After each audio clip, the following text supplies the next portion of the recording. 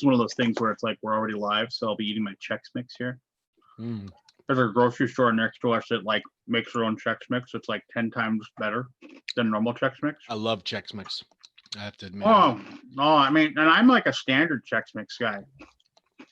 Like I you know, there's all those like other Chex Mixes. They're like, oh, you know, you want one that like you wanted like like cheddar or the cheddar is my favorite actually. Flavoring? It's got Cheez-Its in it basically, which is awesome. So I do like the cheddar, but I don't know. My dad's wife,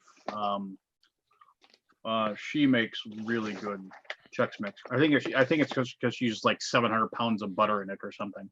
nice. Well, yeah, that's pretty good. But anyway, well, we were gonna go over like Gen Con releases or something. Mhm. So that was our plan, right? Yeah, I'll see if Keith's coming on here soon because he's usually the one that runs all that. Yeah. So we'll wait for him to show up. In the meantime, I think my mother will be watching, so everybody mind their manners. I'll have to tell that to everybody else when they show up. But we were talking right before we went There he live. is. Disregard my message, Keith. Ha. We were talking about the oh, hey, and by the way, we also have Tim Armstrong here, the designer of Arcana Rising. Hey, Tim. How's it going? What kind of Chex Mix do you have right now? you were paying attention long enough. It's actually like it's a grocery store next to us that like they make their own popcorn and Chex Mix there, and their Chex Mix are really good. Yeah, I mean it's still made out of like Chex or Crispix or whatever. Sure. Yeah, I mean you'd expect that. I still think the cheddar is my favorite. I like regular, but cheddar is the bomb. The best is mine that I make myself. Yeah, homemade Chex Mix sounds pretty good. So Tim, since we have you on, Yeah, what's up?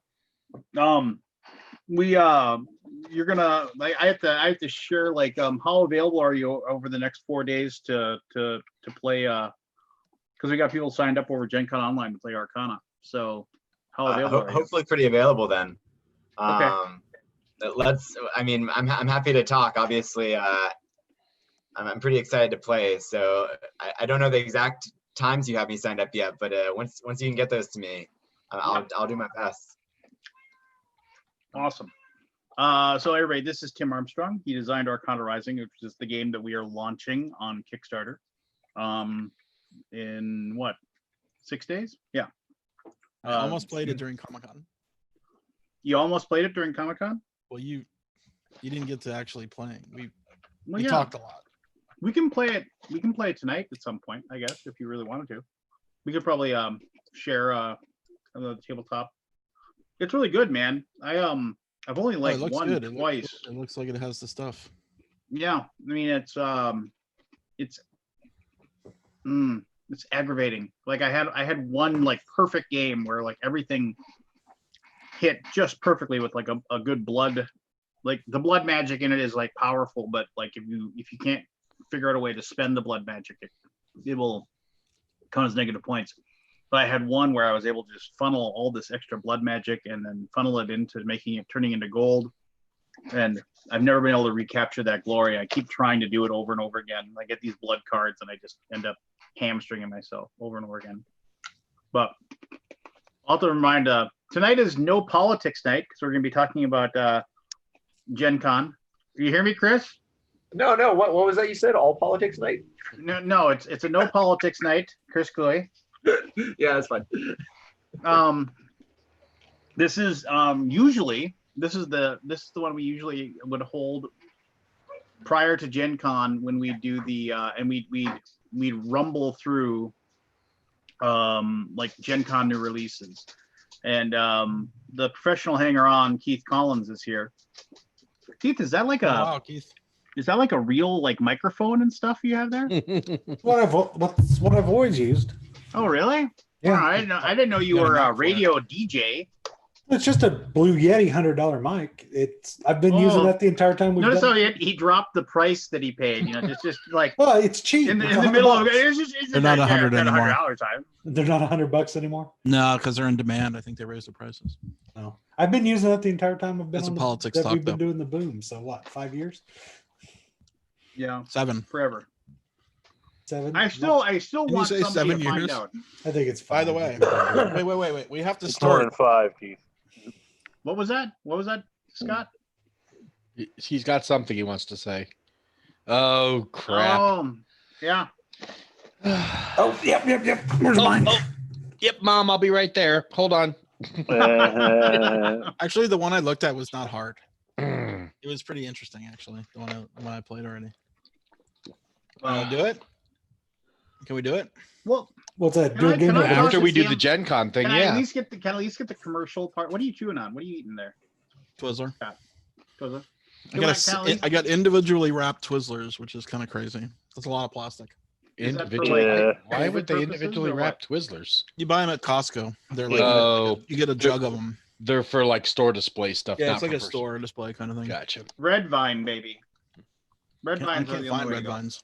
Red Vine sucks. Crazy delicious. Shut up. Licorice. Red vines are great as long as they haven't turned hard yet. And you're basically Red Vines like have that like they have a Chalky. consistency that's better than like Dirt. I feel like I'm just eating wax lips, like strawberry flavored wax lips with Twizzlers. Twizzlers are just taste like gummy. They taste Like pretty they're too good. gummy. And Tim, back me up on this one. Where I are haven't you? had Twizzlers or Red Vines? I'm anti-Twizzler. I'm anti-Red Vine. None of it. There Yeah, you go. with any other candy, but keep Goddamn. away from that stuff. God, I miss Google Hangouts. I'd have done muted his ass. Yeah, I know. Like, of all the candies you can pick, those are like at the bottom of the list. Wow. Yeah. What's your candy? What's your Beggars He probably my likes number circus one peanuts. candy. Well, could you not talk over our Turkish guest here, peanuts. Tim? What's your candy Yeah. of choice? My candy of choice is Sour Patch watermelons. Oh, Those are pretty good. strongly Sour about that. Patches I'm are pretty I'm a gummy good. person. Pretty good. You I and don't my like son. artificial fruit flavors. You and my son would be best friends, Tim. He loves All sour right, patch yeah. watermelon. I'm down. Sour Skittles. Mm. He actually like there's this ice cream place that like has like really good ice cream in town. It's like, you know, local chain kind of thing. And they have like, you know, when you used to go to candy stores and you buy candy by the pound or whatever, they also have a selection of candy. Sometimes he just gets these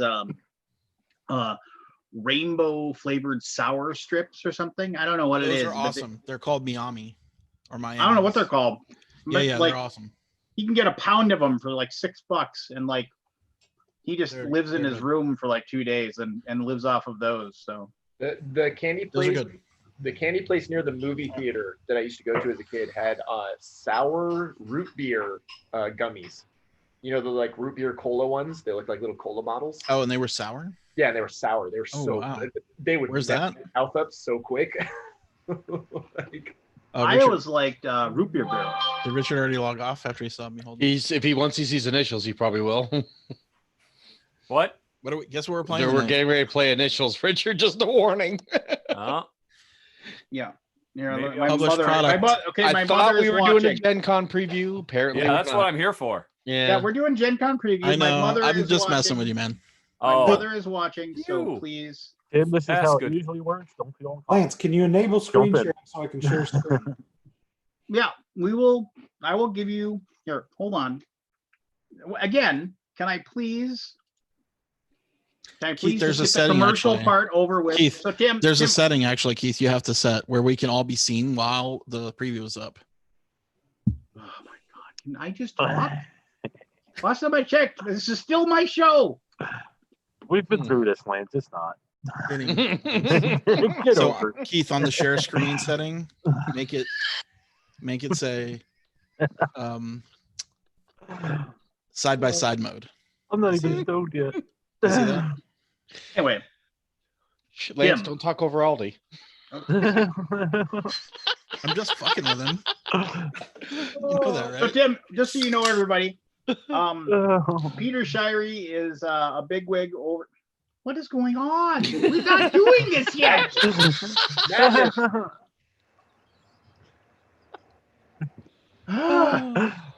Just so you, just so Did you you have know. did you have side by side mode on? I'll get to it. When I can pull it up. here. Why don't you come back in 10 minutes, Lance? All I'm saying is this isn't me this time. It's usually me. I'm completely. All right. So, Tim, just so you know, everybody, that's Peter Shirey. He's a bigwig over at Cool Mini or Not. Scott Alden, he runs Board Game Geek. Richard Ham, you know him from Rotto Runs Through. Chris Hello. Cluey is a game designer, former professional football player, like American football, like he used to play for the Minnesota Vikings. Barry is our local medicinal user, and Keith Collins is the professional hanger on. So okay, now I'm Who's going Tim? to unmute everybody since you all wanted to talk over me. Who is Tim? Hi, Tim. Hi, Oh, I'm Tim is the designer of Arcana Rising, our Kickstarter that is launching Oh. on Tuesday. Yeah, I'm a game designer. I'm based in Richmond, Virginia. Really excited. Arcana Rising is my fourth board You game. did Orbis. Orbis is I did excellent. Orbis. Thank you. Yep. Sorry to interrupt. You can continue, but Orbis is fantastic. No. I mean that's pretty much it. I'm excited to be here.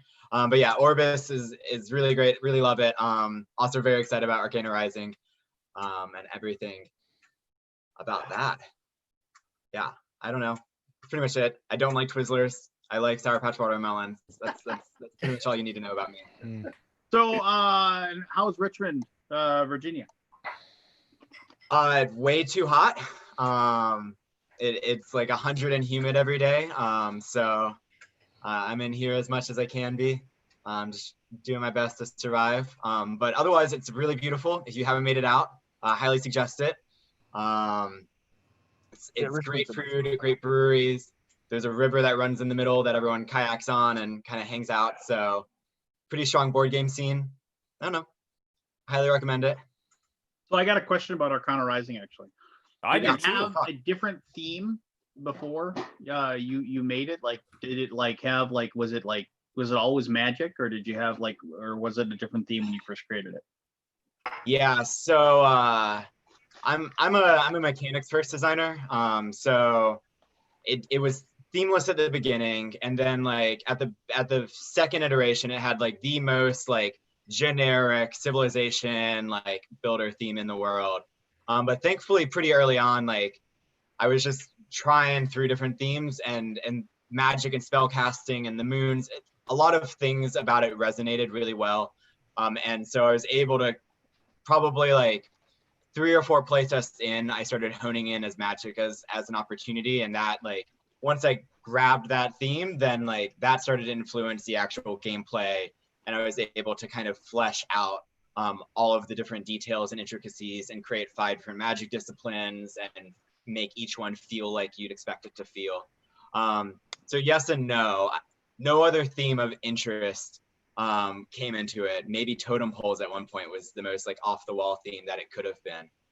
So you can thank Gray Fox that it's didn't become that. Then here's a good question. I have a question. Okay, go ahead, Richard.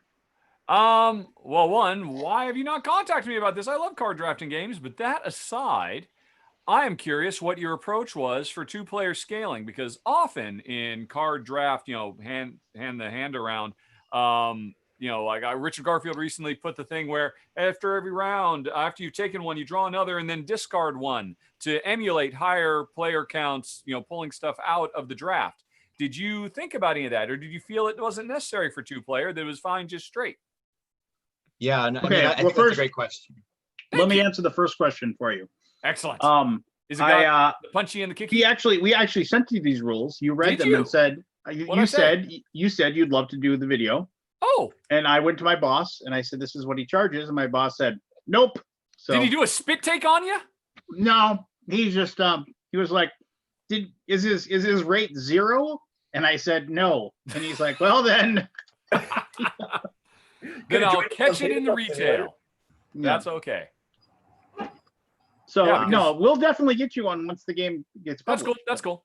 Like I said, Orbis is fantastic. Everybody should check it out. It was one of those, what do you call them, gems? Uncut gems, not uncut gems. That's the Adam Sandler movie. But you Hidden know what I mean. gems.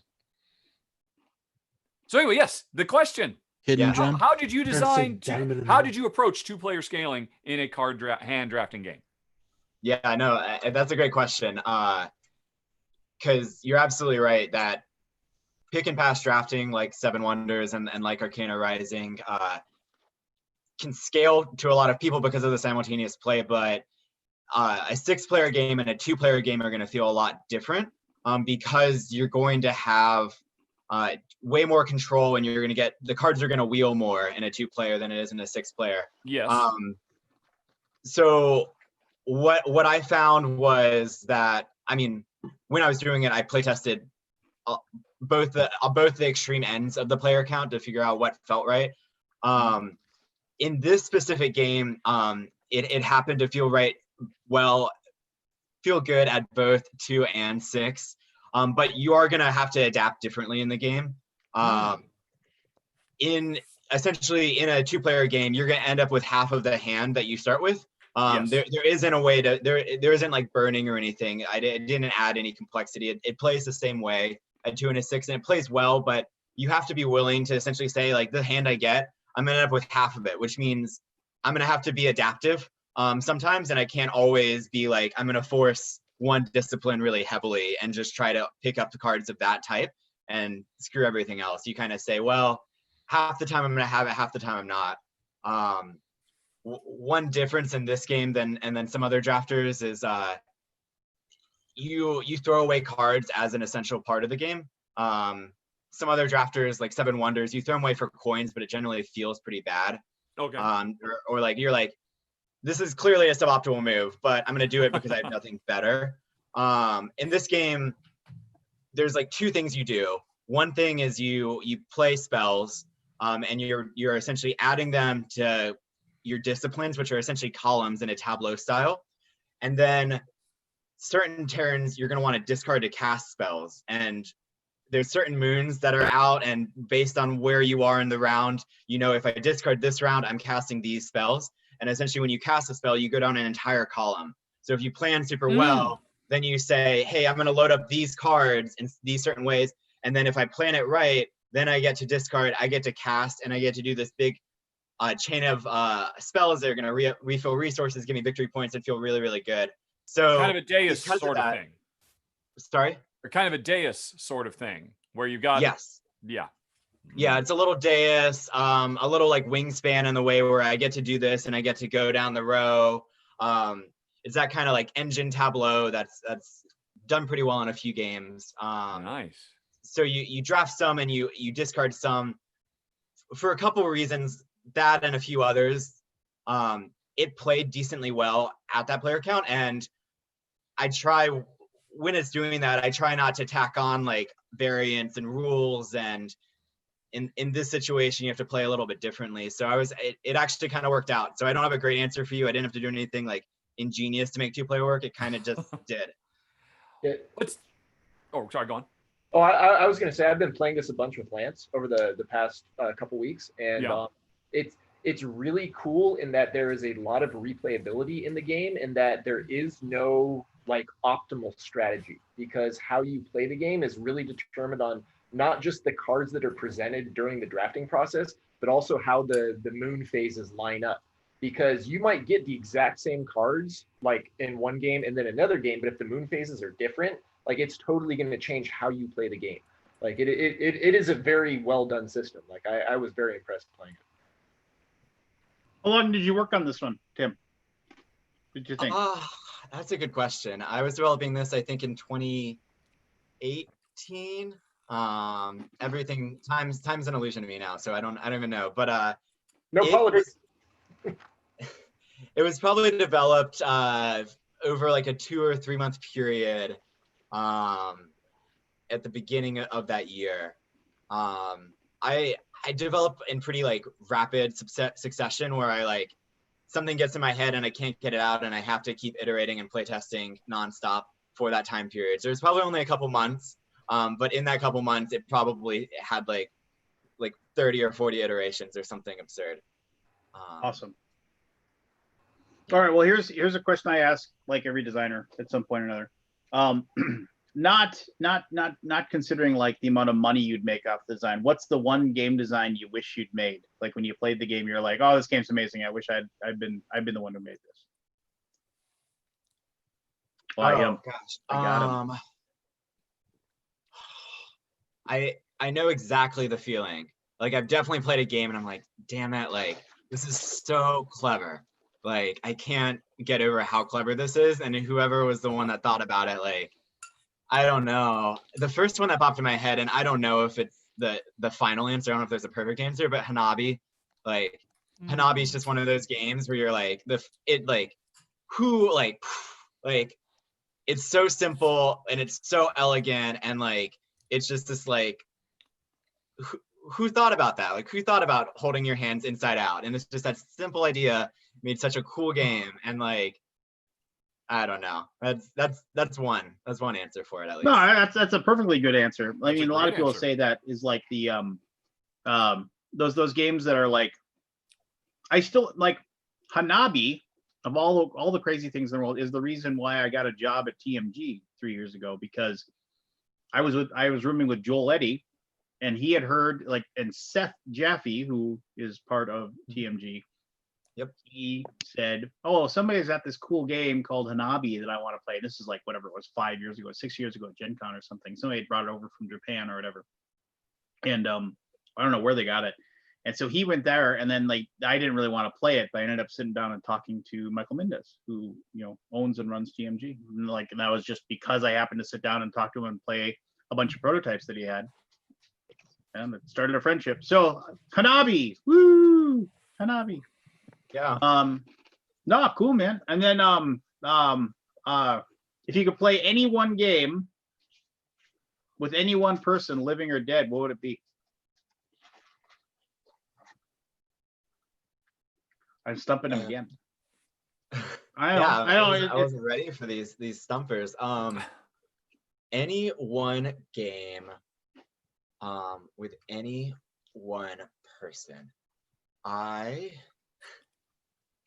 if you want to take like a group of people, if you want them to be like a fictional group of people, like I'd want to play like the captain is dead with the crew of the Star Trek Enterprise. August Love with Marilyn Monroe. I don't know. Like, I'm gonna. You are under no obligation to answer this question. This is my one opportunity. I don't want to mess it up. I would say I'm gonna go with like a game like Resistance, with maybe I've been rewatching Community recently. I would say play the game Resistance with the cast of Community is my thing. It's with or without Chevy Chase. With or without Chevy Chase.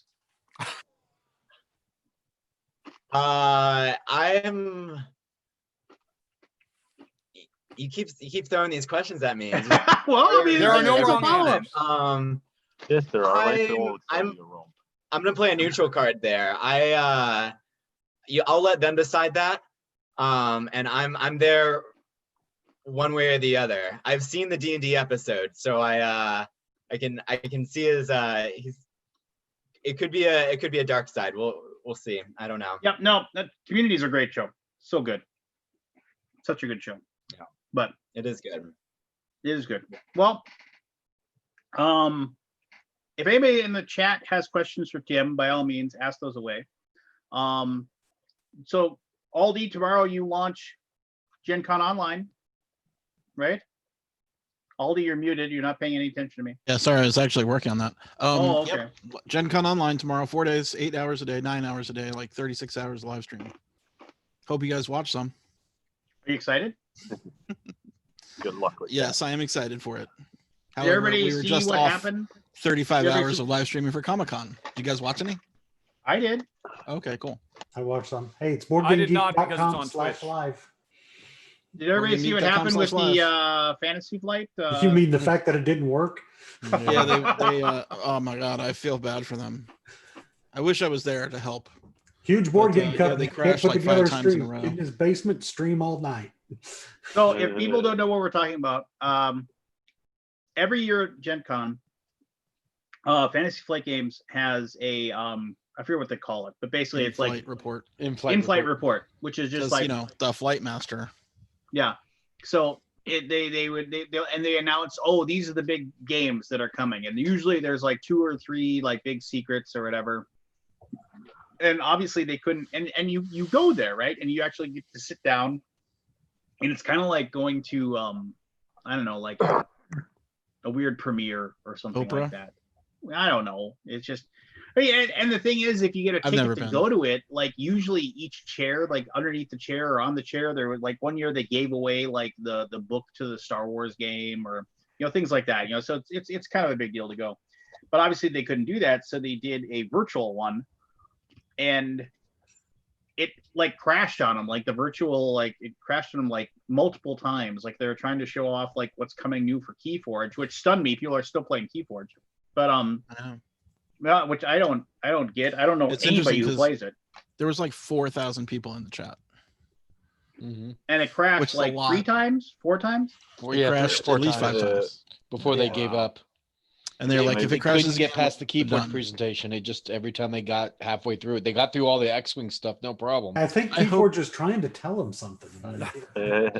Well, I hope- what was going wrong though? I mean, does anybody have any idea? They were crashing, I think, on their Their end. The servers chat were crashing. kept going. Too many people. So, But I here's wonder the if thing, this stream- Wizards was DDoSing them so they couldn't compete with Magic.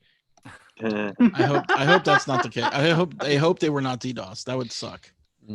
it looked like the problem was on their end. not- Yeah, it did. I It think seemed like whatever they having were using some- the stream crashed, and So Well, they were um, using their own homebrew Yeah. stream. They weren't twitching or YouTube. Yeah, it was Twitch. They were twitching, but they have their own setup at the Asmodee headquarters in Minneapolis. But it begs the question: why didn't they just pre-tape it and upload it?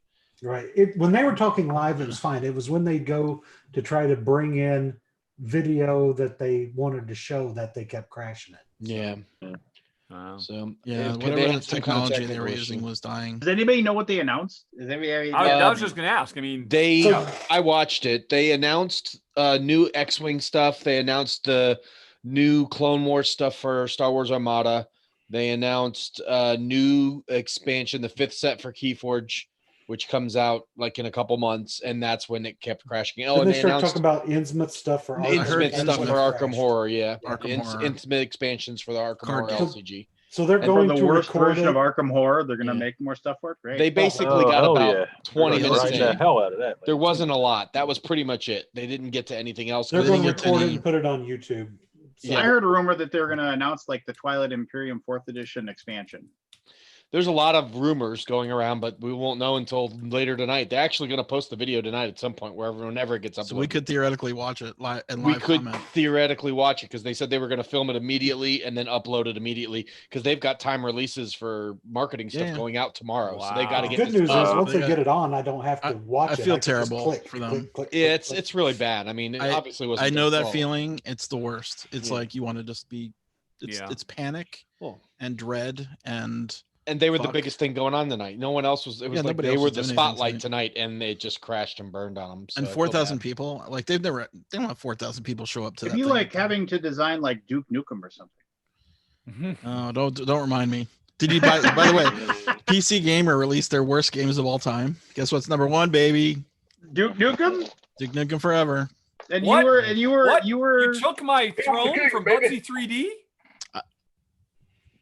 Yeah, I think it's worst shooters of all time. Oh, okay. All right. All right. So we don't compete on that level. I'll give you that. Oh, luckily, only one of the games I worked on was in that list. The other Just two him a were little not. backstory. Scott used to be a video game coder and developer, and Richard Ham also worked in the video game industry as well. At the same time, Yep. but we Never never met. ran into each other, even though we were in the same state. Weird. Weird. It's a big state, though. Rick. But you went to It's- E3. Did you go to E3? Yeah, You went Who's to the biggest E3. state? Or is it? Is Alaska bigger? I think Alaska is. Yes, Alaska's the Alaska's biggest bigger. In fact, you go to Alaska, they have shirts of Alaska with Texas in it, like superimposed, and it's just like a little postage Yeah. stamp. That's Yeah, awesome. So I Texans found it don't wanna interesting hear that it. they were going to maybe release a like Twilight Imperium expansion when nobody can have 8 people over at their house to play anyway. So I don't know. Looking for the Joe future. Wiggins So, keeps like yes, pretending please he's watch going to us. come in. Please but watch. Please watch. Make it worth our while.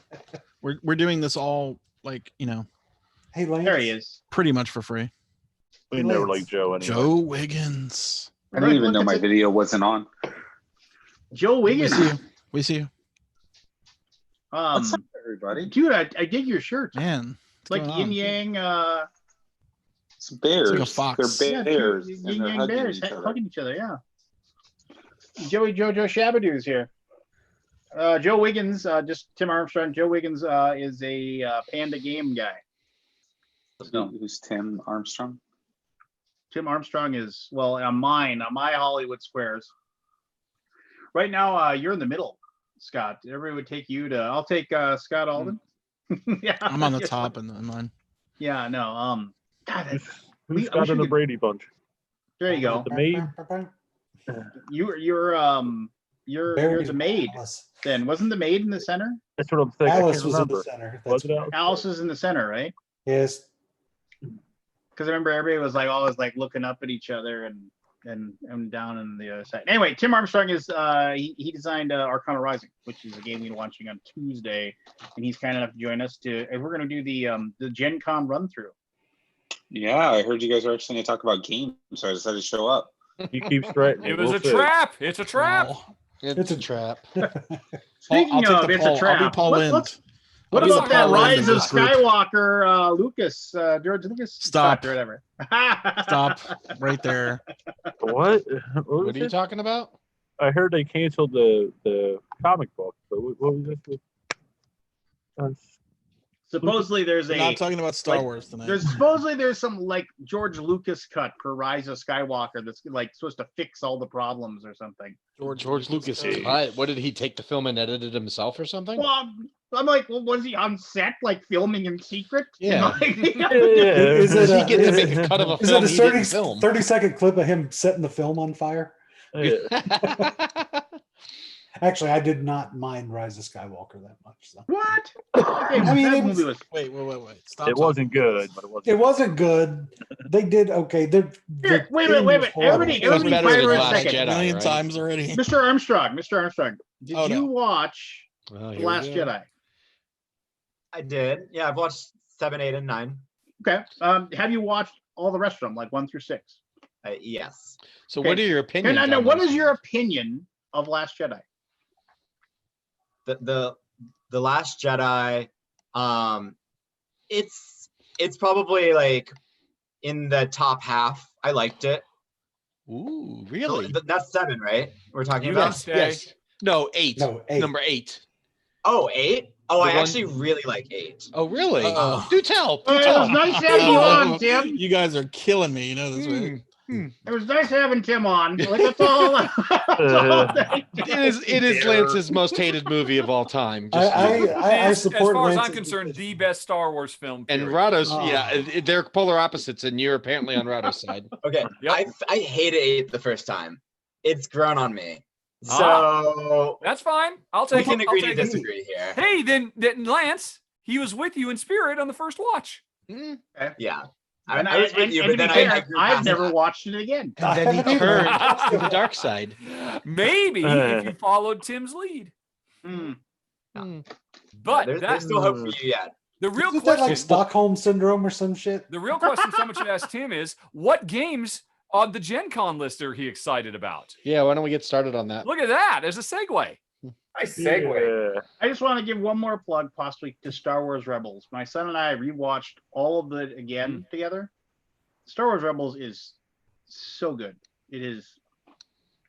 It tells a very, very good story, and it tells it in both a way that can appeal to adults and kids, and it's excellent. Some people say Would it's you better rate than it the actual above movies. Star Wars Clone Wars? I assume you've watched that as well. Yep, we watched that as well. I mean, it just they just knocked it out of the park with it, and it's been declared canon, and so I mean, people have all these theories that Ezra will come back, and they say Ezra will be part of. If you know what I'm talking about, you know. Stop what I'm talking talking. Spoilers! Stop talking. Hmm. Nobody's watched it. There's a about. character Forever, named Ezra. forever. There's just anyway. So all right, Keith, do your thing. All right. at him I gotta go. go find this setting I'm supposed to find. It's a according to screen. Okay, this doesn't look very good at all, Keith. You're sharing your screen. This looks like garbage. It's Vikings. You like Vikings, Lance. Well, I know. I mean, this is a portrait of me. I understand, but So it's under screen sharing settings, Keith. It's called side by side. Was that your default screen resolution? How wide is your monitor? 3440 by 1440. Yep. I Two assume that's screens wide. beyond 16 by 9. Oh yeah, way beyond. Wow. Is it curved? Yes. Wow. Kind of a personal question, don't you think, Richard? I don't see the setting you're talking about, Scott. So it's under share screen. Well, sharing no, settings. you're sharing it well now. Yeah. I know, but it's not the way it's. Well, whatever. All right, whatever. I don't care. But yeah, we It's can't too see much Tim. trouble. We can't see Tim on my screen. Fix it. Fix it. So under screen share settings. Do you know how to get Before your I go to settings? it- No, I don't know how to get into my settings. Okay, well you Oh. change your background. So, oh no, you didn't change your background. So click the little arrow from next to the video button. See the little arrow? Video settings. Yeah, but then click Share then go down to share screen. screen. Side by All right. side mode. Side by side mode. You might have to start and stop it. I don't know. We're professionals here, everyone. Yeah, well, Zoom is a real beast, actually. is I it tried doing to what set it it needs up to do once now, and Scott? Not just sure. walked away. It's fine. Whatever, man. Let's go with it. Just do it. All right. Well, We don't if wanna- you we can't don't see wanna have I the- apologize to those people we can't see. We don't want our stream to crash before we get done with it. But we can still hear. We can still hear everybody. So All this is where we go through. We actually, if there's something that we find interesting, we actually say pause. Hey, let's talk about that game because I find it interesting. If it's something we find interesting, we just BGG is responsive, Gator Dave. Are we skipping expansions? Are we filtering out expansions and I'm stuff? not filtering Dude, anything. we need the expansions. Dude, I it's guess only so. 233 titles, right? This has Yeah. got to Done be in the 5 smallest minutes. list we've ever done. Oh, for yeah. Gen Con We'll be done ever. in 5 minutes. What was that's what she said. Hey, no, did the well, how many was it last year? It's like 600 and something. Yeah, wasn't it? like 700. Yeah. 700, and that was without expansions, right? It was like 1,000 Yeah. with expansions. Well, we took out demos, I think. Yeah, it had to be for sale. It had to be for sale, Right. standalone game, and that was over almost 700. So this And it was- list is the new game releases June through August 2020. And Yeah, is this the right You- list? You can filter on Gen Con. okay. Go to Well, filters. Then there'll be like 5 games if I do that. And 7 games. Is this Comic-Con and Gen Con, I believe, is what I had checked. Click the Gen Con one, and yeah, unclick. First time using a computer there? Well, Keith, yeah, a or- lot of the Comic-Con. 24 titles. Whoa! What does clicking Gen Con mean? Wait, did you turn off? Did you turn off expansions? I didn't turn off shit. No, You didn't turn off that's anything. it. There are It's 24 24 titles. titles. Wait. No, there's more than that. No, not Not with according to Gen your Con. site, it isn't. They may not all be tagged right. I just Well, clear you it know off. what? Like I said, call GeoCities, ask them to design your website. Well, actually, if I pick either one of those, They're not all tagged. It's They're a not all big tagged. flag. Just clear it. I think Tom from MySpace isn't busy. 'cause- I'll take Tom for MySpace, man. I'll whatever. He's a billionaire. Yeah. He's living his best life. Make fun of MySpace all you want while I count my Yep. money for the rest of my life. Rode off into the sunset. All right, so here we go. We're going to start with 25th Century Games, and their offerings this year for this summer are Cloud Control, a game called Lance Meister, and Kingswood. Oh, look at that. The curmudgeon game is named after me. Nice, The nice. first zing of the evening, ladies and gentlemen. Zing. Oh, you know, Keith has been sitting on that for like 3 weeks. I know. He's He, been waiting. he Been saw that. waiting. He was like, oh, this is going to be sweet. This is going to be sweet. He can leave now. He's If done. I, if And I I'm had out. looked at it ahead He of should have time, logged off. That would have been awesome. I'm going to drop the mic and I'm out. It's so good. That would have been I great. missed you, Keith. I mean that seriously. I missed you, Keith. I don't. Yeah, what are you doing here, Keith? We haven't seen you for a while. It's good to have you back. Yeah, He's I'm just back because I haven't played any games. I haven't had much to talk about, and I'm extremely antisocial right now. No. Plus Ghost of Tsushima. I'm so socially distanced. I don't even Warzone. go with it online. Well, I can confirm Kingswood is a very charming little shared rondelle game. I will mention that. So that was their Comic-Con release. It's probably at Gen Con too, right? But yeah, Okay. they demoed it for us at Comic-Con. I do like rondelles. Yeah, Kingswood looked pretty cool. Tim, have you ever designed a game with a rondelle? I have not. Have you ever thought about designing a game with a rondelle? Maybe I should. Maybe I'll think about it in the future. Wait, read Maybe that I'll play description. Kingswood and decide. As soon as Tim's done, I will. Yes, all right. I didn't mean to- Curmudgeon. You're a cantankerous crank, a surly grump, a crusty grouch, and an ill-tempered malcontent all in one body. Wow. The game rewards you for being the biggest curmudgeon on the block because it's pretty great. I think this really is the Lance game. I'm saying it. So here's here before we get all funny, this one reminds me of the fabulous SNL skit that had it was like the grumpiest old men, or like it was a weird game show, but they actually had oh god, who I can't think of the country singer, famous Brooks. Garth Brooks. Yes, Garth Brooks played one of them, and they actually had like the guy who played the consigliere on Godfather. Al Pacino, as played by I can't think. No, it James- wasn't. No. It was like James Caan. James Caan. That's Sonny. Damn it. no, not James Caan. God, who is the Oh, Robert Duvall? Robert Duvall. Duvall, yeah. Like, and they just had him on there as like who's the crankiest or something. And if you can find it on YouTube, it is excellent. But anyway, This is and like, also 25th Century Games, they Space Explorers is a fantastic game by this company. This reminds Love me of Space. Fun Employed or something like that, where you're trying to put together cards to tell a story. Yeah.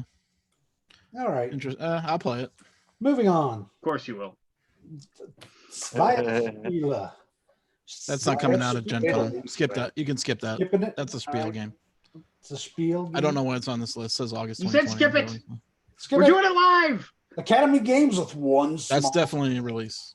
That is a good game. That is a fun game. Is it? Yeah. It is I, a building worker placement race for the moon Euro game. Has anyone played it? I played a demo of it, I think at BGG Con. The last convention I went to. I played it with Uva. And we drank some nice scotch and we played this. And it was very fun. I enjoyed it. Sounds interesting. If it's on will it be shown on the BGG stream? Yeah. Cool. I think it's a day one. Okay. AEG Group AEG Group would be redundant if I said that.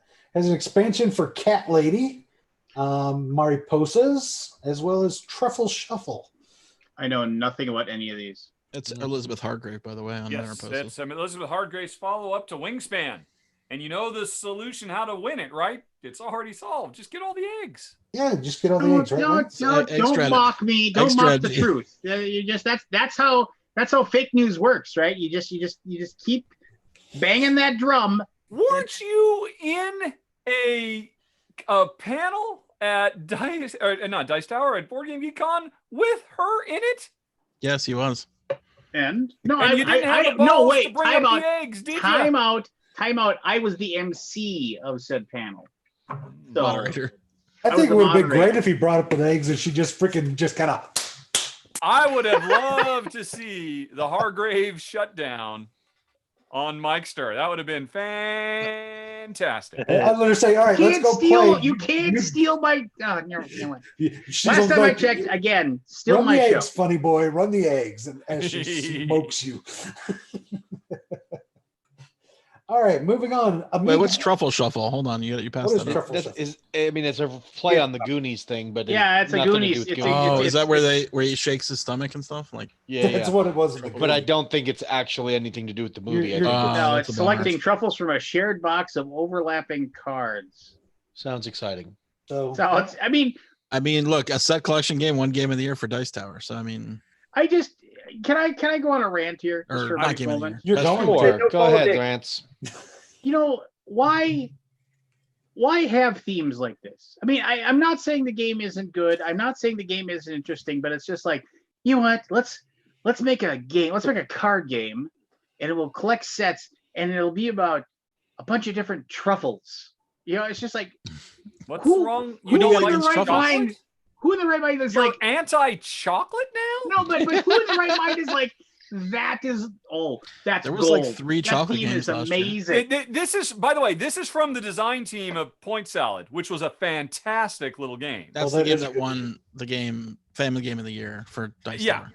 But Point they Salad's a good clearly game. don't know what they're doing because they like food games. Point Salad was a funny title to like it because it was a play on words. This is like Also I a think, play on words.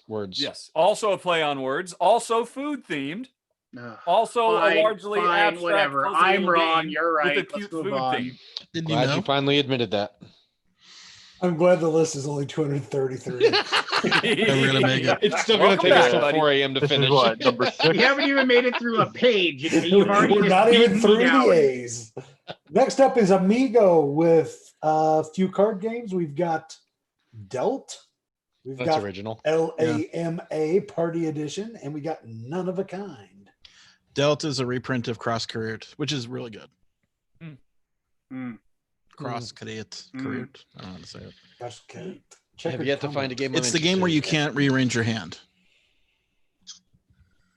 How do you enforce that? You just say, It's just a rule. You So you- well, It's So you're never saying a it's rule like, or- how do you Bonanza? enforce no cheating at your table? Bonanza is the same way, right? Where you can't rearrange your cards, right?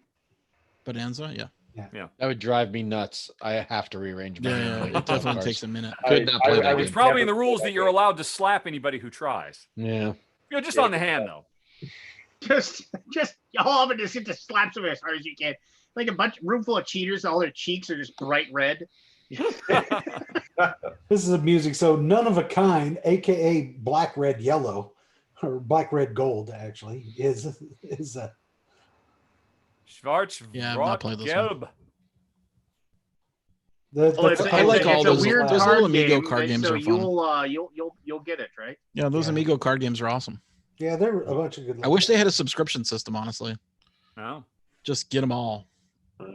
You should talk Joe, to them. come on, give us your opinions on some of these games.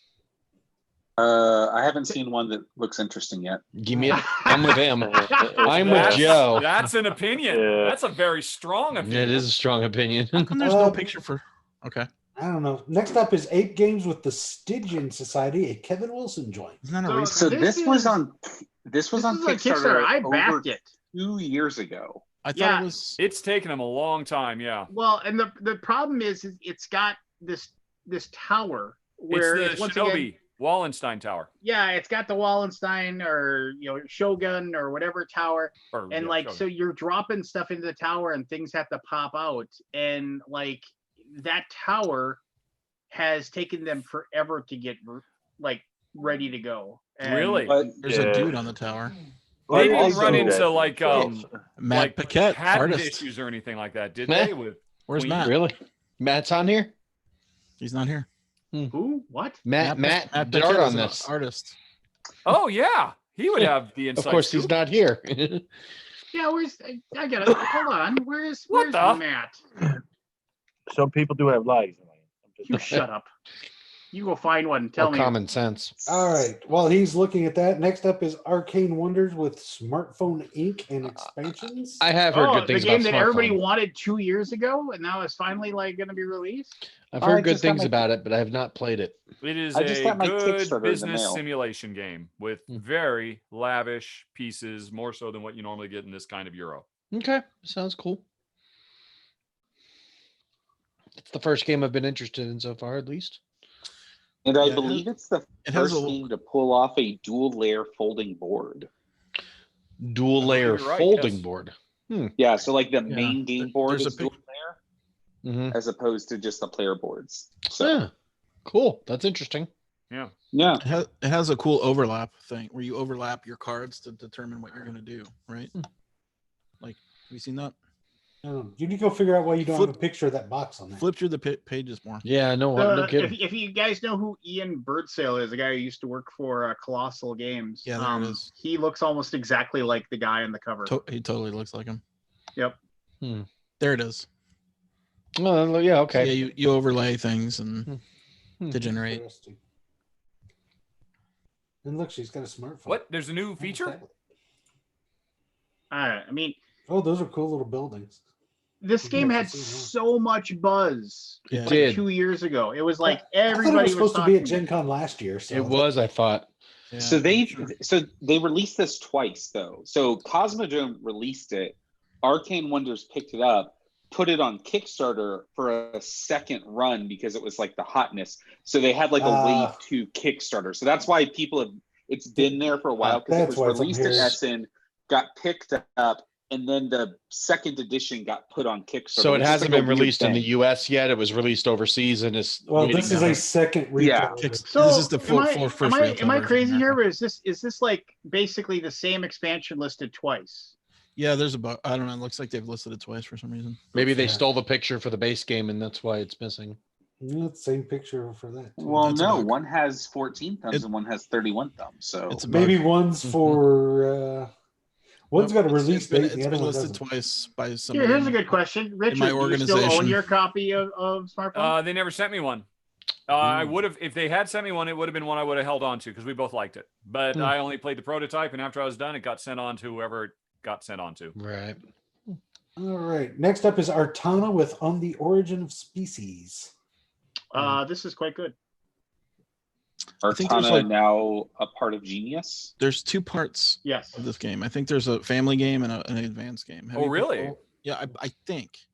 I This was an remember- Essen release at Yeah, it last was. year. Last year it was an Essen release, and this is like the American release. Right? It Oh, pretty okay. much sold out. Uh-oh. I mean, at Essen.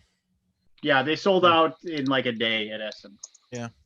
I dig the sciencey stuff. I think it's. Yeah, I think it's cool. I'm all about the sciencey themes because I'm a freaking science nerd. So Hmm. that's what it is. Atlas game with breakdancing meeples. Waka, waka, waka.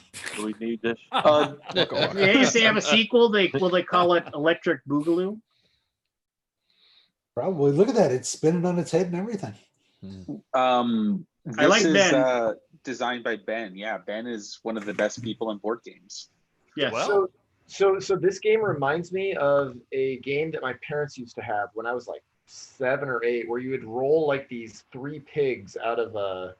No, it was 2 pigs. It was Yeah, called. no, 2 pigs. Big Yeah, Pop. that's right. And depending on their stances, you got points or lost points. It was a push your luck game, and if the pigs ever ended up touching each other, Pass- then you Pass had the pig? Pass pass the the pigs. pig. Yeah, Yeah, and pass if the the pigs pig, were I've ever heard of- touching each other, then you'd be out. Like you lose all the points that you scored. And so like And if they landed on their head, they would get points. And if they landed yeah, on like their back, a leaning jowler or Right, yeah. you know, Yeah, exactly. We used to play the crap out of that at my house as a kid. and then Because then no other like games if you were out. if you got making bacon ever, which was of course the 2 pigs like wrapped up. riding each other. Yep. If you got making Making bacon, it was bacon. like you automatically won the round or something like that. Yeah. All right. So after breakdancing meeples, which we don't seem to know a whole lot about, we've got Avalon Hills with Betrayal at Mystery Mansion. And this is already out. Yeah, I was gonna say I just ordered that Well, on miniature. remember, right this now. is June through August releases, and it came out this last Friday. Yeah, we Yeah. did it on Comic-Con. Yeah, how is it, Aldi? Because I just ordered it. It looks good. I would totally get it if I could play it. I mean, it's 3 to 5 players, right? I mean, it's Betrayal. Cool. It's the Betrayal system with Cool. It's Scooby-Doo. Betrayal, but they've tweaked a few rules and done some things to make it easier for you to incorporate it for kids. Cool, Things that's like cool. whoever trips the haunt doesn't necessarily have to play the monster. You can Mm. just have, an adult play the monster so the kids don't have to, or whatever. So it's got variations in the rules where just a specific person doesn't have to do that, and Yeah. you don't have to separate in rooms to read your particular books. You can read what you're planning to do in front of each other and stuff like that. Hey, Cool. Matt's here. So they've Matt's tried here. to We make it a can little friendlier. I got this 'cause I bug thought my Matt and daughter would ask like him it. about Stygian Tower. What's taking so long? Did you Yeah, good decide? question. I don't know. Oh, so you guys no make sure I help. get him in here as soon as I ask the question. He can't even Like, answer it. We're, I had my I guess the last I heard of that was during the Kickstarter campaign, and I haven't really been in touch with Kevin since. He hasn't needed anything from me, so Just full of information for us, man. yeah. Sorry about that. Are you a Twizzlers or Red Vines guy? This is a question earlier. We talked about this like 2 weeks ago, didn't we? Did Oh we? yeah, we did. Never mind. Yeah, we don't have red vines here in Canada or in Ottawa. More By importantly, by Matt, default, do you he's a like Twizzler. Last Jedi or do you like Stop. The Rise of Stop. Skywalker? Be careful what you say. Come Might get muted. on. Tim, meet Matt. Matt, meet Tim. Tim Hi, really Tim. likes The Last Jedi, by the way, just so you Yeah. can feel comfortable being honest. He's good people. They're both, all three of them were kind of like, sure. Oh, hey! We can I was rewind not, the You video. got these from everyone. You got to take I a wasn't side. really swayed with any of them. Are we gonna rewind and go back to Stygian now that Matt's here? He just said he doesn't know anything, so it doesn't. Oh, I was Yeah, tuned you- out for a second. Yeah, he doesn't know anything. Then he can unfortunately. leave. Thanks, Matt. Away with you. Bye, Felicia.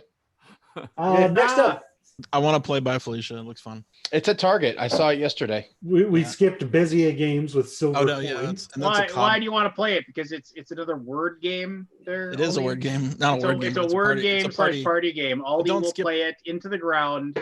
It looks And- like Family Feud. All he knows what he likes. Leave him alone. Kinda.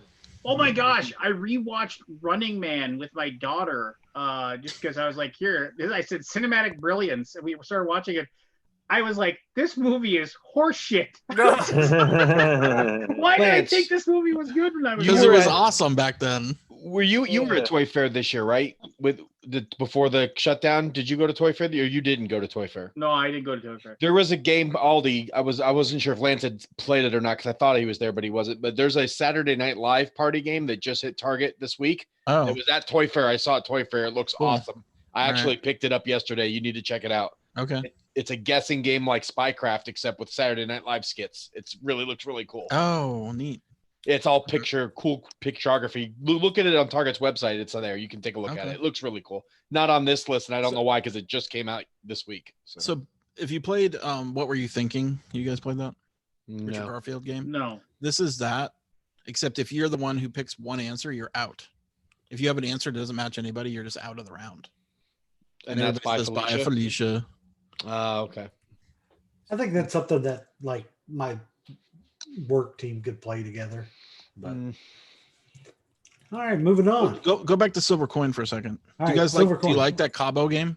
Have you guys played Cabo? Mm, Nope. Nope. Nobody played Cabo? no, Okay. don't know I anything don't know. I about can't. that or this. This is like the third version of Cabo, Ah.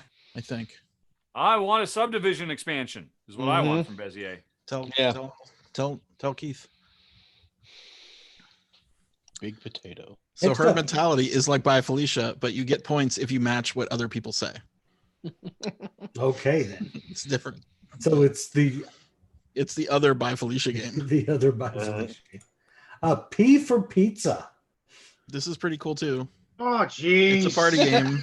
God, it's a word game. It's a 2 to 4 party It is a players word game. small for It is a party word game, but it's very clever. Go look at the picture of it. if You can find say a that picture. about every game. Oh my God, Lance. You said All word the- slam was Out really of all the clever. games You on said- this list, how many Word of them have slam you is played? awesome. Have you played most of the games on this No, list? but we did 40 hours, 35 hours of Comic Con last weekend, so I've seen almost everything. Okay. All right. I've seen half of this stuff. So there's Matt, P what's for your pizza. thought on word So- game party games, Matt? I dislike party games in general. Thank you, Off Tim. the What's your thoughts on word games, party games? I'm terrible at word games. Party games have their place. If I'm with Where? 10 What people, place would that be? when you In the trash when can you're- as you're when you're- walking out. 2 to 4 player games Drinking. doesn't play everyone. Party. Yeah, thank you. Yeah, We're at a you're at party. Okay. Okay. That was good. That was good there. So you're building your own piece of pizza here, right? Mhm. The lower level, you can only put green. Wait, go back. Oh, The lower, I think 2 levels, you can put green. Oh my, there you go. And then on the second level, you can only put yellow or green. It's brown. Poop. Or, on the Hey, lowest level, you nuts. can put, poop. And the lowest level, you put anything- forget it. You have to go with a different category. For the that looks very clever. Just from what little you said in that picture, I can kind of get the jam. As That's you build your pretty cool. pizza, the lowest level can have any color. Hmm. Second lowest level has to have yellow or red, and the highest level has to have red. And they're harder categories. And you just have to yell out an answer like. Oh, contains there's nuts. not. You have to have multiple categories. There has to be. Well, there's X and always 3 Y? categories. right? But it's always one. It's the low, it's medium, just or the high. top one. Yeah, it's just the top All right. one. And then like so, whoever's going for their top category, like string instruments, if I say guitar, I get to grab that piece, and then we keep going. We add another piece. That's cool. And you have to build your pizza piece, your pizza pyramid. That's All right. nice. It's pretty cool. Don't I knock think it. it's a decent family type game. I'll knock whatever I want to knock. I don't know Us anything. Weekly, I don't know the anything game. about Us Weekly. Ugh. Oh my So god. this is pretty cool, right? Right, Aldi? This is pretty also cool. a Target, I Don't know. believe. Don't know. What's a party game? Must be party awesome. game. I'm sure. But here's the thing: Big Potato rocks, dude. They're great. You know their games, right? Yeah, they actually do. It's a good game. The game plays just like the Blockbuster Shut up. MTV game. There you go. If you've played the Blockbuster MTV game, you've played the Us Weekly game. Because it says it plays just like it. It's a I've got the trivia game. Blockbuster game. Next up, Blue Orange game with. Why did that? Oh, you hit show all, didn't you? You lost it. Yep, I did. It all I've gotta blew go up. all the way up. There we go. Search for Dragomino. Dragomino. A kid's version of King Domino. Oh, there you go. Bruno Kids Catala. version. But my Is it kids King already Domino? Yeah, can it's like, play King is Domino. King's They play Domino it pretty not well. simple enough? So How? Yeah, it's a kid's version of King Domino. Yeah, Moving I mean, on. nice. I mean, is it meant to play with like 3-year-olds? 5 and It up. says 5 up. There you go. I mean, I think once you're 5, you can play King Domino just fine. Probably. But Probably you can. don't want to. You'd rather play dragons than Exactly. It's all theme. Boards and dice with Tekinu, Obelisk of the Sun. Yep. I'm excited about this. I need to play it. Yeah. Mm. How heavy is this, Richard? I've got a copy. I haven't played it yet. I would imagine it's in the same. I mean, it's effectively the third in the Daniel Tascini T trilogy with Zolkin and Teotihuacan, right? So it's got to be in that range, I would think. So this is the longest. Go ahead. This is the Egyptian one. This isn't the jungle one because there's like 2 that they've announced. That's correct. Yes, this is the Egyptian one. Not the other one. I couldn't even begin to pronounce. It's so silly. Or well, not silly, but that was culturally inappropriate for me to say. It's so daunting. Let's say. Well, look at the description. This is the longest description of any game. Yeah, on that's BGG. too That's long. a silly description. I will say. That needs editing. Yeah. It's like the whole rule book. But Yep. I'm just based on pedigree. This is one to watch, right? Oh yeah, totally. I'm excited to play that. Yep. Just next an up- update for you guys before we move on. The first of the Fantasy Flight flight videos went up 11 minutes ago with the Star Wars information. So it looks like they're breaking up their in-flight So report nothing into new. sections based off games and then posting up smaller video clips of each of the parts of their Do they presentation. put So it on? I'll Twitch? update you guys. I'll keep refreshing and see if anything no, big it's comes not up. showing for me. Hit Oh, home. Oh, thank goodness you're on top of it. Hey, I anyway. will say for the I'm for the looking te- forward to the Marvel Champions updates. That's all I want to hear from them. Mm-hmm. for the board and dice game. I will say that for Teotihuacan, like I don't know, this game just doesn't seem as pretty. Like when I look at this game, like Teotihuacan was a really beautiful looking game. This one, I mean, the cover is fine, but like the actual components just don't look nearly as nice. Like it looks very blah. Man, look at that tower, though. That's definitely been modified, I think. It's been painted or something. Yeah. Yeah, but if you get in a big argument in the game, you can stab somebody in the eye with it. So, you know. It's a weird color palette too, like Here's brown what it and normally black looks and like. gray dice. Turn into vampire hunter. Yeah, Well, a big part of the game, I mean, the dice color is actually very not mechanically driven because the whole thing is about where light and shadow falls based on the obelisk and where the sun is. So the darker the die, the more in shadow it Go is, back the one. lighter the Go die, back the one- more in one sun it picture. is and stuff like I'm that. getting a very trois feel out of that, Yeah. Mm-hmm. which is one I of my think you all-time mean favorites. Troyes. Trois, Yes. Troy's, I think it's called. Troy's. You need to play some of that Troy's. Very cool, though. Yeah. Next up is Capstone Games with New York Zoo from I'm Uva. very excited about that. Man, Uva, this is yet another. Uva's got a pile of polyomino. Polyomino. He can't stop himself. I mean, He needs a Tetris intervention. has he done a non-polyomino game? There are no polyominoes in the big game that starts with an H coming out. I just was looking at that earlier. Nova Luna doesn't have polyominoes, right? So, Nor gonna does do all the polyominoes. Robin of Locksley. I've He's eliminated. branching out. He's not. I've Check the release date eliminated on a lot of that. my Uva polyominoes.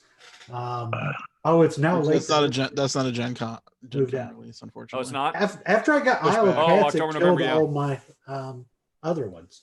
I just miss Agricola Uwe. What happened to him? I thought I was the only one who points that out. You didn't get I an like Echo the Caverna Caverna or No, What's the other one? once he did Ora at Labora, I Labora. personally feel it's all been downhill since then. Oh. Not everything has been terrible, Rough. but like that was the last high mark for Uwe in my book. Have you Uva? How do you like the Pete game? Fields of I can't Arl? remember the name of it. Arl. Arl is like second tier Uwe, which Uva. is I'd also put Loyang. He's not going to do there. it. He's not Okay, gonna say it right. lost me. You have to shut your mouth now. You can do nothing but speak high praise to Lo Yang. That is a phenomenal. No, I can have my own opinion. No. Don't you know what show you're on? This is Ride the Rails from Capstone that we're showing right now, by the way. Anybody played this? I have not. Supposedly it's very mean and cutthroat. It's a John Bohr train game. I've played quite a few of his, so I haven't played this one yet. I want to give it a try, but from what I've read the rules, it seems like it'll be very similar to some of the other ones I've played. But they're definitely making they're making train games. Both this and Irish Gauge. Capstone's doing a really good job of making like an 18xx kind of thing. This is not true 18xx, but I mean, they're definitely like coming close to that world, and then giving you a game that actually looks nice. Which, 18xx purists will be like, I don't need my 18xx games to look nice at all, because they just, they're grognarding and just whatever. But I don't know if people will ever really fully embrace the train game, but they're really giving it a solid try with this. I mean, with Capstone doing this, Alaboom Games actually printing 18xx as mass-produced nice games, and then like the new version of Age of Steam, like we're actually seeing like kind of like train games become less niche than they used to be. So that's at least good. There's a growing audience that isn't so, old man get off my lawn about their games anymore. I agree. Which is good. I actually before COVID, the last couple times I went to the game night at my local game store, there were groups of people playing 1830. I mean, just sitting down to play 1830, which I was excited to see. So this game is pretty good if you like trick taking. Oh jeez. Yep. Stick'em is next from Capstone, which is couldn't afford an artist for that one. Oh my gosh. It's a Amigo game converted to Matt, you're an artiste. What's your thoughts on that? Let's see it. There's not many. We should have looked at the list and made sure he wasn't the artist for it before you said that. That's not the art. No, that's not the art. Well, it's strangely an upgrade. Go to all and then browse by date. There might be some new ones. It's that one right there with the. It's the second one. That's there you go. It's not. It's not. It's got a little dude on Those it. hedgehogs. They're hedgehogs, man. Does it need any more? No, probably Does it not. need more? They couldn't. I mean, at least do the box though, right? Like what is that box? That looks like a game from. Like the 90s. It looks like Uno's. The box cover. Technically, is a game from the 90s. That looks that's fine, but. What that box is it's exactly what the German box looks like, with the English on there and with Capstone's logo slapped onto it. I mean, I guarantee it, because in Germany that's how you sell those games. It certainly doesn't look like a $15 game though. It looks more like a $5.99 game you pick up at Walgreens. You got to pay for that licensing fee. Yeah. Moving on. This is already of course out. The high quality graphic design, of course. All right, next It's in up, Central Target. Affair Games. It's already out at Target. Well, it's Mhm. been sold out. They may have more coming in. Yeah, it's been out for a while. Um, Father's Day that came out. It's Gloomhaven. It's good if you like Gloomhaven. It's got a nice flip book instead of having to spend half your day putting together your map. It's more Gloomhaven. So that's all I'm saying. We'll move on. Chip Theory Expansion. Games expansion, Too Many Bones Splice and Dice. It was a Kickstarter, which is shipped to backers. If you want more Too Many Bones, there it is. Simon Limited with another Come on. modern art, 3rd edition. Mhm. Come on. We've already seen this game. Yep, it's just a reprint. The card game is a little bit faster though. It streamlines a little bit of the rules so that you can play the game in like 20 to 30 minutes instead of 30 to 45. That's the only Gen Con release you guys have? No, we have more. I don't know why the rest aren't. Project Elite released. So did Munchkin Dungeon. All of those in Starcade Quest all released. I guess no in one that time responds to our emails from. Come on, you need to get somebody on that, man. Mm-hmm. He's like, I'll get right on it. Yeah. Crano Creations with Meow multilingual editions from Reiner Knizia. There's so many games coming out that are just. Oh, also 2nd edition Sheriff of Nottingham came out. That's a Reiner. Oh, why don't you want to get that one? It's trick taking. Yeah, it's a card game. It's got animals. Is it a reprint? Have I already played it? Says 2020 release date. Oh, yeah, it's new. There's a Geek TV overview video of it. Wow, look at that. Cryptozoic with DC Comics deck building game Dark Knight's Metal and more epic Next. spores battle of the major testicles. So whatever at that point. Days of Wonder with Ticket to Ride Amsterdam, where you can ride a train and get high. Nice. I'll get that one. Dragon Dawn Productions with Dwarf. Does from anybody know anything 2017. about this? Never heard of It's a it. nice little It's game. 15 minutes long. It's a nice little game. It's a worker placement game where what is it? It's a grid of cards. Each but they're stacks of cards. So you place your worker out, you do whatever the action is, and then when the worker comes back, that card is gone. So we're digging deeper and deeper into the mine, and it's collecting resources, converting them into forged weapons and stuff like that. But it's hard. It's a cool just a little quick idea. worker placement It's best conversion. as a solo game though. Which is how it originally started, and the 2-player rules are kind of. I have no idea how they turned into a 5-player game, though. I wouldn't be surprised if you have to buy 2 copies of it or something. Is that playtime accurate? Oh yeah. Wow. Yep. Okay, Yeah, it's a I don't little know how worker placement filler game. I don't know how I feel about $35 for a 15-minute game though. Wow, it is $30. $30, €30. 25 It is the Euro. That's definition of a euros. small, independently published game. Yeah. And the 1 to 5 No players economy of scale. requires 2 copies. It's 1 to 3 players without. Oh, is that the case? So it's yeah. $60? You need 2 copies? Holy crap. Oof. Yeah, if you want to play 4 or 5 players, you're going to drop €60. So. Yeah, there you go. Yeah. Damn. Next up from DV, we've got Richard's favorite escape room in a box, Deathscape, with Yep. Escape from Alcatraz, and Detective: The Gaze of the Ghost. Next up, Eggert Has anybody played Spiele. any deck? Okay, never mind. Yeah, Richard's like the Deckscape. But I did think you the try- have you tried Deathscapes are Detective? by far the best escape room series. You're wrong, but that's okay. Wow, that's. I don't that's believe a- I'm wrong because I believe I That- preface it with I think.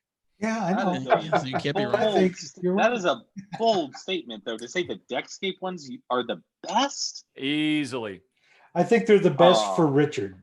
Yeah. I And prefer here's, the would it be unlocks. nice to have a cool app and all that stuff? Sure. But I think there's a brilliance to the fundamental system there that allows the developers of the system to rely more on players' imagination than any other system. Plus, it is undeniable that they are consistently the most thematically grounded because they are not constrained by any of the systems all the other ones use. So everything actually makes sense. They're real puzzles you have to solve, but they're not just, oh, well, look, we threw in a room with a bunch of random arbitrary puzzles and slapped a theme on top.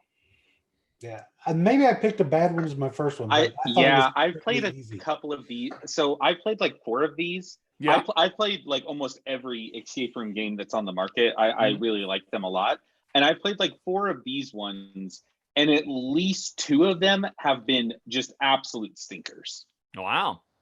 One of them has been great. Another one was fine, but I will say 2 of them actually one of them made me never want to play one again. And then I tried a different one, and Do you it was remember which one it okay, was? so I kept Yeah. playing. It was Venice? actually, yeah, I do. Actually, the Venice one I liked. The Venice one I liked a lot. I'm just what picking. was it? I have no reason for that.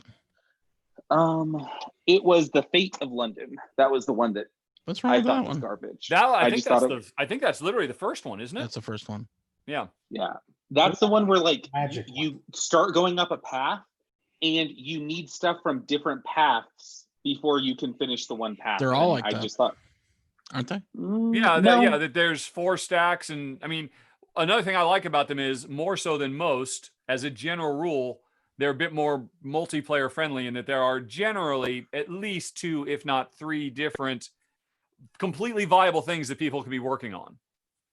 As opposed to, I mean, the more I've played these, the more I've seen that, yeah, they really just get, I mean, I'm talking about all the systems. They just get narrowly funneled down to, nope, at any given time, there's one puzzle. And everybody has to crowd around that one puzzle. And That's why you just it's play another in thing I've liked about two. Deckscape is, no, they've always said, look, here are 4 different things you could be focusing on at once. I do Oh, think so Unlock has yeah. been getting more creative recently because they've started incorporating more than just the basic look at this card. They've started putting in things that you build and put together and things that you can fold. I have to admit, I have not Stuff played like the that. recent unlocks, so I'm a bit out of the.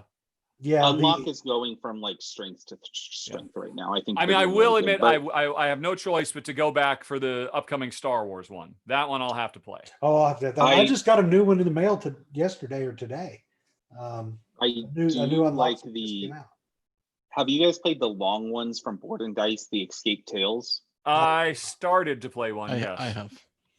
Yeah, I that so far those have been my favorite. They're almost a different experience because they're so long, but those have been my favorite ones so far. I've really enjoyed those. Yep, I like those. They're working on a new one with 50 unique endings. Wow. Or some big number beyond comprehension.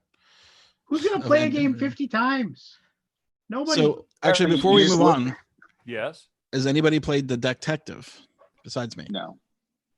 I have the first one, and I like the idea of it. I just haven't gotten it out yet. I mean, I'm I don't want to say. sure there's a picture of it, how they're little 3-dimensional or quasi 3D tableaus that you're investigating and stuff. Did you and I play one of those at Gen Con one year, Scott? God, did we? We played something. I don't think we played Detective. I think we played. Did we play Sherlock? No, we played. This some is of those basically games. their It was version of something else, Sherlock. I think. Yeah. Yeah, I can't remember what we played. We played something. All right, I won't spoil anything. We'll talk about it later. All right. Next up, Eggert Spiel has got Alma Mater, which is a that's pretty anticipated. Yep. Coimbra 2. Yeah, that's kind of what I heard. It's got some nice components. It's got nice little books for your building your library there that you can play with. This one has those cool books. I like those little books. Yeah. Those little pieces that are that's what I just said. Yeah, those are cool. Other than that, it looks like just a big giant mess. I like those cool books in it. I like those. It looks really very cool books busy. Yeah, I like the books. Are pretty cool. Yeah. Those books are pretty awesome. I'm going to have to buck the trend and say those books are shit. Oh, goodness. It's a lot of people, though. Next There's up, Sherlock's. Studio with 2 Sherlock games. Anybody played this game? Yeah, I think that's what we played, Scott. I think we played a Sherlock. Maybe. Okay. I mean, are these escape room games? What are these? They're solve the mystery. Like you they're play the game and then you answer consulting like 10 detective. questions. There you go. It's the consulting detective genre. That's what we should call them. Yeah, consulting detective. I like them. It's weird though because it frustrates me that you don't get to see all the cards. They're hard enough as it is. And so basically, what you have to do is either play a card or discard a card. What's up? Just cheat. Look at all the cards. Yeah. I mean, yeah, but then there's no game. I mean, but you that's what I do with the Escape Tales things. Like, I just like solving the puzzles. So, like, I don't care how much time I have. I'm like, well, I didn't get to this puzzle, so I'm just going to go do it. So the way it works is you're supposed to determine whether one of the cards is going to be useful to you or not. If it's not useful, you discard it face down. No one but you ever gets to see it. However, you can tell people about it. So why not just play with the cards? Like you have to rely on your memory. It's a weird system, but it's fun. It's just the design is not quite like what I love. All right. Next up is Fireside Games with Stringamajig. It's another party game, so some people are gonna go wah, wah, wah about it, but this actually is pretty fun and cool. I watched it on the Comic-Con stream last week. I played it at Gamma. Yeah, it looks fun. I take it back. These are actually cool little books. Yeah. They're plastic. Yes. Yeah. But this is a pretty cool party game where you build a shape out of a loop of string, so it makes it a little bit more difficult to try to get. So it's Pictionary guess with it. string. Basically, Also, Pictionary and charades with string. yeah, You can pantomime things. it's a nice little party game. So, Okay. Lance's friends at Floodgate Games have Cosmic Colonies. Love that game. That game's so Cosmic much fun. Colonies gives Isle of Cats a run for its money as best polyomino game in the industry. Really? Oh, The God. Okay, full well, I'm in-flight interested. report just got posted now. The 42 Oh, minutes, the and remainder Tim, of the. you would be very interested in it because it really turns card drafting on its head. Okay. It's it's a Seven Wonders-y card drafting game, but every round the cards you pick to play, those are the ones you give to your neighbor. Not so it's the total cool. opposite. Instead of keeping one for yourself and handing over the rest, you the ones you play, i.e. the best ones, are the ones that you hand on to your neighbor. And then you hold on to the other stuff that, well, I didn't want to play this. It's really Well, and then the reverse of that is that you will hold on to cards that, I mean, you hate draft by holding on to stuff. yeah, Playing- exactly. playing cards. I want to play this, but oh man, it's so good. And then on top of it, it's got a very good Tetris tile layer. Yeah. Ben calls it orbit drafting. Ooh. I don't know what that means. It's All good, right. though. And then an expansion for Sagrada as well. Yep. If you like Sagrada, well, you're gonna like that. Exactly. The first Oh. expansion was very good. The Really Passion one? elevated the base game a lot. High Rise has been out for a bit, I think, but It was Kickstarter though. Yeah, it was super good. Super This good. is the game. one that he launched and then he canceled it and then he launched it again. He was gonna do it with plastic pieces, and the people just didn't show up in enough force to like warrant that. So he went back and kind of like reduced the price by half by going with cardboard. So And he got more Quanchai Moria art out of it too. Mhm. So good Cool. on him. But this game is really good, like very, very, very well done. Best Cool. implementation of a time track ever. Oh well, I gotta play it. I love Time Track. Oh yeah, well you'll love this one. I mean, it's so smart. Time track is a very underutilized mechanic, but it's really, really nice when you get it done properly. Agreed, definitely. I've gotten over the Lo Yang scuffle because time tracks have brought us together. All right, where are we? High Rise. Blam. Kabam. Bam. Oh, it's a Bam. card game. It's a word game. It's a dexterity game. It's Aldi a loves pattern it. building, pattern recognition, speed matching. Play with your kids so you can get your ass whipped is what that means.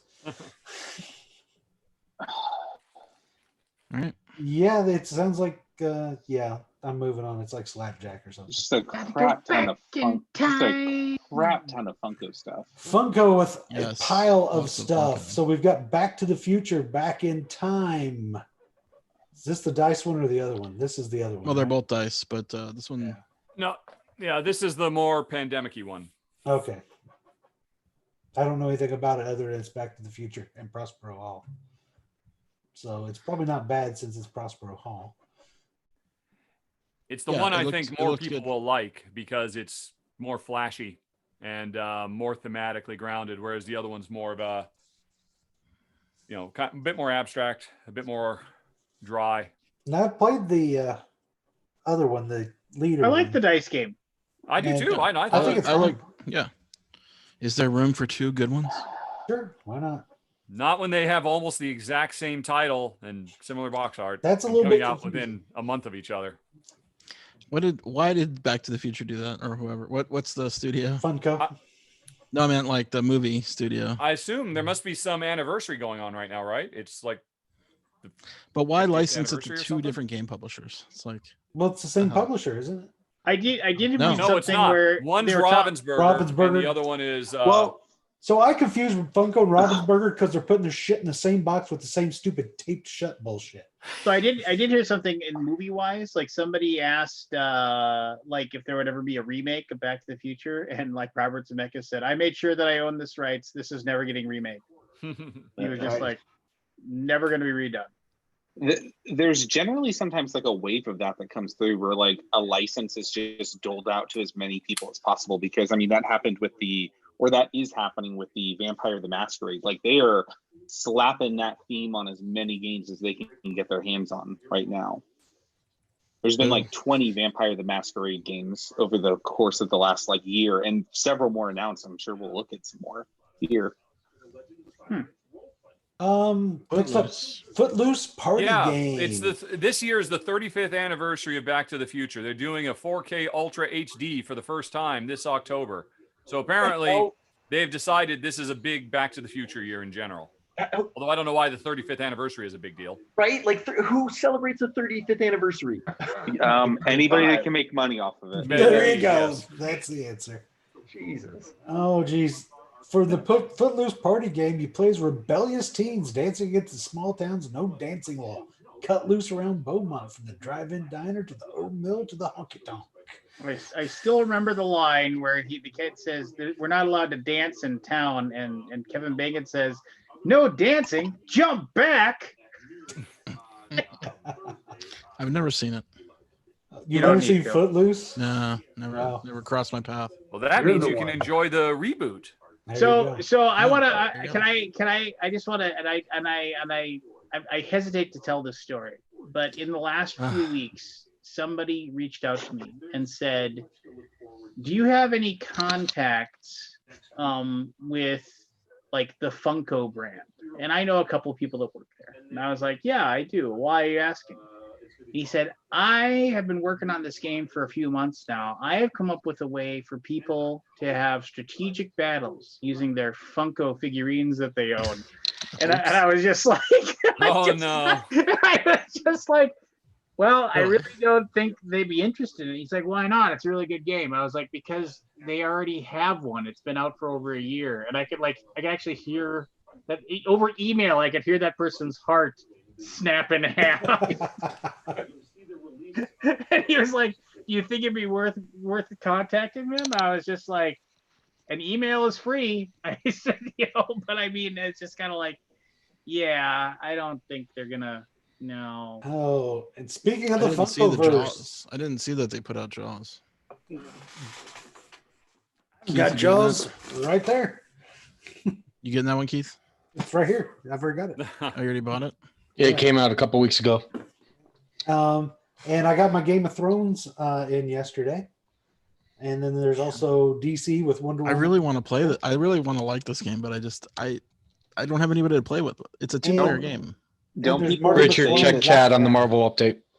What? don't Check chat Oh, and hey, the, I was gonna ask you, Pete. You own all the games that have sharks in them or whatever. yeah, most of them. Do you own Reavers of Midgard? After. All right. Because Reavers of Midgard has sharks in some of the cards. Oh, I did not know that. Yeah, well, there you go. don't people say I don't really know, but aren't people saying that like the Funko game is basically just unmatched but worse? I played it. I don't know. I think it's a fun I played little it, but game. I it's was fun. just kind of like I was just like, eh. Yeah, I mean, it's okay. it's a lightweight little strategy game, but it's cool because each game there's different game modes to play. So you're not just playing like go knock somebody down. There's capture the flag, Capture the type thing, flag and and some other different modes. King of the Plus, Hill. you can yank. But with- the problem is this Games like you can't have a game like that, and like the maps or whatever that they have to play on, they're just incredibly boring looking. I mean, like stupid. So you have these like ornate little guys moving around, but then you have this like flat mat that you're moving, and the mats have like almost no, like the art on them is just I don't know. I don't know. It just wasn't exciting to me at all. And I mean, and I guess the whole thing is like, ooh, we can have Marty McFly battle Rue McClanahan. Ha ha ha. You're just kind of like, I Then design don't a better care. one. Why are those got the number 100 after them? Does that I mean don't anything? know. And then there's A bunch of them 102. have 100 and some of them have a 102. I don't have any clue what those numbers mean, but it's on the box next even. There must be some numbering system we're not understanding. Obviously, people are buying these, but I also think a lot of people are buying these because they think like they got to collect them, right? Oh, believe me, I'm fighting back my collector itch to get these. I think it's just a way that you can. I think why people like them. Well, the reason I think they're fun and neat is because you can make Blanche and Rose fight freaking the Night King and Arya, and just because.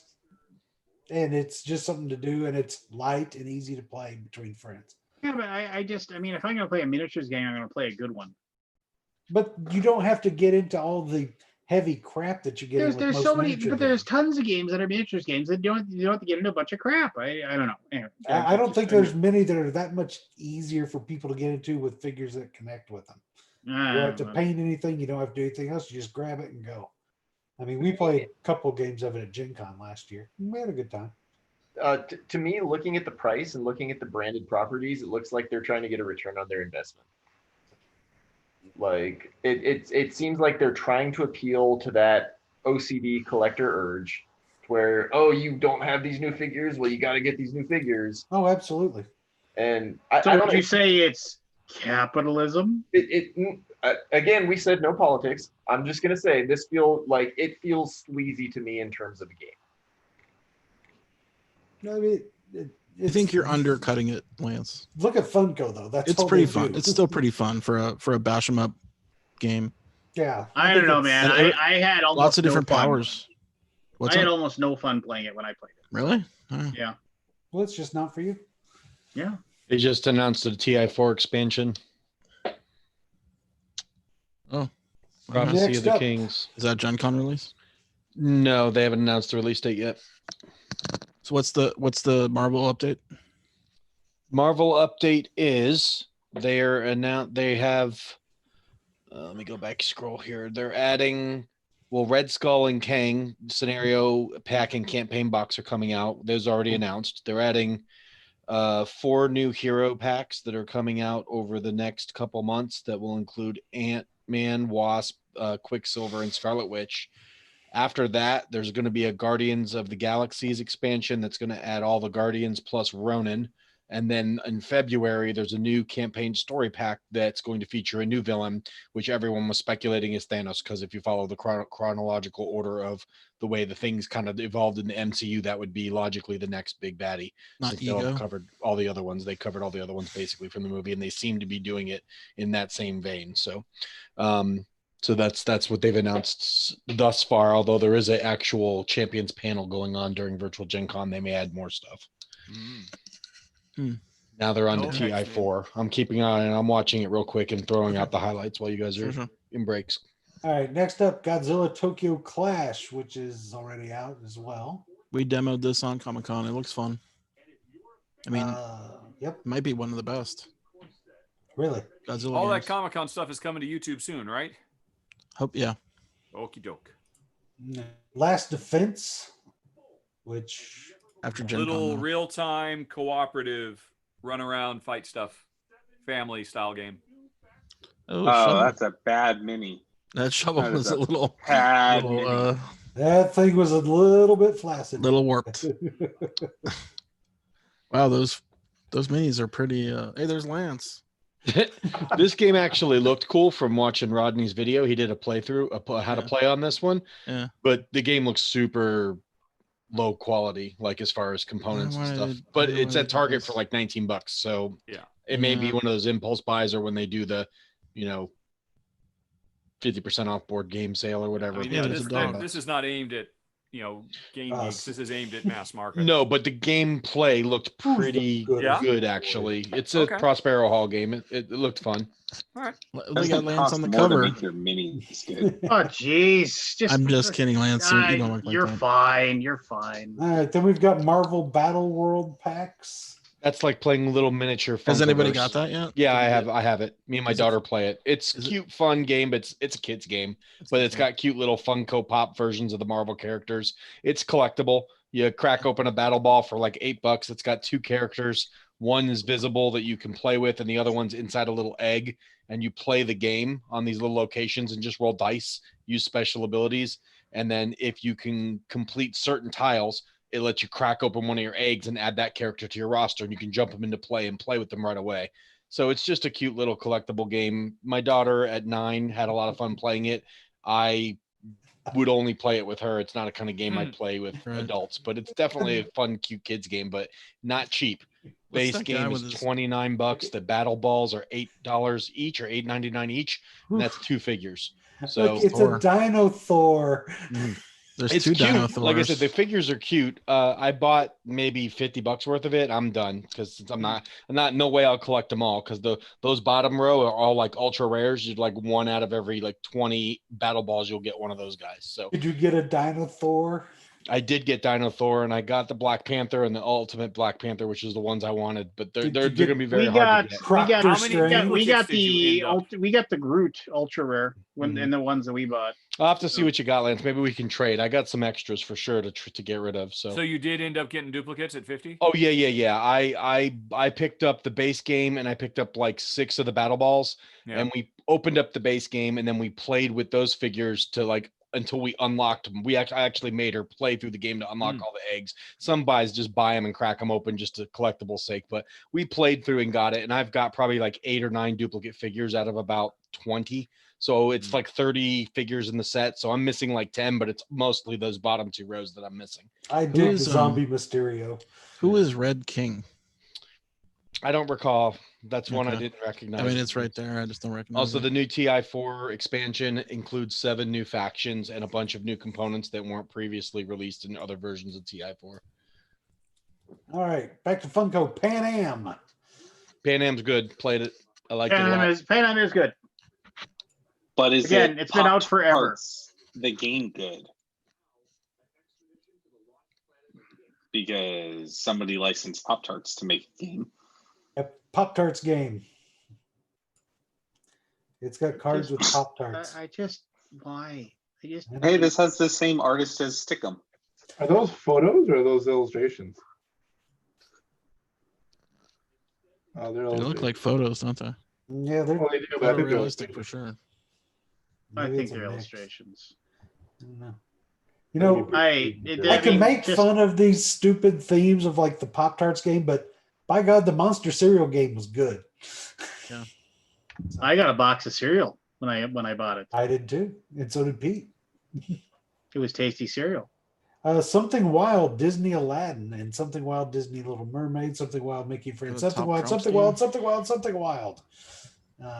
Yacht Rock. Yacht Rock. Because why not? There's. I know they have a playlist for this. Followed by Yacht uh, Rock. Live the life of Spotify. 1970s soft rock musician in Southern California. Why? No. Again, Good some of Lord. these games, it's like It's okay to make games for somebody other than you, Lance. no, it isn't. No. Everything must fit in my wheelhouse. All right. I don't think it's necessarily making games for someone other than Lance. It just seems like this is just like a money grab based on current trends. And it'll be gone in a year and no one will give a single shit about it. No, I think that's a good That's case. true for 90% of all board games that come out now. I think that's correct. Yeah. Next up, Kings and Assassins Deluxe, a 2-player only game. That has been a game that's been around forever. I know. I feel like Kings I and was it's Assassins. 2015. years ago. It's a deluxe version. It's a deluxe. Oh, version. there you go. Moving on. It's old. A deluxe version for $40? Is it Like, good? what was it? A card game before? It had like There's cardboard very little to it, standees and it didn't have figures or anything. So now we're getting to the new Games by Bicycle. with the alpha. Somebody get Will Wheaton in here to talk about him. I mean, I can text him if you want. Hey, he's the ambassador. So I'm For sure he's got. bicycle? I'm sure he has better things to do. Yeah. That'd be The fucking hell of awesome what? if Will Wheaton showed up. Who? to lead your wolf pack as you claim territories. Okay. Supposedly, the alpha is very good as a prisoner dilemma style game. 3 to 6 players. Followed by exchange, where you're trying to outwit traders on the exchange, the stock exchange. Fumbling ferrets, where I don't know anything. We're trying to ferret out words. There you go. We're only on letter G. Jeez, Nailed it. And the sweet and spicy truth. Does it come with hot sauce? It looks like it's got hot sauce on it, but it's an adult party game. Oh, Medium or do you want? spicy So this question? is like each player takes turn being asked a sweet, medium, or spicy question. Ooh, would you eat your favorite meal every day for the rest of your life? Spicy Are people questions. mostly Are you good or okay? bad? Yeah. Okay. Yeah, we're moving on. Goddamn games, GDM games for data brokers. Don't know anything about it. Is that a hacker theme? Maybe. Oh boy. I know. I'm bored when I'm trying to scroll on Keith's screen on my screen. It's like, why can't I scroll down? FFG's big announcement at the end of their flight report is a brand new board game, X-Men cooperative board game. It's a cooperative campaign-driven board game. Is it app driven? No, it is not. It Damn, I is almost called actually, it. Surprisingly, You it's almost did, Keith. standees. It's I actually almost like called it. I it's called a called Marvel co-op app-driven game. I X-Men was Mutant, close. X-Men Mutant something here. I can't see the name. He's got a Does it a say who the graphic. designer is? No, I'm watching it now, but Okay. it was their like the last announcement of the in-flight report. I'll get information. I got about 2 minutes left in the video. Dude, I got at least 50% credit for that prediction because I was almost there. I don't know. X-Men are practically their own label. They're barely Marvel, really. What the hell you mean you're barely Marvel? I got into a serious argument today. They're because just I not thought MCU. I thought X-Force was a boring comic. That lasted 45 minutes. All right, moving on. GMP, And that's that's why an we're still on expansion. G. Moving on. Yeah. Goliath Games with Harry Potter reveal the Death Eaters.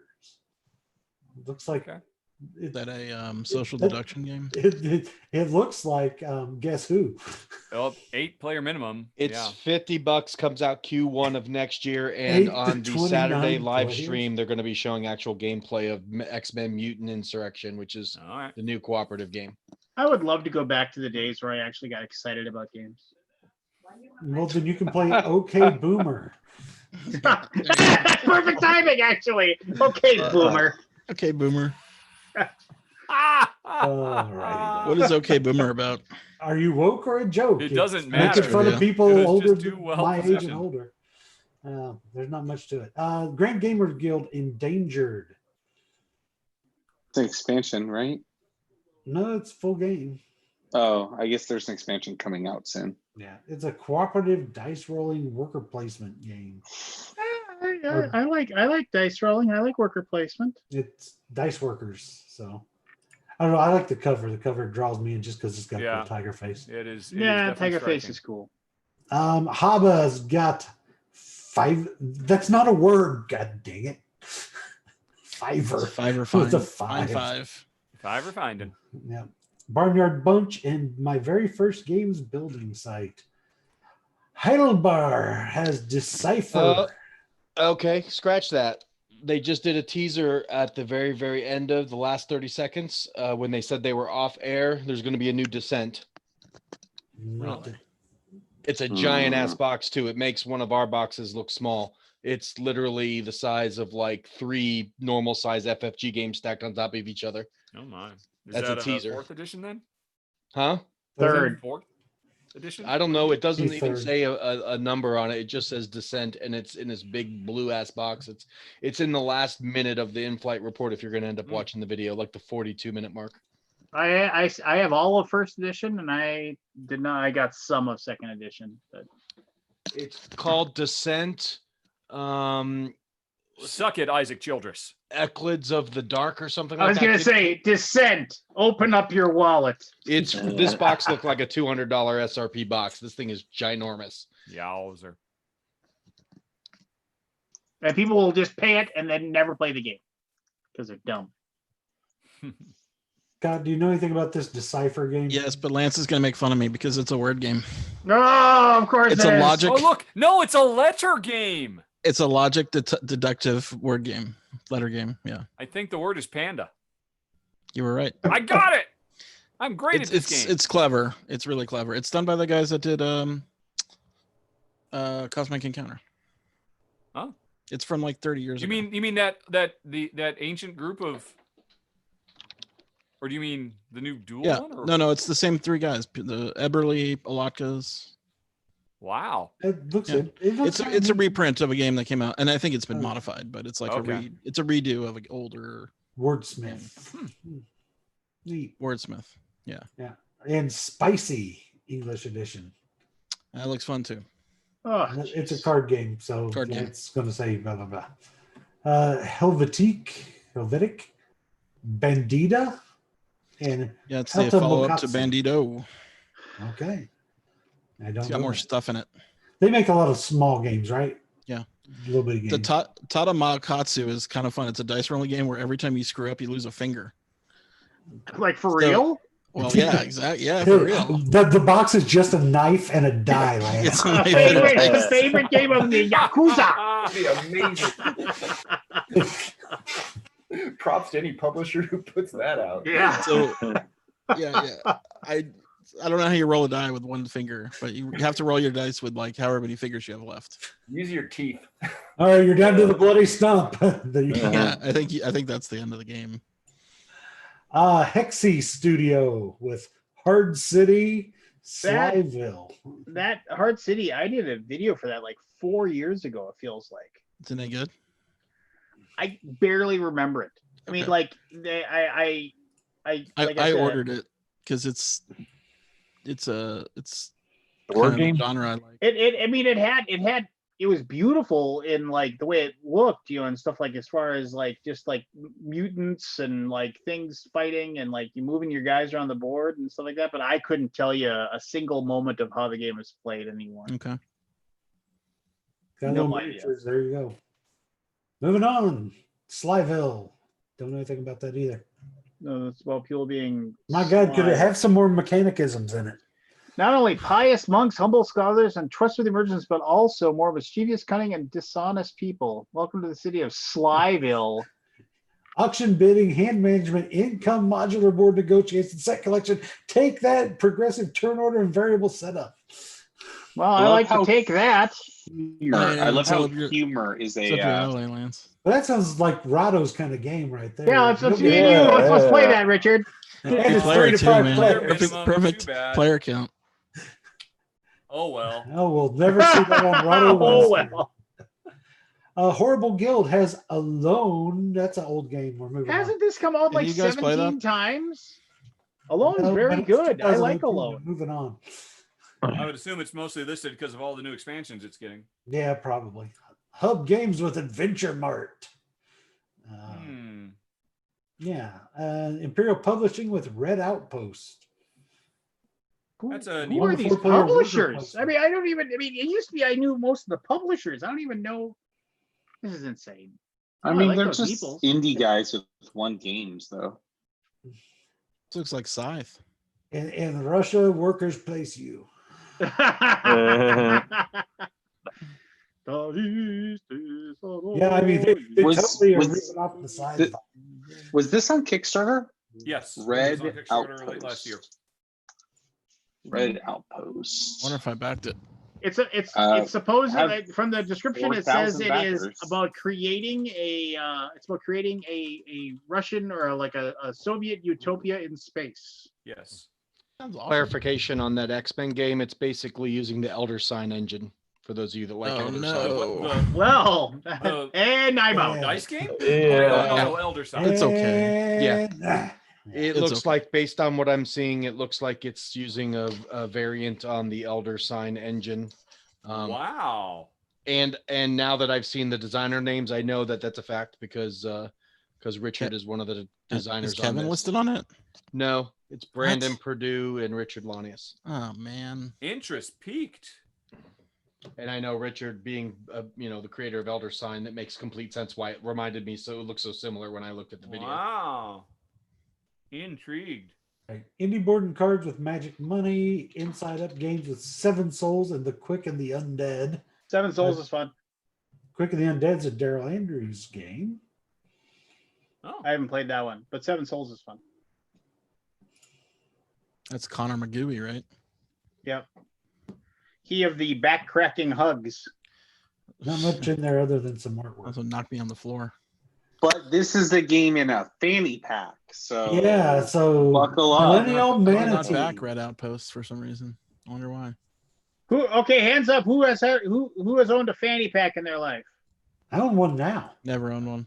I've owned one. No. Oh, so Tim, I saw Tim raise his hand. What color was your fanny pack, Tim? You're muted, so I can't It hear was you. like classic 90s yellow, like in a very bright fashion. Yeah, me too. You just Back when they were unsarcastic. Sadly, I got a fanny pack for a Christmas present a couple years ago that was basically with a graphic of a hairy belly button. Oh, I have seen those in real life. Those are the worst. It's gross. I threw it away, even though Yes, it you probably were had less correct. hair on its belly than I did. So I never owned one. When in my skateboarding youth, because that was like the guys that I knew had them were the skateboarders. They had the fanny pack because nobody could ever in our your shorts almost never had pockets. But I would always I always had like jean shorts on when I was out skateboarding. So I had a pocket. So I would just have the crumpled up dollar bills shoved into my pocket. But yeah, I always thought the fanny packs looked dumb. But that's what everybody, I wore my fanny pack at Gen Con the past 2 years. Well, I've got a flat, dark earth, strong fanny pack that I can carry all sorts of crap in. Yeah, it's called a backpack when you're at Gen Con. No, when I don't want to carry my backpack, I can put my wallet and a couple other items in there that I don't want people to have access to. But you put your wallet in your front pocket. Nobody's going to pick your pocket. Because pockets give people access to your stuff. You don't know what Keith does in the men's room. I won't go into more details of what's in that fanny pack, but let's just say you don't want to. Yeah, I actually have a question. Last year, did anybody know of anybody that got ripped off at Gen Con? There's no Kickstarters or sob stories afterwards, so. Well, no, I'm just because you always hear at Essen that somebody gets their money money box taken or something like that. I was just wondering, I forgot to ask. I'm trying to remember if anybody has gotten ripped off at Gen Con. I think it's more people use their cards at Gen less Con. cash at Gen Con. Essen's really tough to use cards for. I think they have to use cash. Impossible, in fact. Yeah. For American companies. That's why there's so much cash. Yeah. Yep. I mean, and it's not only that, being at Essen, it feels like it's easier to steal stuff, right? Just walking around Essen, it feels easier to steal something than at Gen Con. I don't know why, but mentally, I'm just thinking through. I think the multiple wings of the thing really It's 9 convention halls versus 1. Well, you know who I heard actually is already stealing at Gen Con at Essen is the hotels. Yeah, you might be right. Does someone have a grievance? Oh, Scott, sorry. Yeah, you might be right. I've still not got my refund, nor any resolution in the matter. So yeah, which hotel is that? Everybody, Atlanta Congress. Atlanta Congress. Just can I cancel? Nope. No, we must pay our employees. You cannot cancel. We must pay our employees. No one's gonna fucking be there. Why are you loving employees? Right? I mean, not that I'm not whatever. That's a political. Let's get out of that range. It's not political. It's not That's political. not political. That's business. I mean, no, it is political. It wasn't me. All right. Well, we can circle around. Herloff is good. Herloff is good. A 2-player trick taking game. Oh, Jesus. Okay. Okay. Although I mean, Fox in the Forest, I think maybe ate its lunch, but Oh dear. it's still a game. Another two-player trick-taking game. All right. And then the next one's another 2-player game of Slip Strike, which I don't know anything about. It's a competitive game. Two-player. Has anybody played Coconana? Because I want to. The kids table, they're the same Yeah, I people think as it's a Burning redo. Island. So I mean, It's a 2017 game. Yeah, I think okay. it's Crazy Race, if I'm not mistaken. Oh, maybe not. Yeah, it's a memory game. There's 2 stages. It's a race. You race across the water, and then you race across the land, and then you race across the water. Oh, this has nothing to do with anything, but I was really proud of myself the other day because I was watching a video from Mo's Game Table, and it was like it was some like airships economy game, and like I was just kind of half watching it just because I usually watch his stuff because I like his videos, and I all of a sudden I looked over at the board, and even though I hadn't played the game in like 7 or 8 years, I was like, that game looks like Hansa, and then I looked and it's like a remake of Hansa, and I was just like, oh, cool. I was really proud of A myself. bunch of arrows on the board. Yeah, I mean, just like, really pattern of bland arrows. board, and just like, I was just like, that looks like Hansa to me. And I was just like, I was proud of myself. All right. I'm going to go into fast mode. I'm going to read games, and if you want to talk about them, stop me. So Korea Board Game Company says 4 Gardens and Fruit Picking. Those are We're both selling pretty these in the little BGG nice store. puzzly games. Pretty little nice puzzly games. Okay. So if you like That's nice all little you need to know. puzzly games, that's what you want to One's look. a nice Tetrisy thing. One has a cool little spinny tower thing. All right. Cosmos. Cosmos does a lot of good things. They've got adventure games, the Volcanic Island, Matthew Dunstan, Phil Walker Harding, Chihiro Mori. Coming out, we've got Aqualin, which is a 2-player Cosmos game. My City, which was a Spiel nominee, correct? A Spiel loser. It's Richard's game of the year. It's My very good. City, 2 to 4 players. Your You know game what, of the they second place is first loser. There you go. well, it's better than being last. And then expansion for But we don't Target. know. And the Targi expansion is amazing. It improves on perfection, and it's just incredible. So what? It's for a different game? The expansion? What? Are you fucking down on Targi? I didn't really like it. You're dead inside. Well, that we've proven over time, yes. I'm sorry, you're undead inside. My mistake. All right. I'm excited about Fort. I did actually pre-order it. I went in and pre-ordered that the other day. It looks pretty neat. Yeah, it looks like, it looks like it's borrowing a lot from Glory to Rome, which is the best card game of all time. Is this kind of where Grant's taken his little SPQR? This is nothing like Glory to Rome. SP. Just, I mean, you have that vibe. I get it, but I can tell you, it's nothing like Glory to Rome. Can you tell me how much player versus player? I forgot how much I missed having you on, Joe. Joe, doling out wisdom from his tower. Hey, Joe, is this a build off of SPQR? Yeah. I mean, yes, it I is. mean, they've redeveloped it, but it's essentially the same game. And it's okay, because I've got SPQR, so or SPQF, whatever it is. Well, Joe, since you obviously know it, how much direct player conflicty stuff is in it? I mean, it's super conflicty. You steal cards. Okay, never mind. The whole main concept of it is like any cards you don't play, you lay out, and then the opponent can draft from the cards that you've built your deck out of. Well, that's not so bad. Yeah, so I mean, it's interactive. I wouldn't say it's like mean. So at no point do you destroy each other's Treehouse 40 things. No. It's just like, he was your the friend, other but now he's my children friend. and feast upon their blood. Yeah, it just has an interactive drafting system. Yeah, okay. All right. Thank you. Okay. Next up, Loki with Superfly. Just skipping over the brand new Root expansion. You skipped over the Root expansions. Oh, there's Root expansions. I've already got that. Best game of all time. Well, I don't know that I have the Clockwork Cooperative expansion, but I do have the Underworld expansion. So, Loki with Superfly, Ludonaut with Colt Super Express. Makes it super. All right then. And What's Missing? I really This- like Colt Express. I like that game. What's Missing is why would I want it to genius. be faster? Oh, jeez. It is. It's genius. So interesting note. Colt Express is the lowest selling Spiel winner game of all time.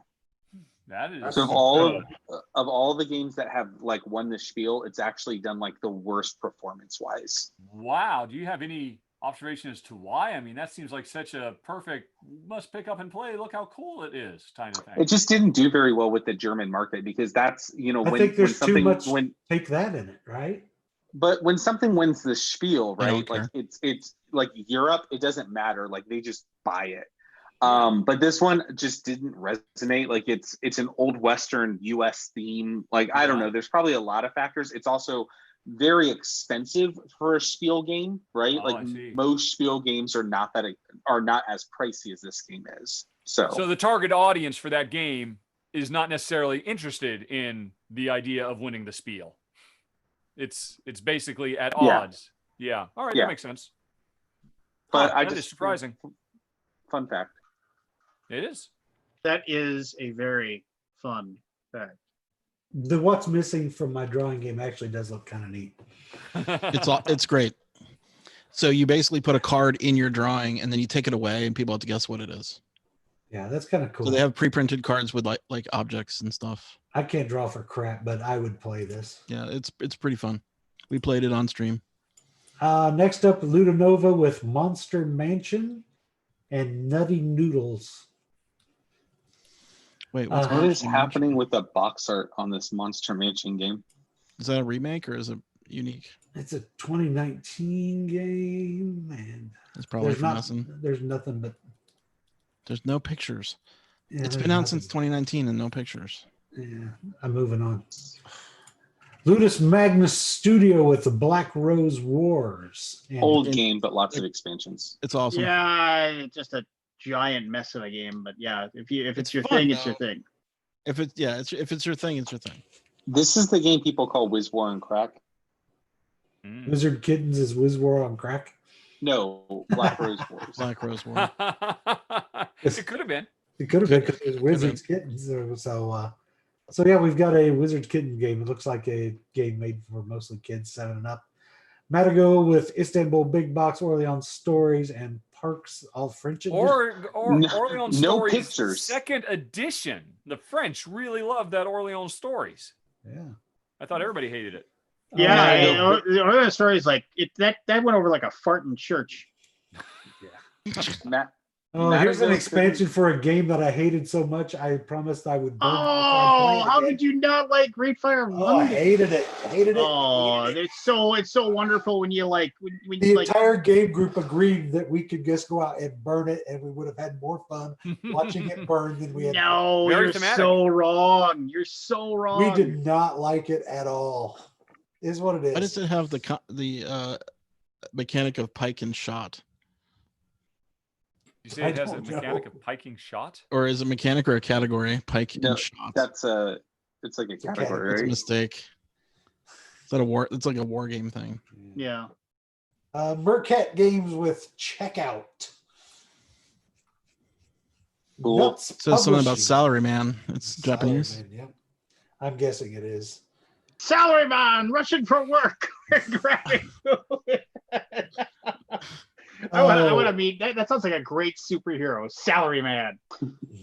Nuts Publishing has Fitna, the Global War in the Middle East, a strategic war game. No, One Method Monkey has No. Hey just Cutie, no. the Op with Friday the 13th Horror at Hey. Camp Crystal Lake.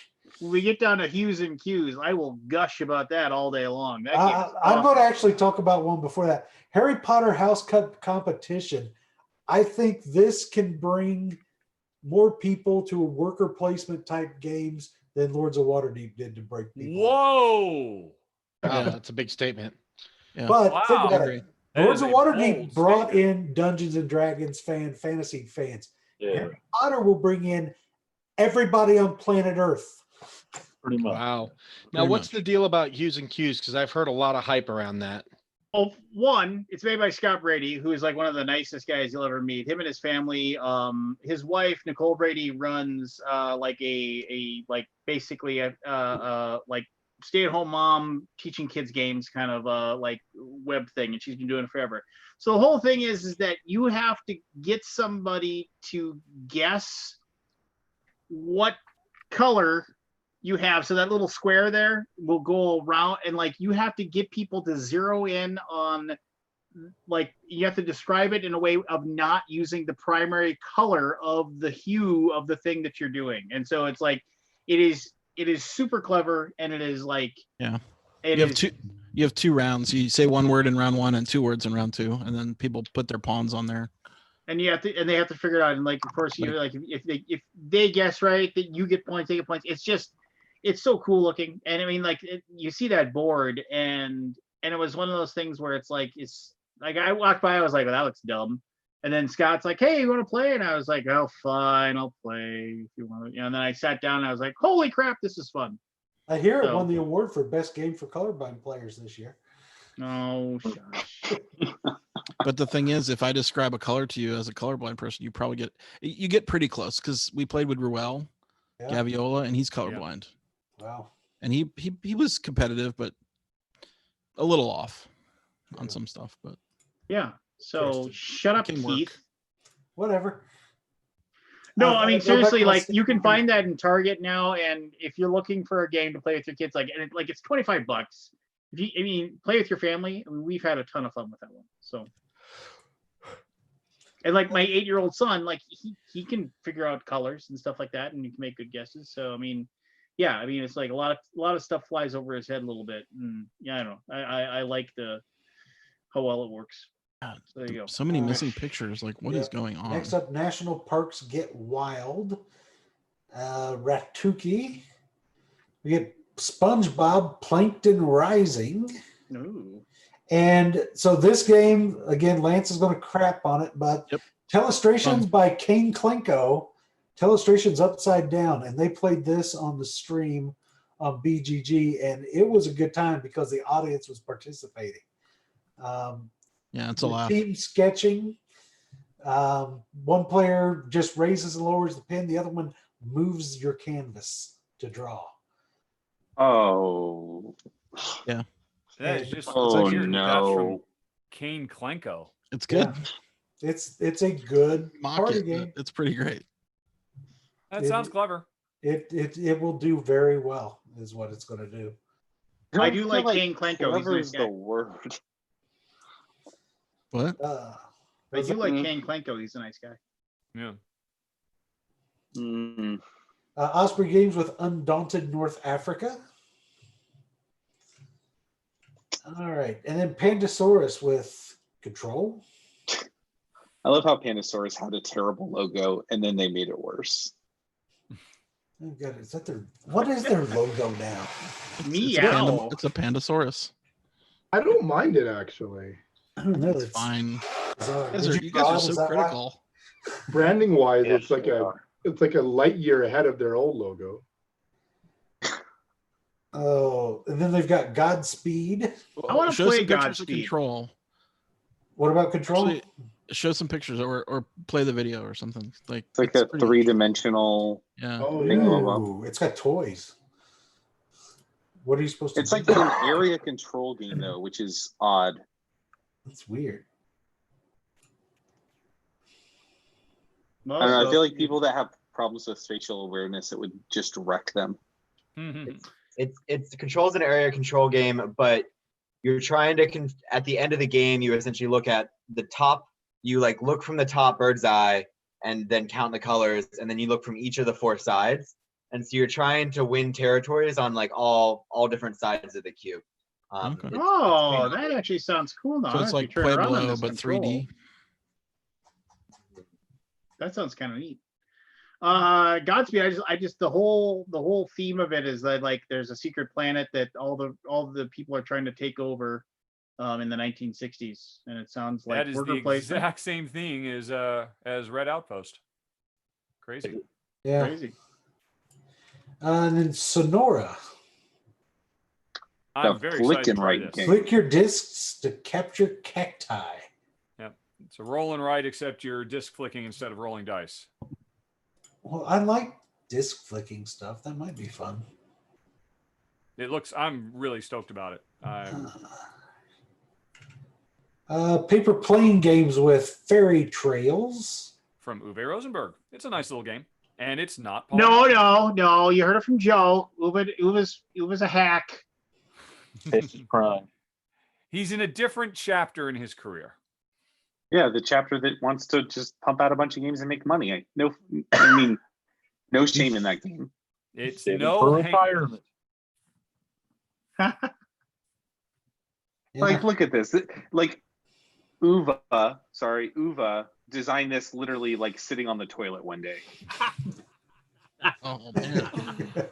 Like, he literally designed this game sitting on the toilet one morning, and then found Paper Plane Games, who has made, let's see, how many games has Paper Plane Games? One. So he literally found this company and was like, you can print my game. It'll sell 2,000 copies because my name will be on the box. Here you go.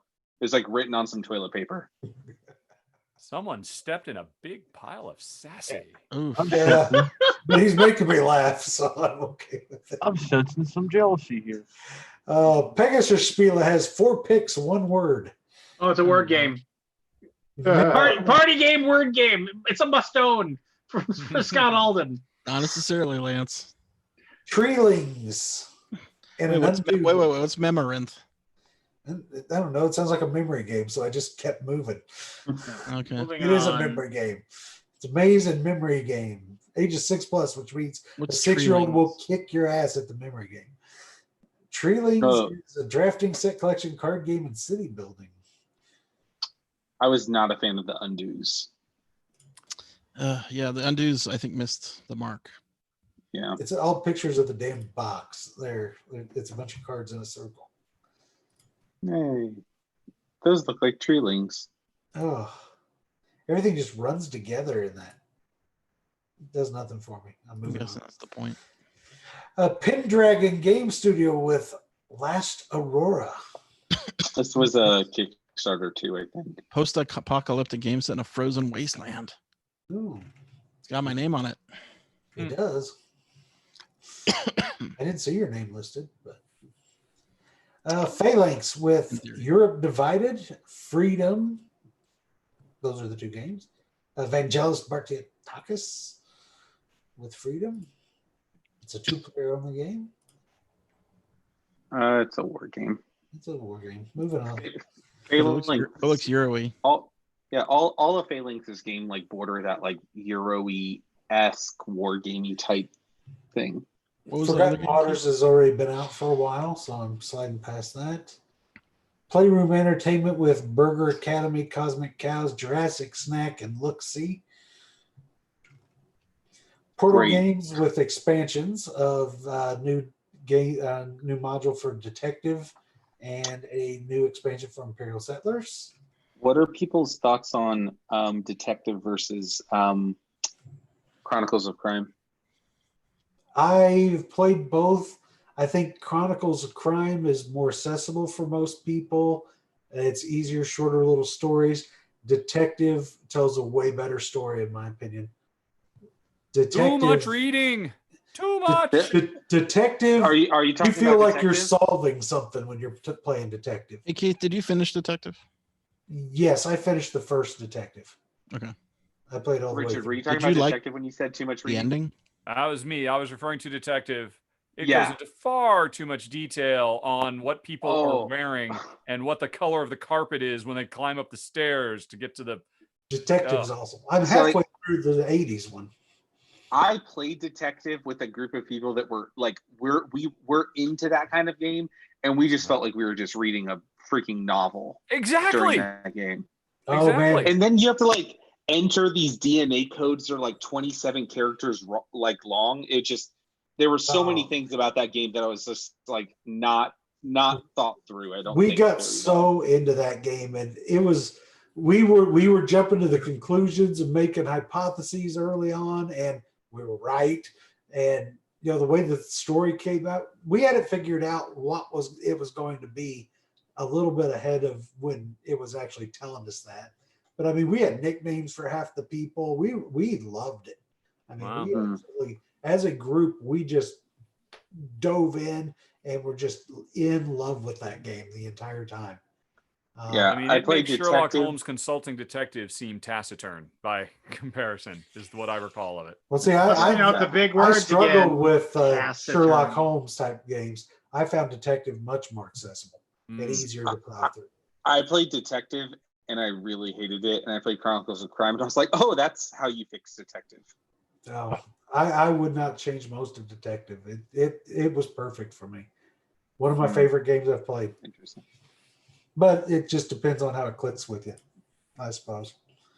As most games. PSC Games has Britannia Classic and Dual Edition and Roman Roll. So Roman Britannia Roll, is the- a classic old game. Yep. And Roman Roll is the heaviest roll and write the industry has yet seen. So it's now past the dinosaur one? Really? Which one? I'm yes, actually yes. interested. The Dino Park one. Yeah. I'm actually really interested in Roman roll now. Yep. Yeah, it's That from sounds Dave great. Turchi designed it. And Well, I mean, he's designed like 90% of the games on this list, I'm sure. I think he has a co-designer. Was it Nick Shaw? I forget. I could be wrong Yes, about that. that's what it was. Yeah. Of the name. But yeah, it's very surprising. It pushes roll and write farther than anybody else has tried. Interesting. Interesting. All right, can I talk about the next one? Zorro the Dice Game? Keith, do you mind if I talk about Zorro the Dice Take Game? over. Go for it. Uh-oh. I am not trying to like cause dispersions or anything like this, but this was such a weird move for a publisher because they were established, they had a following, they had a lot of games that they had put out, they had a good branding, people had worked with them, people like them, and they make this very weird move to going from underworld games to pull the pin games, in which the thing is all of our games are going to come in these weird boxes that like have this weird opening mechanism, which is just a very strange move, and it doesn't seem like their audience has followed or transmitted at all. I just find that why would you take an established game studio and just be like, oh, we're completely rebranding everything, and then change it to something called Pull the Pin Games? Like, I get that they're boxes, but I just felt like the branding was weird and the move was weird. I just don't understand why this was a decision that was made. As opposed to creating a spin-off label. Yeah, but yeah, I mean, they basically killed Underworld games and brought out Pull the Pin games. And I mean, honestly, like, I look at the box and it has like the whole pull the pin thing, and I'm like, man, I don't know, like, this just doesn't really excite me. It doesn't make me be like, oh, this game has a pin you pull, so that's cool. Well, the game Like, looks like It has nothing to do with grenades. No, nothing to do with great. Oh. If you look at their box, I'll show you the box again here in a second, but this game looks like Elder Sign. It does. Yeah. Where's the stupid box picture? Oh, It's basically in the same realm as what was that old Scott Alms game? But there was Zombie Dice. Remember you? Yeah, I remember Zombie Yeah. Dice. Yeah, it's kind of in that zone, I where think. the hell did the box picture go? I just had it. It's shy. Damn it. Images, click images. You'll see them all. Or we can move on. Yeah, I will. I just have to. There. See, it's a magnetic box in a sleeve with the little hanger tab. So I guess that's where you're pulling the pin. Yes, It's just that's how you grabbing open the it. You hanger open the boxes tag by to pulling the pin. Pull Yes. the box out of the sleeve. So it's got your favorite thing in box sleeves, Scott. So Woohoo. you I must got buy a box 20. sleeve delivered today. Ooh, goody. Expansions, skipping it. Ravensburger, there's the Back to the Future, the Dice Through Time. Disney's Hocus Pocus, the game. Disney's Jungle Cruise Adventure game. Hocus Pocus looks good. Labyrinth 3D. I remember Labyrinth from 1,000 years ago. Yeah. Yeah, it's all right. And Marvel Villainous, which I've got. You play it yet, Keith? No, it just came today. But yeah, Pete. Pete's gone. Yep, it's gone. who's It's villainous Pete? with Marvel superheroes. Red Raven Games has Deep Vents. Did you see Ryan Lockett announced the third in the trilogy of the Above and Below Near and Far really? series called Exile? Oh, Ooh. I missed that. Yeah. Third in the it just what series? the Above and Below and Near and Far are like set in the same universe. I think Islebound is too, but it's kind of like a spin-off. But Exile is going to be the third game in the trilogy of like the whole storytelling book type game. I love those games. Yeah. I'm surprised it doesn't have an and title like To and Fro. I know. or There and Yeah, Back. Exile and Return or something. just Here and there. It was really Yeah. Anything.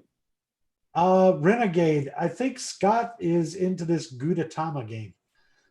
I'm totally into that Gudetama game. Channel Look at the your artwork on inner that game. lazy egg. Look at the artwork on that game. It's fantastic.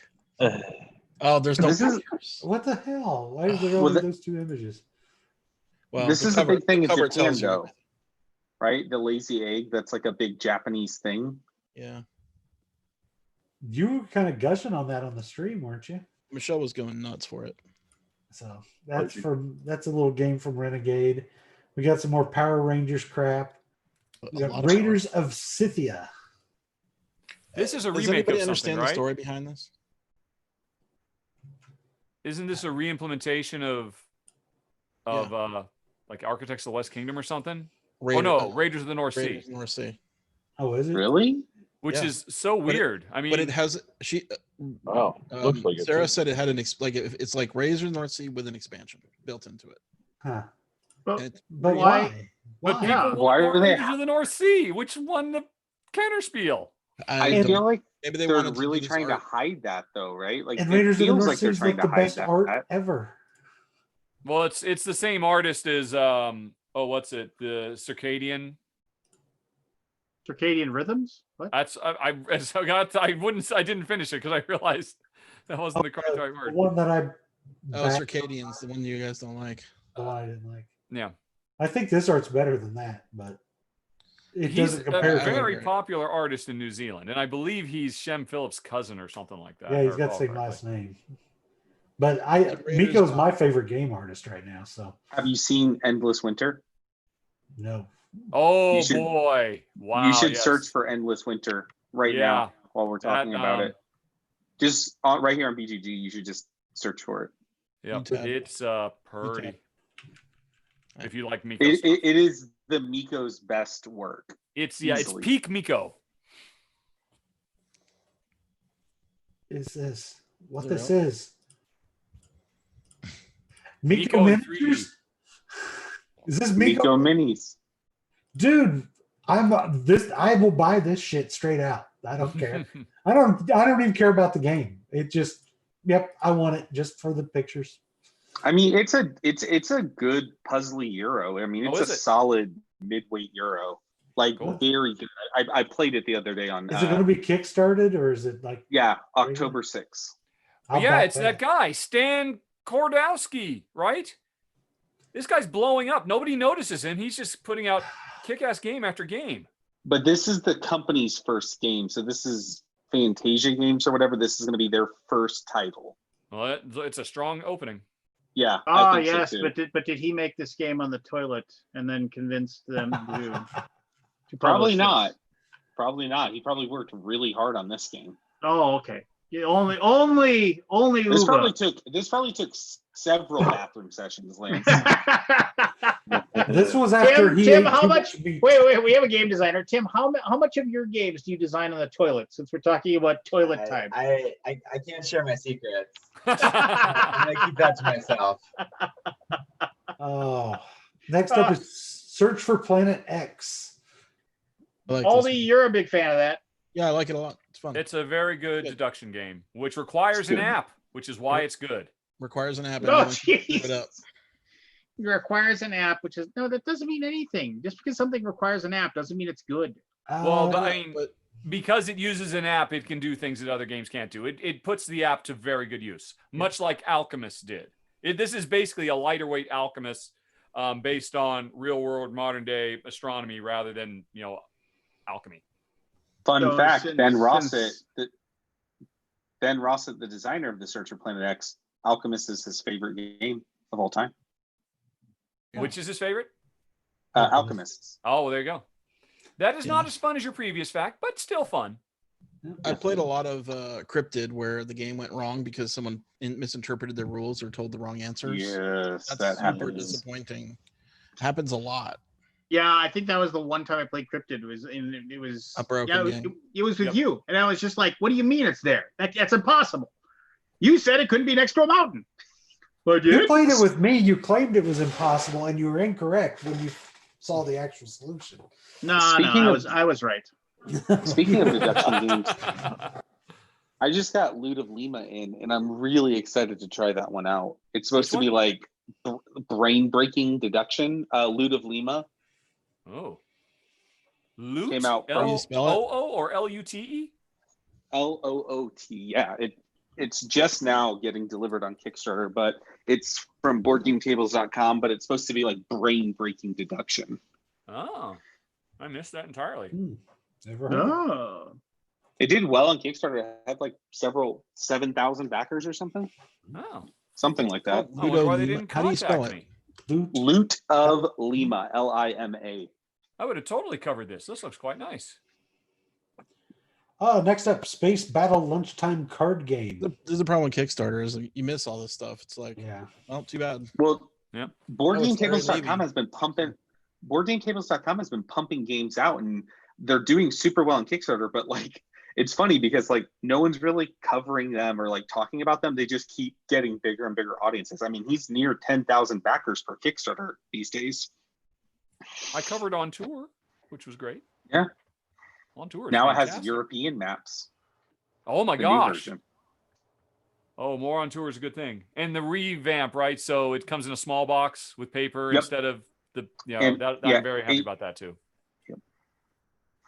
All right. Succulent is very nice. Succulent looks Nice and very puzzly. pretty.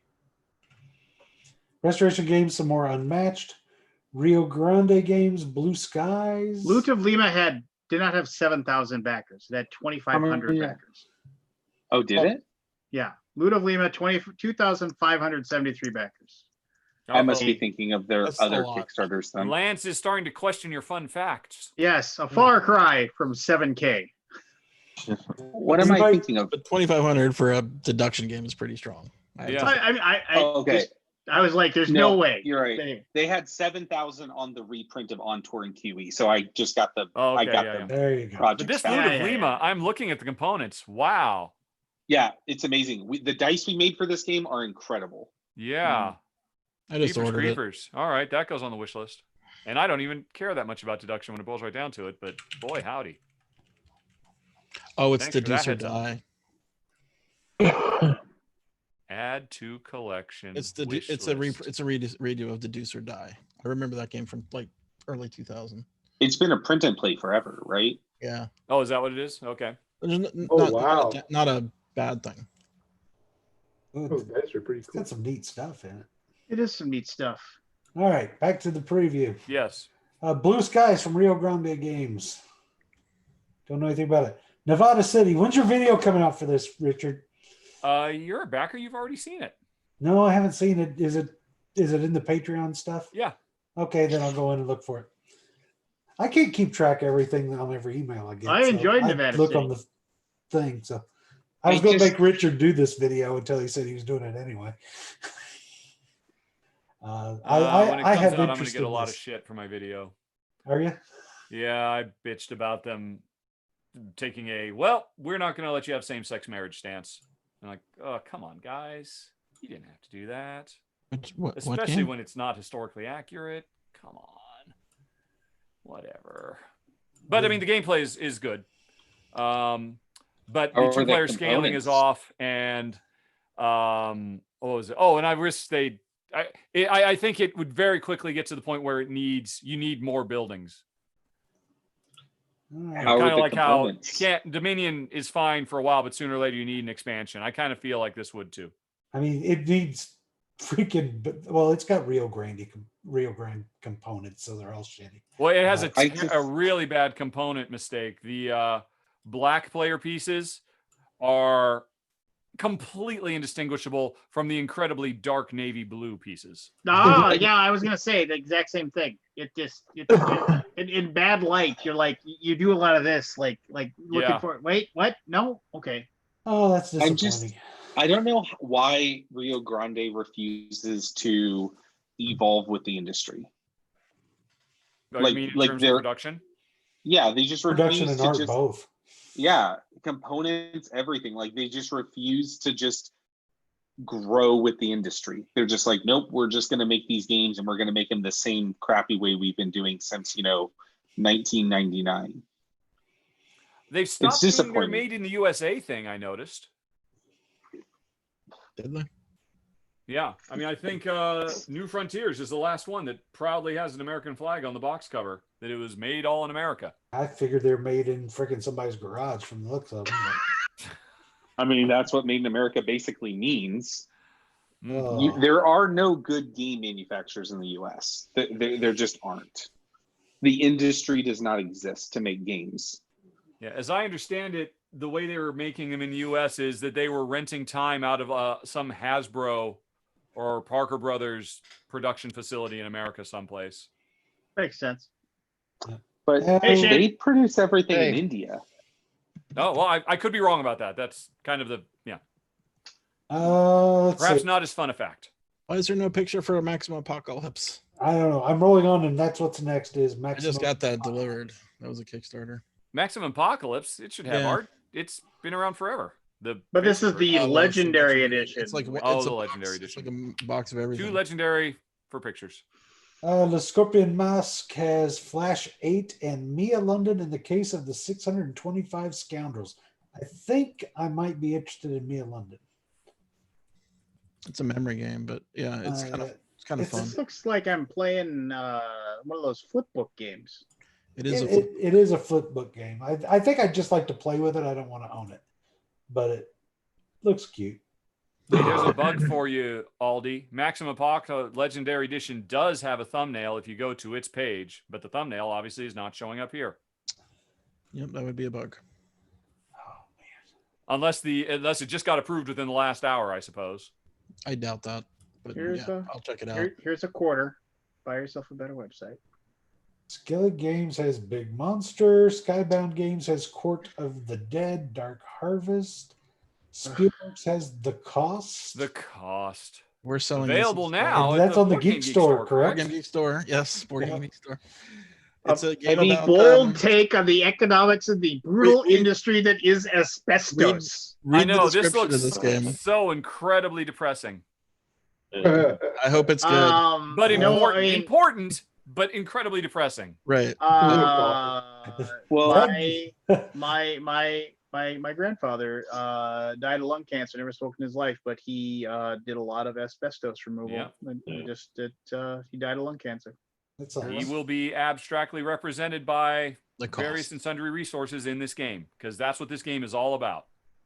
But here's the thing: it's a Spielworks game, so it's either going to be absolutely amazing or insufferably terrible. Like the Spielworks does not deal in middle range games. They are either going to hit it out of the park or it is going to be absolutely terrible, because that is the only two things Spielworks does. What would you put in the absolutely terrible? I would like to have you back so we could do a breakdown of their entire catalog. That would be fun. I will happily do it. I have played every Spielberg's game, I think, to date. That sounds like a Rado Talks Through episode to me. Jackson Games has 3 games nobody will play. I'm just skipping. What's wrong with Deadly Doodles? Oh, jeez. Deadly Doodles is very freaking good. Oh. Well, this is Deadly Doodles. You can skip over it. I don't care. Deadly Doodles is it's more super sharp. Jen loves it to pieces. I probably the one where you're trying to draw your way through a dungeon and not crash or whatever. Well, it's a flip and right. Everybody's every turn. Hey, you got to put a straight. You got to put a 4-way. Everybody's making their. It's basically a dungeon version of Cartographers. Okay. Yep. But I enjoyed it more than Cartographers. What? Well, what's wrong with you? Yep. Broken. There's some more Ascension stuff, and then we got Yeah, Stonemeyer The Ascension has an minis. expansion for My Little Go Scythe, back to Ascension. Oh, Ascension has a minis game. but that's not on here. That's not It's here. not on there. It's That not was coming out Gen just Con. No, it's That's- going to Kickstarter, I think, It's just isn't it? now going to Kickstarter. Oh, It's okay. done. It's over. Oh, is it? Oh, okay. Let's see. Oh, Rosetta, dude, we got to play this. Rosetta the Lost Language. It's a board game, right? Yes, but it's about words. it is about words, Lance. How It's did you about know? the origin of Just- words. Ah, What the hell? What are you doing here? It's a limited communication game, and you deduce things. And Here- and it They looked really- contacted me about covering it. Here's what I replied to them after I read the rules. Hey there, I like the look. It's a really brilliant system. I like it a lot. That said, I think the game demands a level of creativity that's probably a bit beyond what we are capable of enjoying. So I'll have to pass on covering it. I'm really sorry about this because I was really blown away by just how. I mean, the rule book has examples. You read and you're like, how is this a game? And then it has examples like, oh my God, these are all Mensa candidates, the people in this game example, to be able to come up with such incredibly creative on-the-fly suggestions and quasi-communication hints. Okay. No, geez, it does look kind of. I'm guessing you're trying to come up with what these symbols mean. Yeah. One player Or knows a what quick picture. the symbols are, and they're trying to give hints, kind of Mysterium-ish, but it definitely struck me as, It does look fuck difficult. me, that's such. I mean, that game goes well beyond leaps of logic. We I played mean, it live. everybody has to be so symbolic. Richard, it's ages 8 and up. Well, I've and maybe it is one of those things that kids can just be savant about it. The way that, adults just get completely frozen, like memory games or whatever. Could be. I don't know. But it looks man. really sharp. Speaking of 8 and up, Camp Pine Top from Talon Strike Studios. Yeah, what is that? I don't know, but I'm looking at this and it's 60 to 75 minutes and only $25 and has some fun artwork. So I'm actually intrigued Yeah, the by this artwork one. looks awesome. I love that map. I want to know why this game is like an hour long, because does that mean it's like a real thinky type of game? I mean, is Because it like it's a worker placement or something? I Who's mean, the that's what it designer? looks like. Stephen Davies. Never mind. oh, Stephen Davies. No, Stephen Davies. Oh, okay. My Area bad. majority influence, area movement, card drafting, grid movement, and hand management. Huh. It does have some neat Intriguing. art though. I'm interested in that one. A little role player expansion action. Yep. And then Ultra Pro's got Dad Joke Face Off Second Edition and Dad Joke Face Off After Dark Edition and Deranged. What about Deranged? Which one of your fellow cooperative players will turn into a horrible monster? Lance? It's always Lance. I'm sorry. It's always Deck me. builder, deck building. 3 Dad players, never joke mind. Area after movement. dark does not sound like something that needs to exist. Which one? Dad joke after dark. It How just do you sounds a little know? too It could creepy. be the most best thing you've ever played. That's it. It's- We're going to be playing this live on the Alaboom next week now. Oh, there's no images to of try the to make cards people for me laugh. to see what it is. See how bad they are. Upper Decks got Aliens Bug Hunt, and Van Ryder Games has some. Oh, hostage go back to Bug posters. Hunt for a second. Is that a Okay. reprint or is that new? No, it's an It's expansion, it's an expansion, right? Oh, is it an expansion? Yeah. It's an Expansion to expansion the to old. Aliens. You can right now for $25. You can get a late pledge for Camp Pine Top. To do late pledge, you can get for the. You can get all the stretch goals and blah blah blah blah. 25 smackers. Wow. Give me one too, oldie. Are you gonna come over and pick it up? Yeah, sure. So here it is. Rise and shine, campers. The bugle is sounding. So roll up your sleeping bags, break down your tents, and get ready for another beautiful day. Are you going to scramble up Gemini Peak, delve deep into Fiddler's Woods, explore the depths of the Fairy Fire Caves, or you take a canoe out to the Lantern Island? Grab your gear and let's get going. You're in a troop of campers who are exploring the wilderness. To win, level up your campers to the highest rank, Badger. Along the way, you'll need to collect achievement patches, which will give your campers special abilities and allow them to level and win the game. It offers endless variations of gameplay with 32 map cards in the base game and offers hundreds of different map configurations, ensuring that each game will have a different and exciting route to victory. Yeah, I like it. Sounds good. That's cool. And I Okay. dig the art. I like the art. Yeah, I like the art. This is the winner of the list, guys. Camp There you Pine go. Top. Camp wins Pine the Top. Gen Con. That is the we Gen finally Con hit. somewhat liked something. Van Ryder's got Hostage Negotiator expansions, and they've got 2 new of their excellent graphic novel games. The Sherlock the Holmes Choose Your Own Baker Adventure Street comic books? Irregulars. That one's not a graphic novel, though, is it? That's Yes. the same. It says it is. It says it's the next cooperative graphic novel adventures games featuring women and friends. So Those are so lovely. this one actually. So this is more like the Crusoe Crew, which is it's like in the vein, but it's like not quite like how the graphic novels are. So you actually play this cooperatively with 4 people. So everybody has like a different book, and you play as a group. The Crusoe Crew did this one too. So this one isn't just like a book that you sit down by yourself and play. Crusoe Crew sitting right here, meaning to play. Is it Crusoe Crew with mechanics where you get to see a specific comic? Presumably, it must be. Okay. And we're just a bunch of the irregulars instead of. Yeah, the that one's 1 to Crusoe 4, and the other Sherlock Holmes is a 1-player. Cool. Yeah. So yeah, that one's GNA, and that one's the GNA game series, I guess. Right? I guess there's 2 different lines. Okay. Did you guys ever play Winterborn? No. From Brian Shure? Yeah. Yeah. Okay. Yeah, I really like Winterborn. That's the Talon Strike Studio, the camp game. Oh. Vesuvius Media has Dwarf 7 Spring. Man, they keep the guy who pumping those runs out. the guy who runs this is one of the nicest people you ever meet. Vesuvius? I don't know how to say this name of this game. It's just dwarves. Just say dwarves. Dwarves. So why does it have a 7 in it?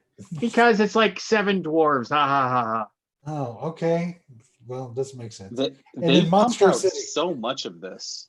Like, there's a new one of these every time I turn around. I don't even know what the game is. They have one for every season. They had a game like they basically had the Crossbows and Catapults remake and on Kickstarter recently, and it made $1 gajillion. Or They marketed the crap out of that one for sure. Monstrosity. I played the prototype of the catapults thing and it at Essen, and it was just that's all it was. It was Crossbows and Catapults. That's like an old game from like people's like childhoods, right? Oh yeah. I owned Crossbows and Catapults when I was a kid, and I remember like I took the normal rubber bands off, and because my stepfather in his office, he had these big thick rubber bands, and so I thought, oh, look at these, I'm gonna use these instead of the others, and I put a hole in my drywall in my room. Oh, here's the winner of the list. Large print tile lock Scrabble, baby. Oh, it's a word game. Scrabble Slam and Tile Up. The Witchborn Corporation has the Witchborn Inner Perdition. WizKids has Blade Runner 2049. Hold on, I want to look at this because this is 90 to 180 minutes and $100 MSRP. So this was actually, I met this guy when I was on Comic-Con. That was the guy that I ended up talking to for a while. It was me, you, Aldi, me, and him were sitting around talking, and we talked about that game for a while. Which one? This one. Remember we were talking about it was like a skirmish game or whatever? Hold on. And then now, and like he wanted, Oh, he actually. dude, this is amazing. You got to go back and look I at ended up giving him. He actually, I have a meeting with him about handling his fulfillment for this. So next week. This is ridiculous. This is like crazy level detail of a adventure game. Oh really? It's you manage a warband it can be played purely cooperative, but you also play cooperatively, but there is also some competitive nature to it. But so are these I went back and rewatched the video. Or it doesn't look like it's $100 worth of game. It weighs like 25 pounds, whatever's in there. With all those little cardboard just standy things that aren't even shaped like anything. Well, he also has minis too, but they're not in the base game, right? You have to buy them. It's a mini system, right? But it's an adventure game. It's not a war game. I'm gonna dig into it a bit and see if I can make anything out of it. He said he would run me through it. Just I need to find time to do it. Oh man, this looks And it's like an app way too with, much like- of a time investment. Yeah, I mean it could be. Oh, there's no way. I can't possibly. I mean, there's no way I could dive into that. I mean, I want to. I'll just dabble in it, see what it's about. The next game's a Travis Chance game, so moving on. 49. Hidden Roll, science fiction. 3 to 6 players, and then El Maestro, which is El Maestro is great. I wanted this game the moment I saw it. Play the video. Is it a play the word video. game? Is it No. a party game? No, yes, it's a party game, but it looks super fun, dude. Play the video, Lance or Keith. Oh, if you can, son of a bitch. just it's Called it's me fun. Lance. You can't hear it, but you'll understand it when you see the video. Oh, he has a card. He's pointing at the thing with his middle finger. He's flicking me off. He's putting the card down. Maybe go forward a little bit more. Now he's talking a lot. And he grabs a pencil. Gesturing wild. She has to draw. Gesturing wildly. She has to Hey, draw. I love you said if I watched the Okay, thing, fine. I would. So she has a piece of paper. He's giving her his phone number. He's Let it go, gesticulating let it go. like Eric Martin does. He's making a fake ball of dough. Move your finger thing, Keith. You may want to scan back forward a little bit more. I like my play-by-play. I like my play-by-play here. Now this is what a yardstick. Scott, if looks you like. ever want me to like do this job, like where like people bring their games to the table and I wear a jersey, I'll do it. But I'll just like be really mean to everybody's game. I know. You would be off on the first First game. you say, so did you design this on a toilet? Did you Is say this what you're here to first show me? question? Was this designed on the toilet or in the bathroom in any way? Was I taking a shower? A lot of BGG problems have been solved in the shower. Yeah. Well, I mean, he definitely helped with your overworking problem there, Scott. If people would stop showing up to show their stuff. I have no idea what's going on with this game. He pointed. there's a bunch of Doing some sort of charades type thing. But there's a bunch of commands in the game that you learn through the game rules, right? And then you basically have to get someone to draw the picture with these commands. It's pretty interesting. Beth enjoys it. He's giving her two thumbs down. As soon as I saw this video, I called paid to enjoy it. I called Nikki to get it for her company, but he had already sold it to WizKids or whatever. Like it went that quick. I really want to play. I mean, it's one of those games you just look at it and you're like, yeah, that's cool.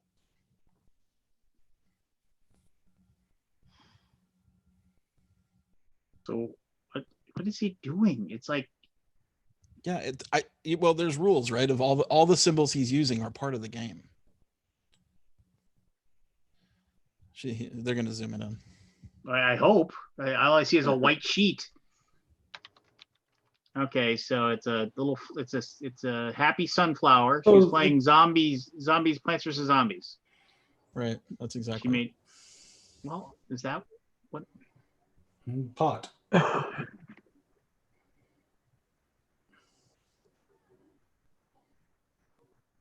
He should have just put the card. He didn't get it. But anyway, yeah, it's neat. Trust me. So he just said, "I'm thinking of a flower pot."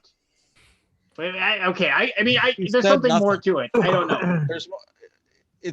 There was more. The game is basically gives you a whole bunch of like commands, right? And you can use like, all the things he was doing with his hands, and then she had to draw it based on those commands. It's a party game, right? Obviously, but it looked really great. It does look great. You guys have fun anymore? Do you have fun anymore, Lance? Yeah, Lance. It's fun shitting on everything. Lance. I totally want. I'm glad that was 2 years ago. I mean, it is interesting. I would suck at that so bad, but no, you just is a cheat very by neat saying concept. Nolans and then argue that it was Whatever. you were saying you were. It's slangs. What was that? Nolans. What was that? Oh, that was one. Oh, that was that Forbidden Words or whatever it was. Yeah, I remember. Such a cheater. The Great Cake Escape by Jay Treat. I've played this game before, and it's actually pretty cool if you look at the pictures. It's a giant tiered layer cake, and you're like trying to hide weapons in it. It's like, imagine like jail breakout. You're like trying to hide all the tools and the weapons in it. So it's I guess a dexterity game where you're trying to shove your tools in so they're hidden in the cake. But then by doing that, you're shoving other people's tools out. Oh, actually, that's actually kind of cool.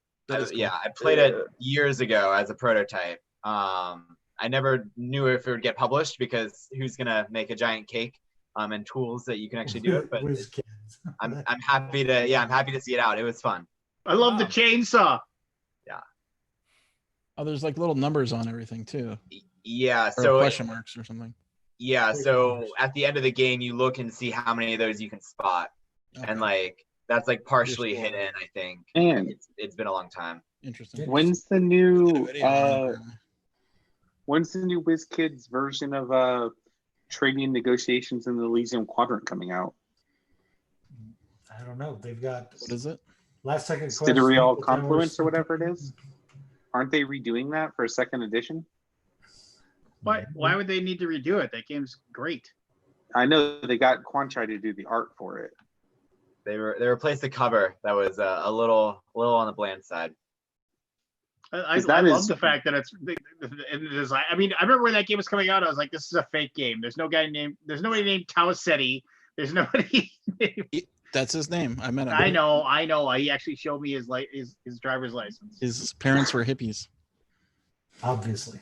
That game is so good though. Sidereal, yeah, it's really good.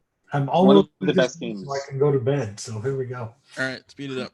Last Second Quest, Meeple Towers, Stampede, Tournament at Avalon. So that Tournament at Avalon came out. I thought it did too. I thought we've seen this before. And that is a really good game. I mean, I don't say that just because Ken's like my buddy, but that is because like you actually have like hit points. No, you actually have like hit points, and like as you are taking cards, like you get to deal damage to each other depending upon like the cards that you end up with or the cards that you take, and like each person has like a certain special power they have, and so you have like certain hit points on one hand, and when you take enough damage, you flip the card over and you get another new power, and so each card has its own kind of catch-up mechanism. So like, oh, you're getting beat down, well then you flipped over, and all of a sudden you get this super powerful power that like you didn't have before. Hey Lance. Yeah. It's a make-off of Tournament at Camelot. Oh, okay. So that's right, because Tournament at Camelot was the first Tournament at Camelot's the one you've played. Yes. And so it integrates with Tournament at Avalon. So that's why. Okay, well that's why I'm screwed up. Yeah, well I'll pick that up because the first one was great. Ultra Deluxe 2D Arcade Mega Fighter. And WWE Cage Battle. No interest. I am a total wrestle nerd, and I have no interest in those. And WWE Headlock Paper Scissors. Do you remember? Has there ever been a good wrestling board game? This one's pretty fun. It's based on a dice flicking game. It had like a little ring. Yeah, Kung Fu Zoo, I think is what it was. The Gale Force 9 wrestling game is a good wrestling I'll game. say this. When I was a kid, I had a game called Worm Wrestle that literally was a if you I don't know if it's on BGG or not, but it was called Worm Wrestle, and it was a motor that in the middle there was this magnet. It sounds like it's going to get dirty. No. Okay, so imagine this. Like imagine a plastic imagine a plastic ring, and then like each person had a metal worm that was just like that had different color. Like there was a yellow one, a blue one, a red one, and a green one. And when you turned on the motor, this spindle that came out in the middle of the ring spun really, really fast. And then what would happen is that was magnetic, and so these little metal worms would go up and down. Like imagine if this thing's spinning fast, these worms that are like this would go back and forth and back and forth and back and forth, and worms would get knocked out of the ring. And when they get knocked out of the ring, if they landed on your color side of the ring, you got to throw them back into the ring. And then it was just a dumb little game, but I remember playing that as a kid constantly. So that was a fun game that I enjoyed. That was a wrestling game. This This is a prototype. This looks somewhat. Oh, Kung look Fu at that. Zoo it was originally Kung Fu Zoo. Yeah, I think I played Animals Kung Fu fighting Zoo. each other. But it's pretty neat because you knock people in the hole. It's like it's really it was pretty cool. Played it. Kung Fu Zoo I played. Worm Wrestle, 1976. I knew I wasn't going crazy. Worm Wrestle. Zoo Year's Eve. Never heard of it. Z-Man Games Infinity Gauntlet, a love letter game, which I'm going to buy because I like my love letter. Yeah, I'm getting this totally. Actually, it's a twist on love letter. It uses love letter as an engine to play a one versus many game. So for people like me, they'll like it. Other people won't care. And then it's some other damn pandemic game. It's a 15, 20-minute pandemic game. Pandemic, the most owned game in the world. It's better than the year-long plus pandemic game we're playing in real life. Mm. Freaking hate 2020. That's all. Because people aren't playing cooperatively. If we were all playing Yeah, they're not. cooperatively, then we'd actually win. I agree. So sick of What do it. you guys think of the selection? It's meh. No. Well, I mean, the problem is this isn't really the selection because if we went by Gen Con selection, we had 12 titles or whatever it was. Actually, they're just not tagged, Lance. The better list, and I was going to bring this up at the beginning, but like if you click on the Gen Con banner, there's like the list of all the things that are going to be talked about during the Gen Con panel. So it has like Pandemic Legacy Season 0 and all of that kind of stuff that is like advertised there. And I thought that was the list that we were going to go through. So that's like 40 something things long. And of course it's like upcoming stuff, but that's what I was thinking the Gen Con hotness list was, not the releases between June and August. Yeah, let's get that list. Let's get going. Yeah. Hey, Shane, look, it's Tim Armstrong. Oh, anyway, before I go, Hi, Tim. Gen Con is launching tomorrow their store where you can buy Gen Con release titles starting tomorrow. What time is that launch? What are the They didn't give the time on the website. It just starts tomorrow and it runs for a couple of weeks. I'm out, guys. I'm going to bed. Good night. Yeah. Thank you for your opinions there, buddy. Hi, Joe. Always have opinions to give. They Never were short on them. memorable. I'll check And with fun. Uwe to see how many games he's designed on the toilet. Oh, it's a lot. It's a Next time I lot. talk to him. There For we sure. go. Hey, I'm going to bed too. Good night, everybody. Yeah. Thanks for being back there, Keith. Yep. See you later. See you in a year. Let's see here. No, I don't know. Gen Con Online. Who knows? I gotta dip out too, but thanks for having me today. Oh, Tim, I appreciate you coming on, man. I sent you an email. The first session we have for people is at 3:00. You got 4:00 Eastern time. It'll be 3:00 Central. So, if you can make it, that'd be awesome.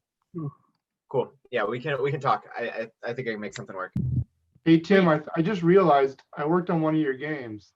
Oh, was it Bad Maps? Was it with awesome?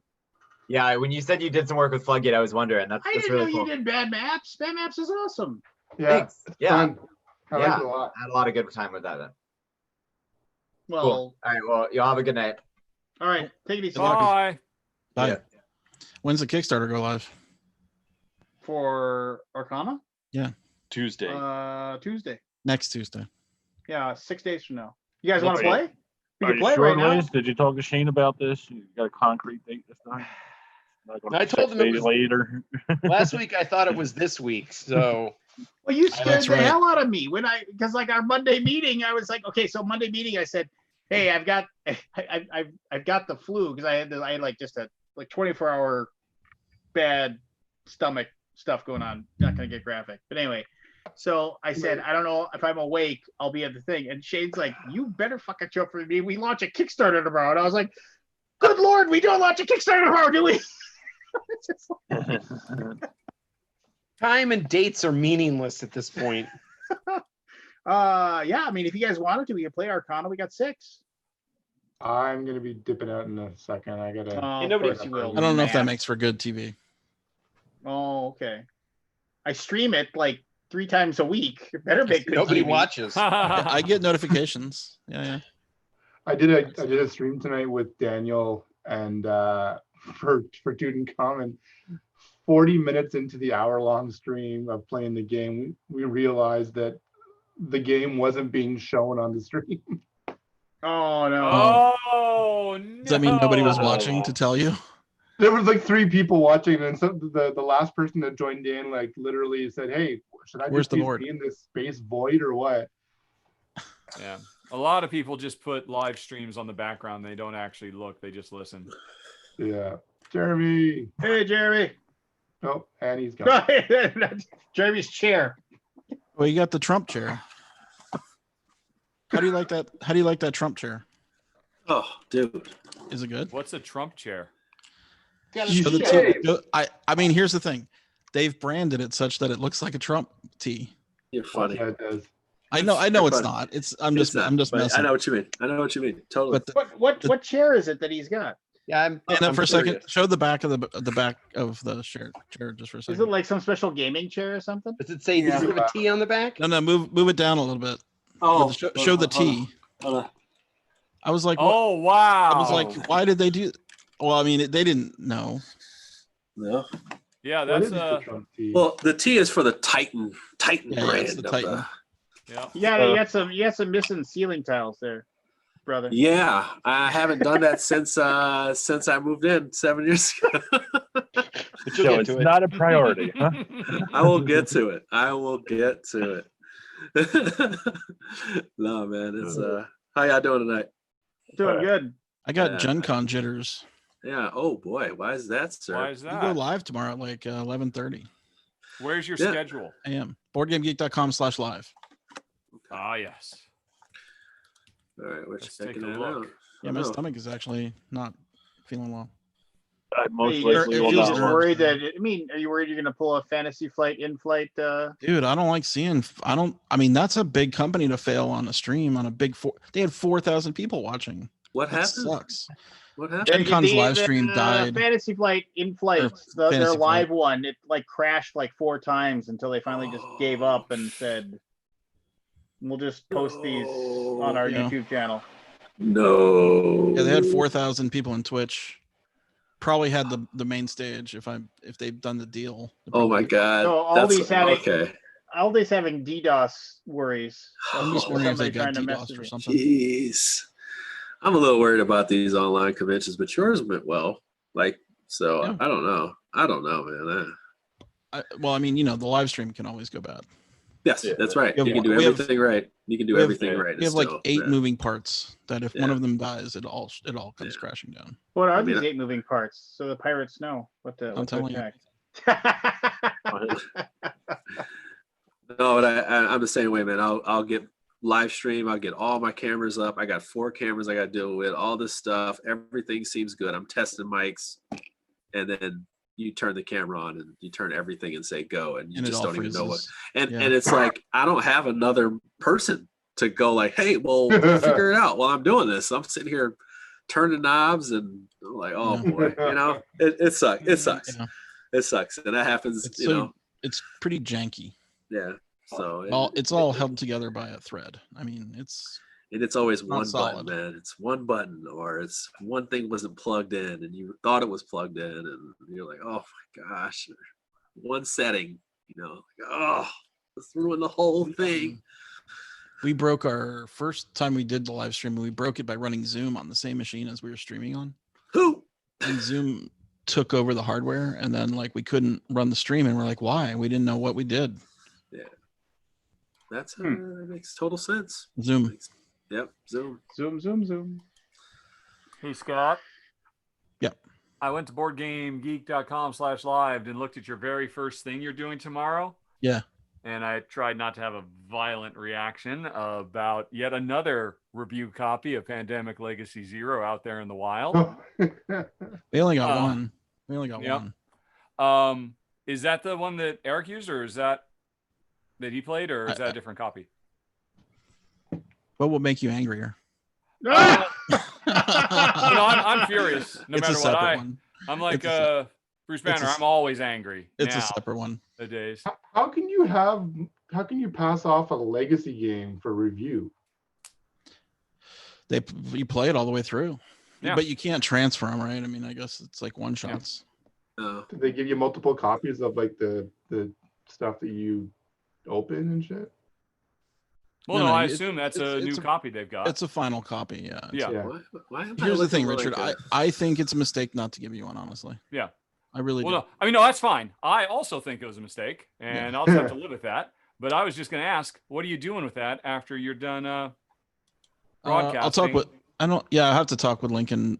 He was dreaming of playing it, but I don't. All right. Okay, that's fine. If we don't, I can send it to you. I'm yeah. If anybody wants it though, that's cool. You're top of the list. Yeah, awesome. Thanks, buddy. Oh, So look at that. if I would give anything in the world to be able to reach down right here and just slowly. Oh my god, wouldn't that be the most? That would be so amazing. Fucking savage, man. Just leap through the camera. I'll kill you. Did Man versus Meeple get one? No, I don't think we did. I don't think we did. They didn't have many, from Yeah. what I remember. Yeah. So what is that now? So you guys got at least 2. Rodney got 1. Shut Up and Sit Down got 1. Dice Tower got 1. So those are the ones I know of. I would have seen it. I would have seen it this weekend when I was there. I didn't Like see I it. was telling you before, like PPC copies, you usually get a case, maybe 2. So, but They in only their had- case, I mean, in Asmodee's case, they probably, I'm guessing, got between 12 or 16 of them. You know, Okay. and Well, had then them. I guess I'm number You're- 17. The year Legacy one, the season 1 came out. They had like 1 case. So that'd be 4 copies, most likely. Yeah, it The was game real was pretty big. limited. A case holds 4? Well, the set. I mean, It's a box. It's a box, Okay, right? oh, So all right. you know, and it's just you know, and as the box gets bigger, like you don't want to put too much in a box because then like you know you risk damage and all that other crap. So yeah. Well, like I said, I was just putting it out there, but you know, Lincoln, he gets certainly first dibs if he's excited about it. Don't worry about it at all. I mean, I will play it someday. It's fine. So Shane, we mentioned you earlier because like Richard was all like, "Why didn't I get a copy of Arcana? I would have. This looks really really fun." And I said, because I asked my boss, I said, so Richard's interested, and Shane said, is would he do it for 0? It's true. It's true. There was a time I would have done it for 0. And I was hated in the board game review community because of it. Well, So- I mean, fair enough. And maybe I'm hated in the board game review community because of it myself, but Yeah. you know, I mean, Well, I It's hope it not- does gangbusters because, you know, I mean, well, I played Orbis, which is another one of his games, and it was fantastic. We really loved it. So I suspect this is very good. Orbis was good. yeah, we actually have another one of his games that we have signed that we want to do, but that's probably going to be maybe 6 months, 8 months from now. But I mean, we basically signed 2 of his games like within a very short period of time because he's obviously exceedingly talented. Yeah. And we were like, well, we just don't look at anymore because we already have 2. We should do those 2 before we sign any more. That's a problem with good designers is you're like, I like that one and I like that one and I like that one, but I can't do them all. So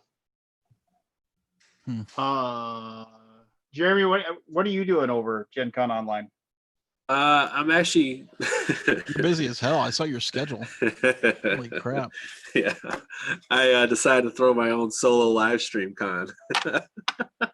Don't worry, I'm no competition for anybody. I'm only doing solo specific. Are you free games, so- tomorrow or Friday? Are you working?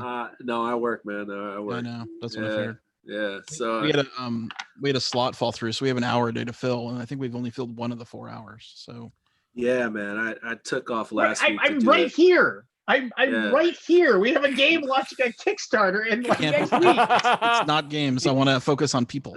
He said he only has an hour, Lance. Oh, hey-o. Yeah, I got a bunch of solo stuff going on the whole Well, weekend. and Couple days. and now I'm not interesting enough to be a person. So that's great. Yeah. Yeah. What was that? I don't know. God. Hey Scott, are you doing the same thing you've been doing with with your last convention where you can we can use our Twitch and kind of chime into your. Not this one. Okay. But that'll in the fall. We will in the fall. Okay. Yeah. So I'm gonna get on that next time. We'll hook up with you for that. Yeah. Sure. Next time we'll do it. I mean, this is just pure Gen Con, 100%. Of course. And we're streaming on their channel. Ooh. It's their second channel. It's not as it's an okay channel. Yeah. We can bring in people. Yeah, I just decided to do this. I figured nobody's gonna really be paying that much attention, so we'll just play a bunch of games. Are you streaming on Facebook or are you streaming? Yep, I'm streaming on Facebook. I'm gonna stick on Facebook. I was gonna do it on YouTube, but it's a Facebook weekend. Can you export from Facebook to anything like publicly? Yeah, you mean like can I stream at the same time? Well, you could. I guess you could restream it, but if you just stream on Facebook for the live stuff and then export it to YouTube. Mm-hmm. Yeah, is that possible? Yeah, I take it and I edit it, up-res it, and then send it over to YouTube. Mm-hmm. Yeah, and they just kind of cycle them in every other Monday, and then they come in. It helps me correct mistakes because I need to make sure it gets chopped up to like try to keep it closer to an hour. So if it is a longer game, I still chop it so people can just see what they want to say. A big live stream last weekend too, didn't you? Yeah, that was quite the task. Trust me. I know what goes into these things. Yeah, that was quite the task. That was 12 hours plus prep, plus me driving 500 miles. Oh, you drove? Yeah, I drove 500 miles, man. So yeah, it was crazy. One day, and yeah, it was a lot of work, but it was worth it. I only get to see those people. I get to see my team, our team, maybe a handful of times a year. So now it's probably going to be only twice. So I mean that's you guys gonna do Essen? More, yeah, definitely, man. Yeah. Like those are the only two we really can do, and it's and like anything that I cover is going to be by remote. So and no one has mentioned PAX at all. I have not heard a word. Because everybody hopes. Everybody has hopes. I mean, it's the same weekend as BGG Con. So don't say anything. Don't say anything. Everybody has hopes. Everybody's hoping. Philadelphia. Pennsylvania said that they can't. That there's gonna be no. They're talking about shutting down again. Yeah, and they said no large group meetings until February. Lance, don't fuck it up for us. We're trying. We have faith. It's just not going to happen. Hope springs eternal. I know, bad right now. It's not going to happen. No, it's not going to happen. But yeah, it's just hard to hear all that stuff. It's just hard to hear all that stuff. That's all. Speaking of Philly, Philly, do a digital version. They probably should start. Although we haven't started ours yet. Speaking of Philly, any of you guys hear Tony Luke's? It's a cheesesteak joint in Philly. It's like Pat, Geno's, Tony Luke's. This is like some non sequitur from hell. What are you talking about? Yeah, it's Tony Luke's is a cheesesteak joint. And all the news, they just had the owner and his son just got called for tax evasion for something like $10 million. Selling cheesesteaks? Oh yeah, cheesesteaks are fucking huge up there. They are, especially the tourist shit that people eat there. Yes, you are in the wrong business. Who wants to open up a cheesesteak place in Philly? Yeah. This is over. I think it was 10 years. Yeah, you gotta be on that pivot. There's a pivot corner, like there's a little. Yeah, they're right across. I don't know what you call it. Right? Yeah, there's there's like the two touristy ones. Yeah, it's Pat's and Geno's. Pat and Geno's are across from each other. Right. Yeah. But Tony Luke's is a little further up, and that's like number 3. Well, it's that number 3 evaded 10 million. What I found is not many good. Depends on who you ask. Pat's and Geno's are tourist shit. That's that's right, but not a real cheesesteak. That's not okay. Isn't all the same? It is all the same, dude. It is all the same. And I'll tell you right now, if you got the right person working at Cousins, you can get the same fucking thing too. It's like it's the thing, man. It's not. A lot of them use a cheaper cut of beef. Yeah. Some of them put cocaine right in the meat. Cocaine. Not anymore. Back in the 80s, baby. Not so much now. I know there's a cheap the mob's out of South Philly. Last time I was at PAX, I went out with Chris and Paul Inco, and we went to both of them. We got a sandwich at both. They said you got to try both and decide which one's better. And like literally, one of them has better bread, and one of them has better beef. So it's just like if they just merged, it would be like if you somehow managed to like have like so we ate at the one, and then we went across and we ate the other. So next time, get a real one and go to either Steve's or Chubby's. Why don't I just go to your house and How many places are there? A lot. A lot. A lot. Yeah. It's like a pizza joint anywhere else. You know how you got the local. I mean, we got a lot of taco places, but there's probably only like 3 that matter. Well, if you ask 5 different people from Philadelphia what the best cheesesteak is, you will get 5 different answers. 5 different answers. No, you'll get 4 different answers, and one guy will knife you. If you're in South Philly, yeah. Because I've done it. I've asked. And every time I ask, I get a different answer. So now the question is whiz or no whiz? Right. I don't do whiz. I don't like whiz at all. Oh, I love whiz. Yeah. I'm That's American. cheese whiz. So those of you wondering what they're talking cheese about. whiz, yes. I'm American or provolone. I don't like whiz. So what did you put slices on it and melts the other way? Yeah. Yeah. It's good both ways, but Subway. Or like, but I used to work at a deli basically, but we did cheesesteaks and we melt, 2 or 3 bricks of cheese down in a pot with some over border, make it like a whiz type thing, but out of American instead of that processed cheese with. Someday, PAX will not be in the same weekend as BGG-Con, nor the same month, nor the same. Hey, remember when they time of said year. they swore it would never happen again? Well, they said. Did they swear? I don't know, but I'm not trying to make it better for them. But like, I honestly don't think it's the same fucking weekend. I don't think they're doing it on purpose. I think they're doing it on purpose. That convention center. I was told otherwise by someone. Oh, really? I shall say no more. Oh wow, how about that? The best thing about that convention, the best food is not the cheesesteak. It's the market across the street. Yep. Which has like a ton of things. And then it's also the Chinese or Asian food around that area is amazing. Yeah, I do miss House of Chen. They closed down. They were one of the best Chinese. I like the North Market at Origins.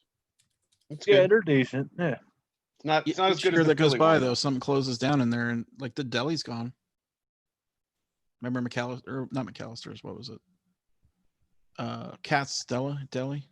You know where it's tough to get good food without like hiking a mile and a half? Gen Con. Minnesota?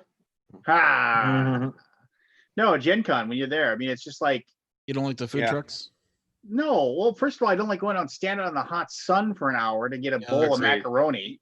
Yeah, you get a little heat stroke going on. Yeah, waiting for a crappy ass pizza. I ate out of that. Remember that pizza truck that came, the 2-story pizza truck? Yeah, that is garbage. So garbage. I posted that like Gen Con 2 years ago or 3 years ago. I'm there with my wife. She's like, "Let's go to that one." It's like got pulled pork, like sandwiches and like nachos and stuff. I was like, "Okay, cool." We get our food, and I'm like, and there wasn't like much of a line. I was like, holy crap, this one's got that much of a line. There was only like 6 people. So we got our food and we're eating it. And as I'm eating, I watch as the health inspector comes and shuts them down. Yeah. Excellent. You gotta love that. You're like, do I eat this or do I just throw it away? Oh no, I was done eating because I was starving. I was like, last bite of my sandwich. What are they doing over there? You know which one is really good? There used to be really great, and I think the Indian trucks like got booted for some reason. But pretzel sandwiches. They did these pretzel bread sandwiches, a whole bunch of different kinds. Pretzel bread. What's that? I do like pretzel bread. Yeah, they were great. We found it on like the last day of the last year. I'm like, why haven't we found this earlier? But the Indian was fantastic. What's that? And there's that hot chicken place at Origins, which that place is great. It's not bad. I do like the thing where it's like iced tea like your mama made. You see watching them dump barrels of Lipton. Yeah. I hate Lipton. Brisk, right? Yeah, and just no, I remember there's the good like sausage like in kielbasa sandwiches or whatever. That's pretty good food there at the North Market. That place we went You're talking about to, Origins. where you said you didn't want a hamburger because you were doing keto, and then you know what he ordered at the place we went to? Hamburger. A hamburger. No, I remember. No.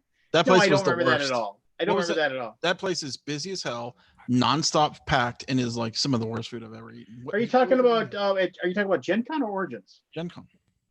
Are you talking about? Origins, but the place across the street with the bar, the arcade above it. Oh yeah, that place was is garbage. just And we waited like an hour and a half for our food Keg? too, Is it the Keg or something or like something like that. Yeah. Oh Though my we God. did you go with us to the German village at Origins? that? Yes, and it was a 3-hour wait, and we're like, no. Yeah. Was that with you? I went with our group, and we were like, they're like, oh, it's a 3-hour wait. No, Schmitz. I went. No, I went. Schmitz. No, yeah, that is good. That is Yeah, good but food. 3 Did hours. you And I'm like, did you get no. one of their cream, whatever the cream filled, whatever Yes. the dessert they have? the cream puff? Yeah, the cream puff. On a different day and a different time, I went there, and it was not during any convention. It was during when did I go there? Well, I just remember you can get their Yeah, it's kielbasa buffet, which is like, there's 5 different types of sausage and You 2 know or what 3 they different call it? types of kraut. I don't know what it is. The Autobahn. The The Autobahn of sausage. And while we were there, they there was a tuba band playing like polka. Yeah, and they were actually pretty funny too, because when anybody would get up to like leave, they play exit music for them, like just like, oh hey, this table's leaving, and they'd play some little exit song for them. So we didn't know about the cream puffs, Shane, and just by one day they're like, our special is peanut butter cream puff, and we're like, oh yeah, we like peanut butter, let's just split one, and it was ridiculous how good it was. I mean, that's the cream puff pastry of your dreams. Yeah, that place. I like once you have one, you're like, well, I'm never forgetting that. And then I don't forget brings it up. I don't even remember them for their German food, which is very good, but it's those cream puffs that I remember. The cream puffs and they had like I think they had like a stew of course sausage, and that was pretty good. You ever eaten at Rathskeller's over in Gen Con? No. That is the best restaurant. Rathskeller's is a table company. What are you talking about? No, Rathskeller's way before Rathskeller's the table company came along. There is a German restaurant in Indianapolis that is about a mile and a half. Tone of voice. I get this tone of voice on a phone call. At least mile and a half. Shut up, you idiot, and let me explain myself. Yeah. What is it? Some Greek food place? Yeah, it's a German restaurant. Oh, okay. So I think the best deal I found last year for lunch was the place that has the really hot shrimp cocktails. Oh yeah. What? Oh, so good. Not Mitchell. Not St. Elmo's, but the other one. The other one. Whatever. Can't remember the name of it. Their sister place that's like right next door. They share a kitchen. Where at? It was a super great deal. Across the street, like 2 streets over from the convention center. It's if you walk all the way through the food trucks, it's like 1 block after that. Maybe. Carrie and Izzy's. Yep. There you go. They make a very strong cocktail sauce, like pure horseradish, like burns your nose. Why would I want to eat the that? lunch deal? It's Was so like, good. It was so good. $12 or $13 for like a huge, almost like a dinner. All I know is like at Gen Con, I always try to make sure I get in the hotel where your room is, the BGG Con room is. That's the Hyatt. At the Hyatt. I try to make sure I get a room at the Hyatt, and then because then I can just go downstairs and get a Subway. Have a Subway sandwich. You are poor guy. Boring.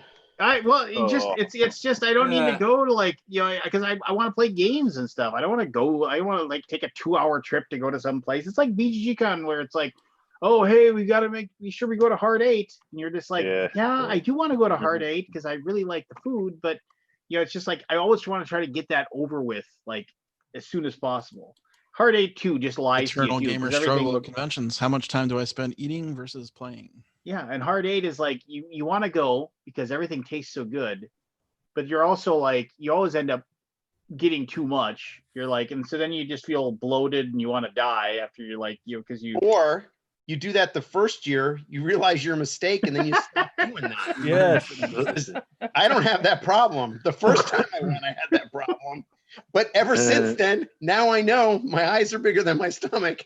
So Especially whenever the I'm hard picking 8, they're like, "What do you want? A quarter pound?" You know, they upsell you. What do you want? A half a pound of that? you're like, Half a pound of no, brisket? no, I don't. Like, no, I just want like a slice. Yeah, I want like a slice. Chad Roberts is How much is freaking that? out A about the 16 Secret 3-pack. Subway. The Secret Subway is so good. It's like they're open 24 hours a day. You can go and get a sandwich anytime you want. Oh, So good. Hey, everybody. Bye. Good night. There's a Good night, brief Richard moment of Ham. silence. So, night. all right. Just pressed it in if you want.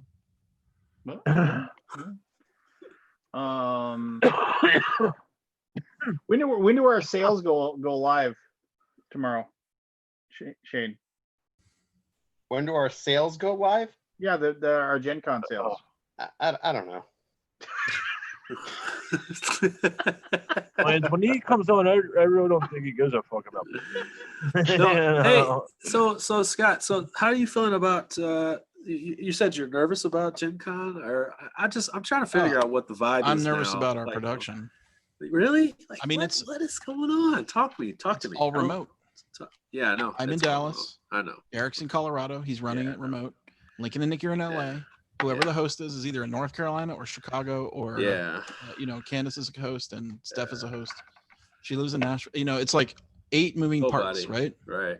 Yeah. Plus all the tech, plus internet, plus power, plus any little thing goes wrong, it goes down, right? Well, I mean, like, put like this, we put a lot at risk by doing that together.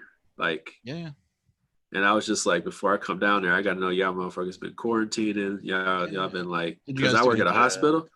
And I was just like, you know, like, we going to do this. We're going to have to do it. And we're going to have to take the flag. We take the flag. I said, but we going to have to, like, you just got to be smart.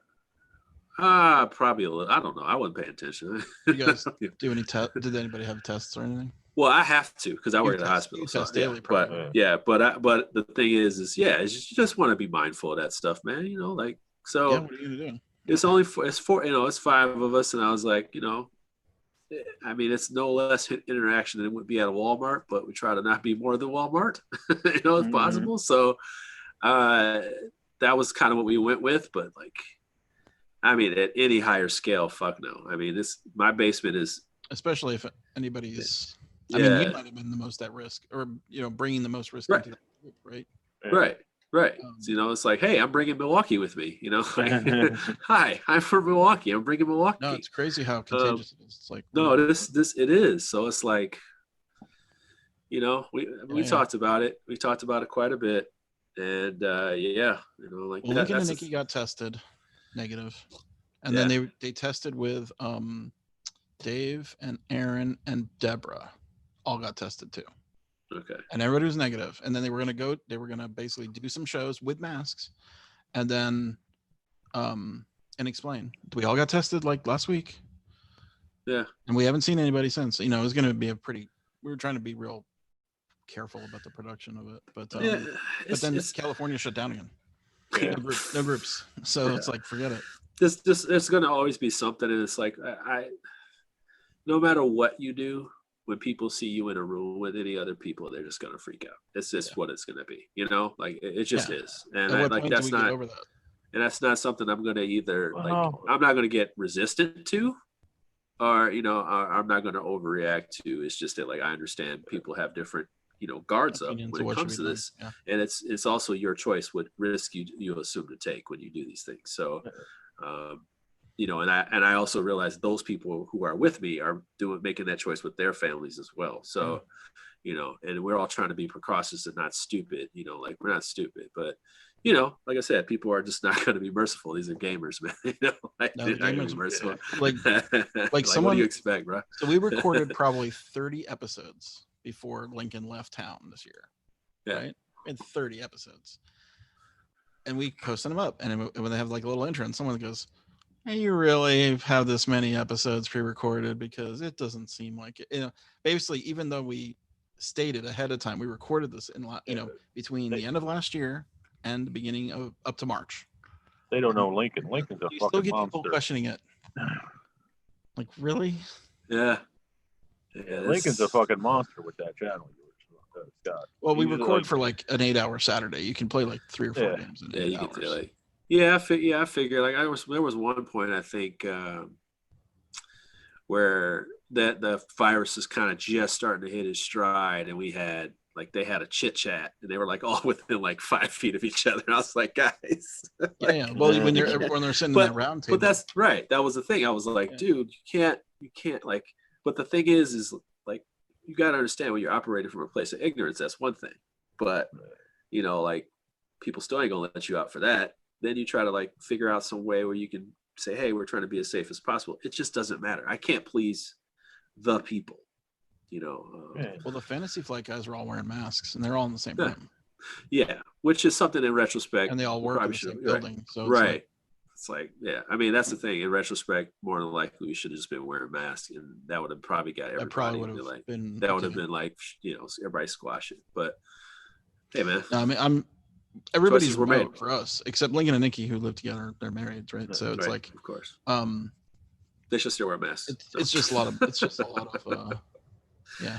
It's just. I mean, you can't wear the mask all the time. No, I'm just. Yeah, I know, but yeah, people are like, "Are you guys are married?" Like, people don't realize that either. So. No, I don't think a lot of people do. No, they don't, because they actually thought Nikki and Dave were together. Oh, really? Right, they were a couple, and I couldn't see that on his own.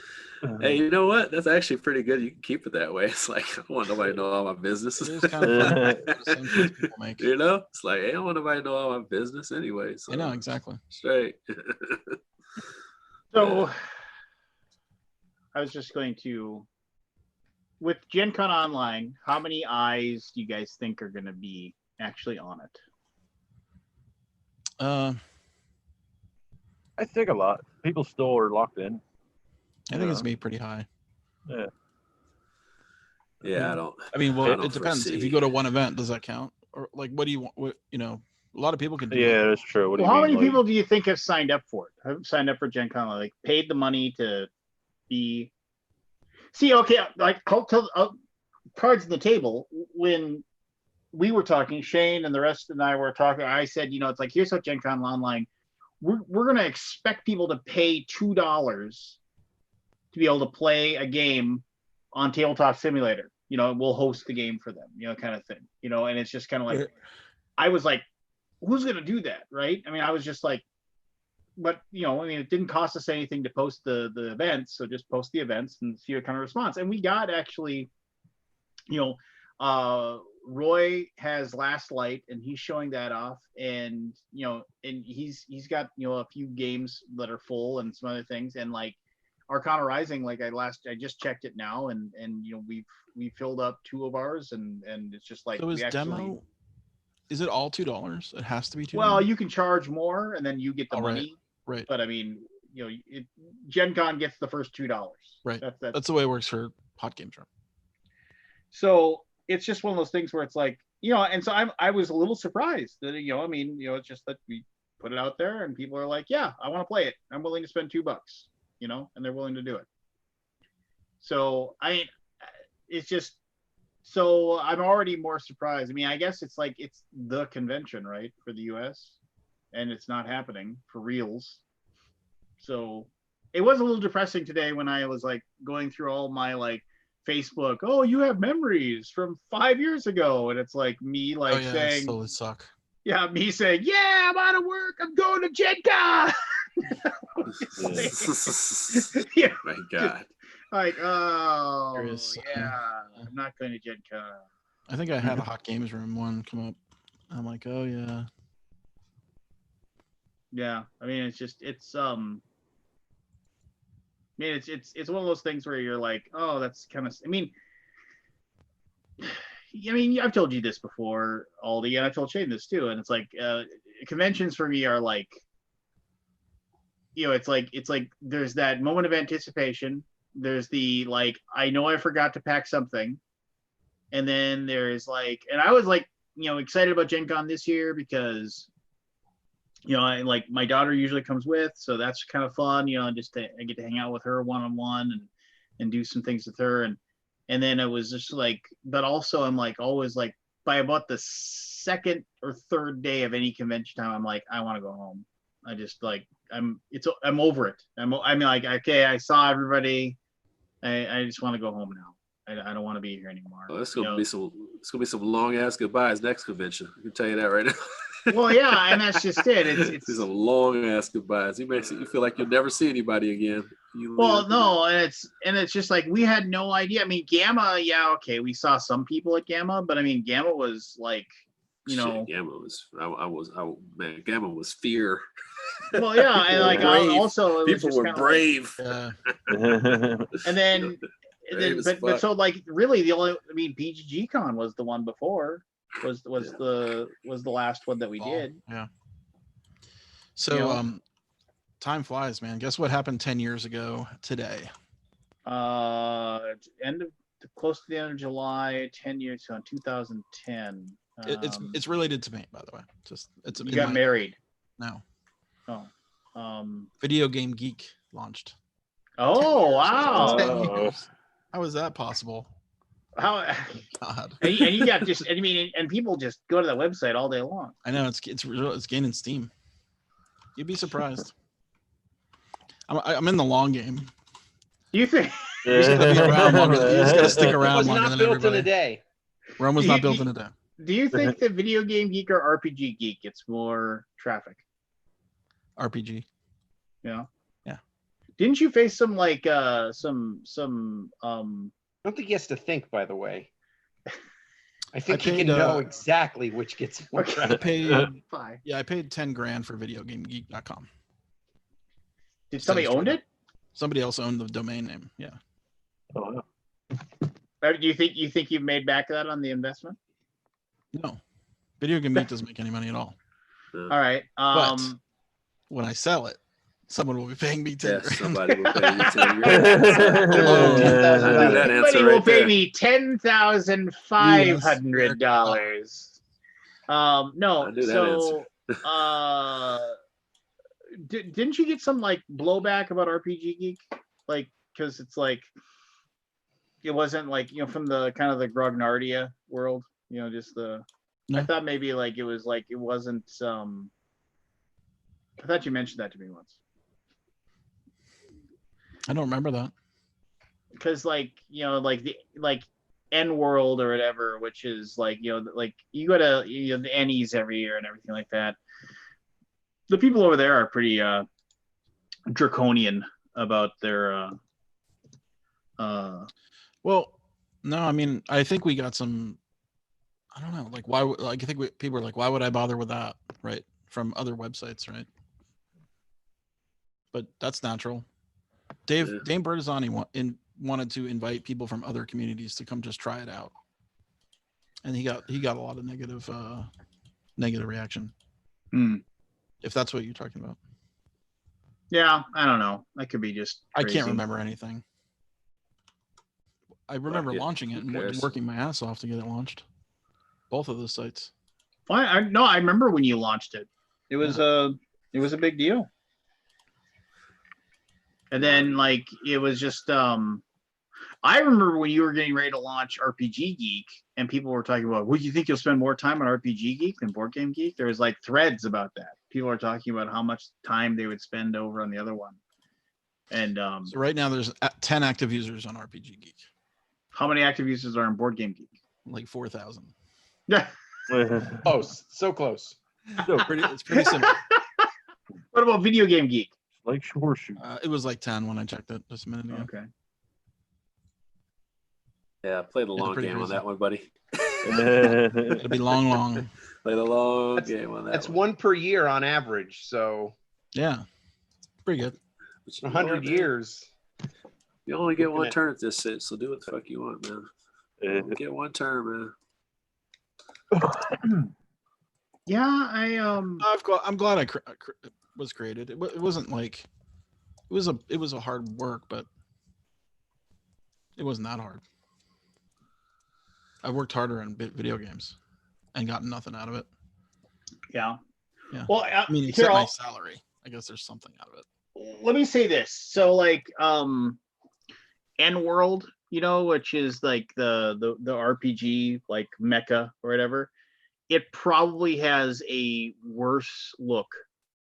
Like anybody that complains about Board Game Geek looking like tough to find stuff on Board Game Geek, like N World is the worst. It is. I have gone there and tried to find information about anything. Used it. Yeah, I've gone to N World and tried to find anything about anything, and it is. We joke, we laugh and joke about like, oh, that Board Game. We dare you to learn how to use Board Game Geek. N World is totally like just we don't care. They're still hardcore.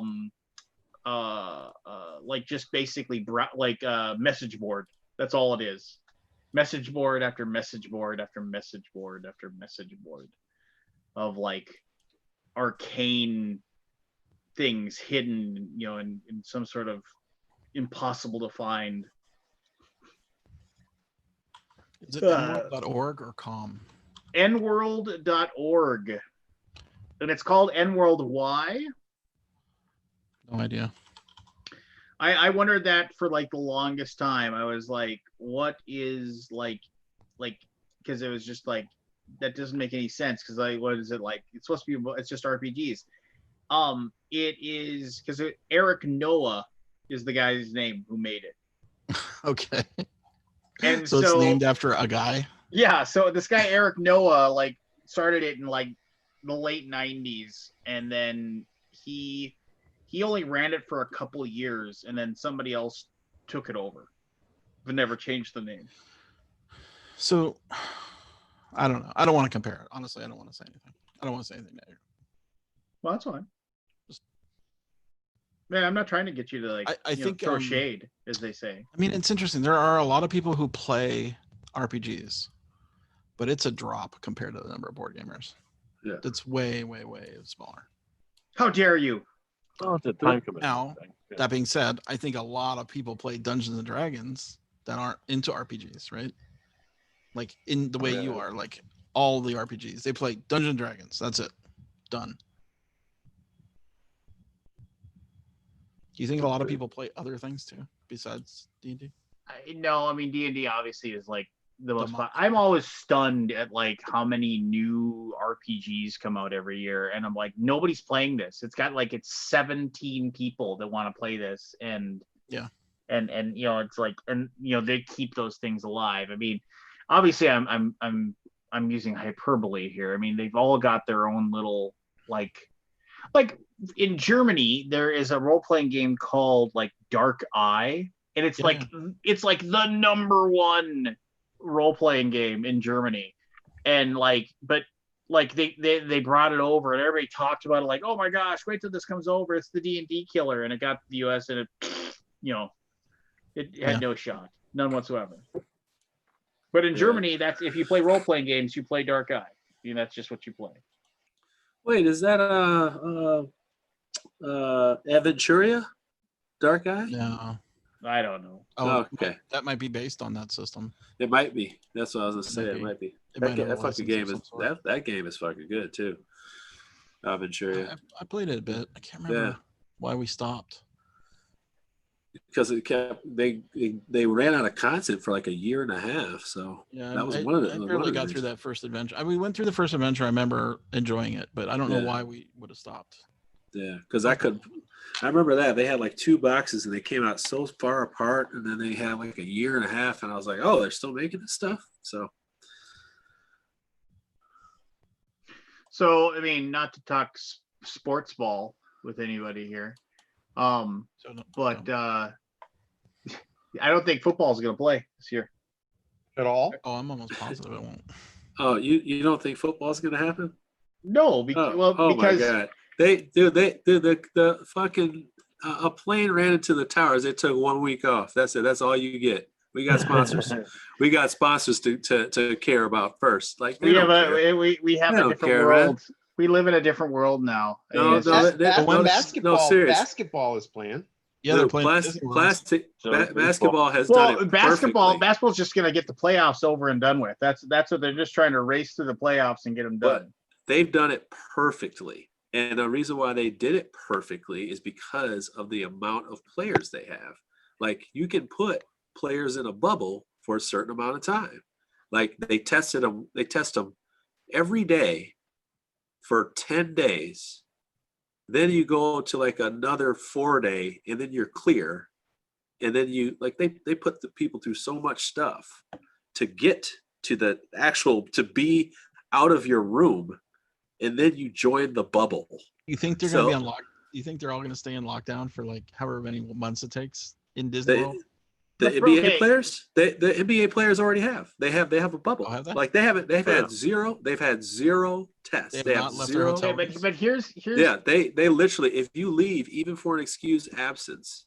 So here's the inherent problem with this, and this is why football is different. First of all, you have so many players. It's too many players. Too many players, and you have half of a baseball team for Marlins all got sick. Yeah. So it's just like, well, they're sitting in the dugout. Yeah. What are you gonna do? Yeah, and so, but now you have football, and you have 60 men, 40 men, 40 for 60 is what they say. So you have 40 guys on a football team, and a lot of those guys are smashing up against each other. They're sweating, they're spitting, they're bleeding. They have to forget how to not touch each other. Yeah, and you have every day more and more football players are saying, "Yeah, I'm not going to play this year," and they're basically, I think they get like 10% of their contract, and then their contract is just pushed, and it's pushed to the next year, and it's guaranteed. So more and more of them, like there was a guy that played for the Vikings. He was just like, I have asthma. If I play football, I'm going to die. So you know what? I'm not going to play. And more of them, Damian Williams for the Kansas City Chiefs today just said, not playing, not going to do it. And it's not happening. It could happen. It's because happening. Of greed. Trust me. It's happening. For greed and whatever, it could happen. It will, but somebody bring in the B-listers if they have to. Yeah. Seriously, somebody's going to get refs. Sick.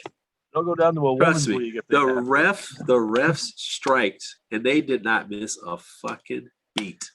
Refs, shitty refs. Remember that guy? Remember that guy where he called the touchdown? Yeah, shitty refs will be there, ready to go. But they even what was it, about 15 years ago? The players striked.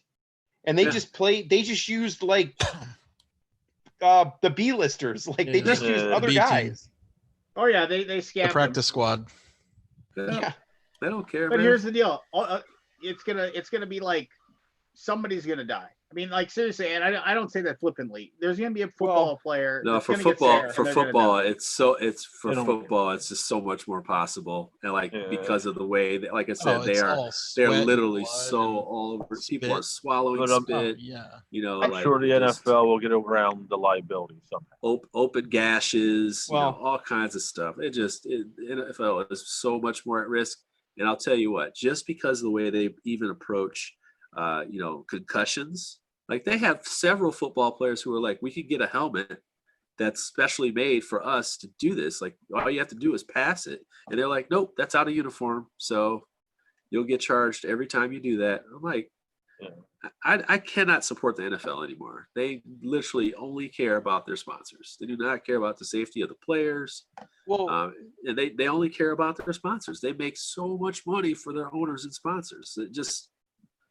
No, they don't care. They're going to have football and everybody's going to watch it. And if they let the fans in, everybody's going to the games. Nobody cares, man. Like football is such an allegiance. The allegiance to that sport is ridiculous, man. It's just ridiculous. Herman Cain caught COVID, right? Nope. You know who he is? Yeah. I know who he is, yeah. He was bragging about how he was going to wear a mask to the Mount Rushmore thing. He's caught COVID. He's third week in the hospital, by the way. Do you think he's going to make it? He's terminally ill. Oh, is he? No, I thought you said he's terminally ill. I was like, oh God. Oh, I don't know. But I know he caught COVID and he's now in third week in the hospital. but no one says anything, right? Because they like it doesn't go with the narrative. Man. Herman Cain receiving oxygen, COVID-19, third week in the hospital. Wow. 1 month. Wow. So somebody posted. Oh, Does he's gosh. getting better. No, I said no politics. I said no Oh, politics. okay. All right, sorry. Done. Well, we talked about COVID for the past 20 minutes. That's not politics. Politics.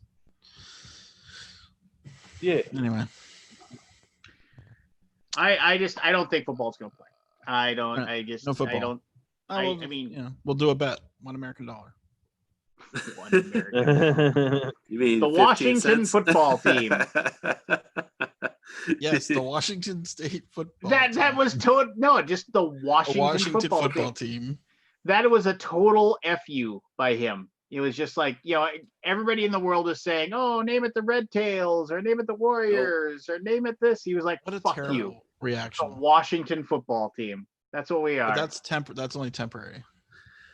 Got to figure out who will Because I guess they sponsor couldn't whatever figure it it is. out. They got to figure out how to work those sponsors, man. That's it. Get the most That's money. all it is. Yep. Who's I'm going to get surprised the they had most any money? sponsors at all. The Washington Hulus. I swear to Washington God. Apple. I swear to you, they may be the first one to be like, "Hey, we're the Washington Pfizers." Like, oh my God, are you kidding me? All right, the Washington Netflix. All the They stadiums are named. they sold after banks or stadiums, right? pills, so. Hey, the What? NBA does a great job with that too. Like, so they added those sponsors on there, just like like football, like soccer, and they just put them on there. And like every team pretty much has like PayPal or a drug company, and it's like you could probably swing it on a helmet for like 5 years. If Tom Rathman can't write "No Fear" on the back of his helmet without getting fined, I know.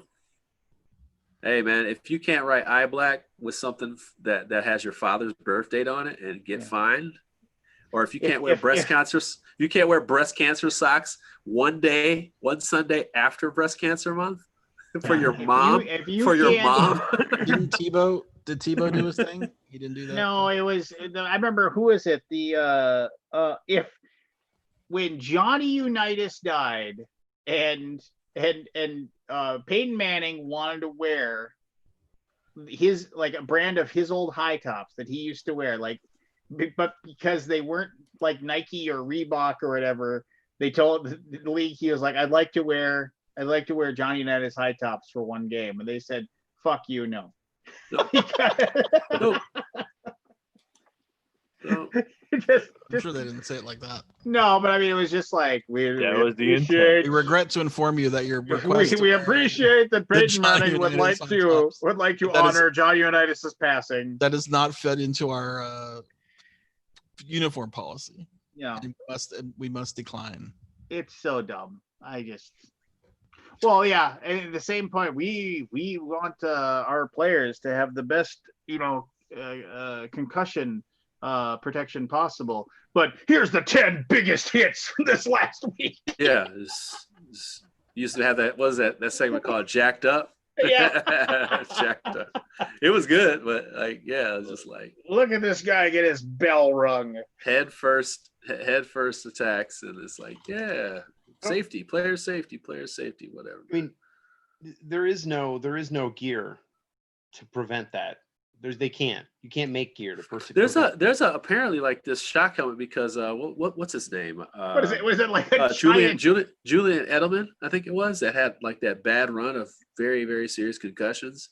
He had a helmet that they made specifically that was like really good for protection of the frontal lobe or something like that. And he tried to say, hey, like, this is that. It had something to do with resizing of the helmet, the emblem on the helmet. That's it. The problem, what I've read and seen, is the problem isn't you can put as much padding or whatever on the helmet that you want. The problem is your brain sitting inside your head in the fluid. It's when it smacks into your skull, and there's no helmet you can make to stop that from happening. Oh, yeah.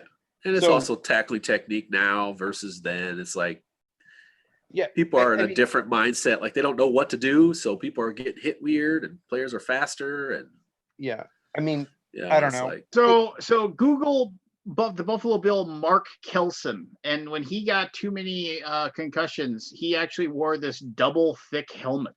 Like, if you Google and you can see, like, he played for the Buffalo Bills. and like he basically was like, yeah, I want to be able to continue playing the game, but I'm going to possibly die if I don't have a really thick helmet. And so he wore this really ridiculous looking, I mean, it looked ridiculous, but it probably saved his life, and he was able to keep playing. Oh my God. Any pictures? Oh yeah, you can Google it. What's his name? Yeah, Mark Kelson, Kelson. It's like the equivalent, the head equivalent of like a fat guy suit. Yeah. Oh, I see it. That's pretty awesome, actually. It does look ridiculous, but yeah, no, it looks ridiculous, right? yeah, it looks like a bubble. Oh, hey, Rainer. Oh, wow. It almost looks like the Great Gazoo. Remember the Great Gazoo? Yeah. But yeah, he and there was another guy, the same deal, and then like just wore a big freaking helmet. I can't remember what his name was. I gotta remember this now. There it is. But yeah, I mean, but I can imagine a league coming in. Well, that isn't one of our like a special or whatever. Like that isn't one of our. Well, what they said about it is that if they went back to wearing the old leather helmets, yeah, people would stop. Oh yeah, they say that, and I don't believe that either. Like people just can't, like they're so fast. They can't. It's so fast. Like plays are so much faster than they ever have. They have been. It's not like basketball where you can just say, "Hey, it's wide open," so players are faster. I'm talking NFL is so fast and so violent. Like, I mean, oh my God, it'd be terrible if they. Yeah, here it is. It'd be terrible. Mark Kelso, he suffered 4 concussions in 1988 and 89. And a sign of the times, he played in all 16 games in each season. Yeah. I like that guy. Prior to the 1990 season, he was given the choice by then Bills trainer Eddie Albromsky: wear the pro cap, a padded helmet attachment that, according to Kelso, weighed a pound, or don't play. It looks stupid, absolutely stupid, but he wore it anyway. He was mocked by all of his teammates and every single opponent he played against. What? I'm sure he was. He said, when he lined up a safety to scrimmage against the Bills' first team, the former quarterback Jim Kelly had to stop the play because he was laughing so hard he couldn't do the count. Yeah, but no, he said that he basically had to wear it, or else there was no way he'd be able to play. So what makes these guys do that? Like we've all grown up watching Muhammad Ali deteriorate from being punched in the head so much. Yeah. What makes these guys put their lives on the line like that? You know, money. I get that to a certain point. I mean, but after this guy's been getting 30 concussions or something. I mean, at a point you gotta say, hey, but that's the point, though.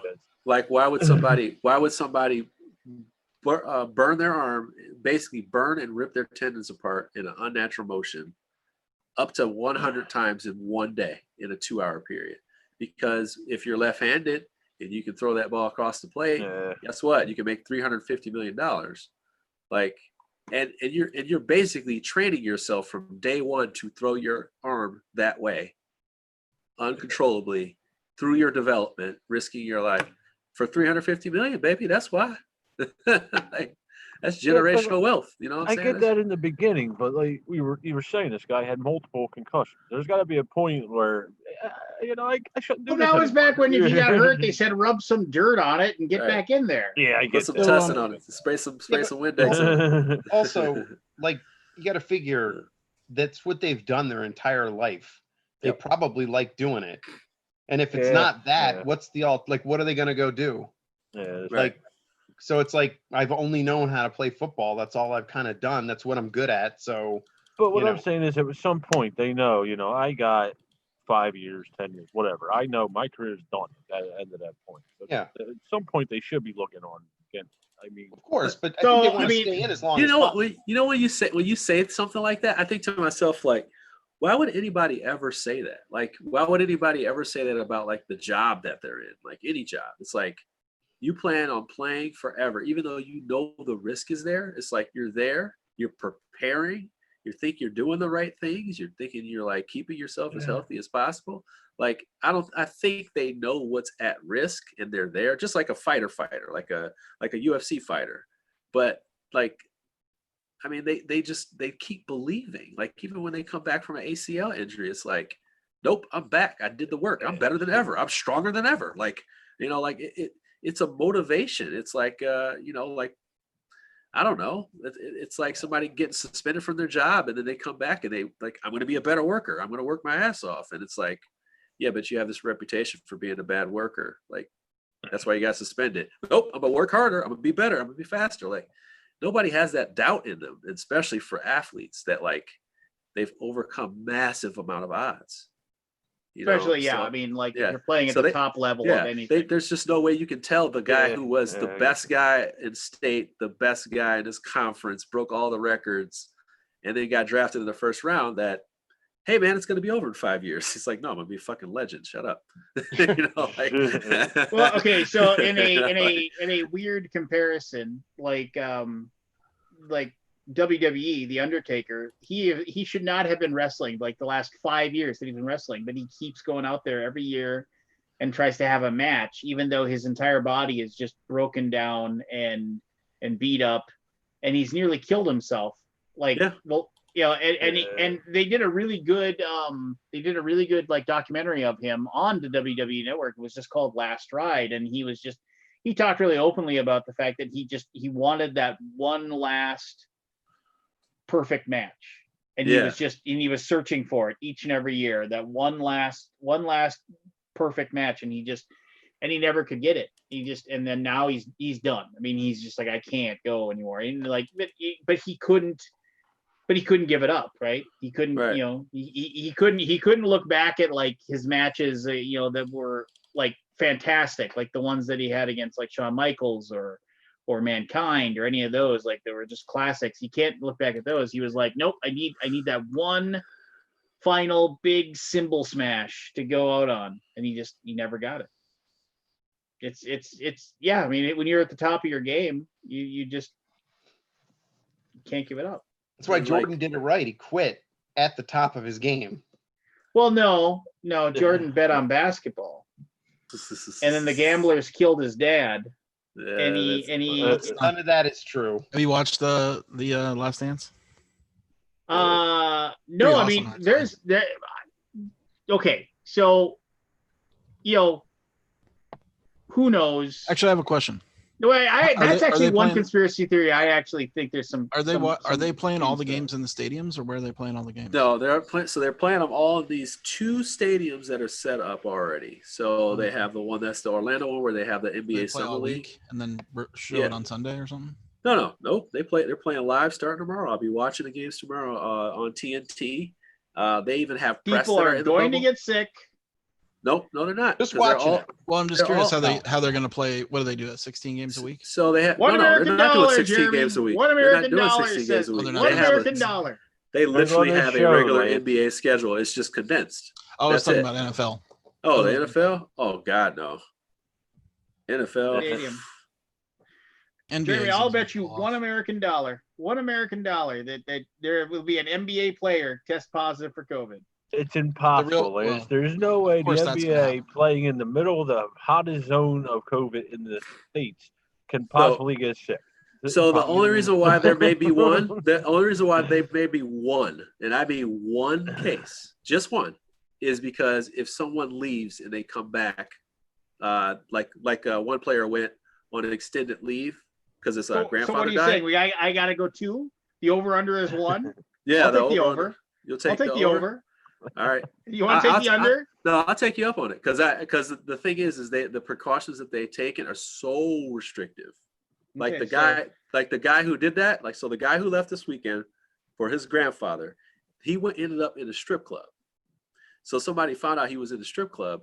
They put him on a 10-day quarantine coming back in. So now he's inside his room. He can't leave his room for 10 days. All he can do and is you know what it's going to be? The guy that leaves and does what he's not supposed to. He's not going to tell anybody he went to the strip club. He's just going to go. He's not going to say anything. But that was the Yeah. thing, like, yeah, like in that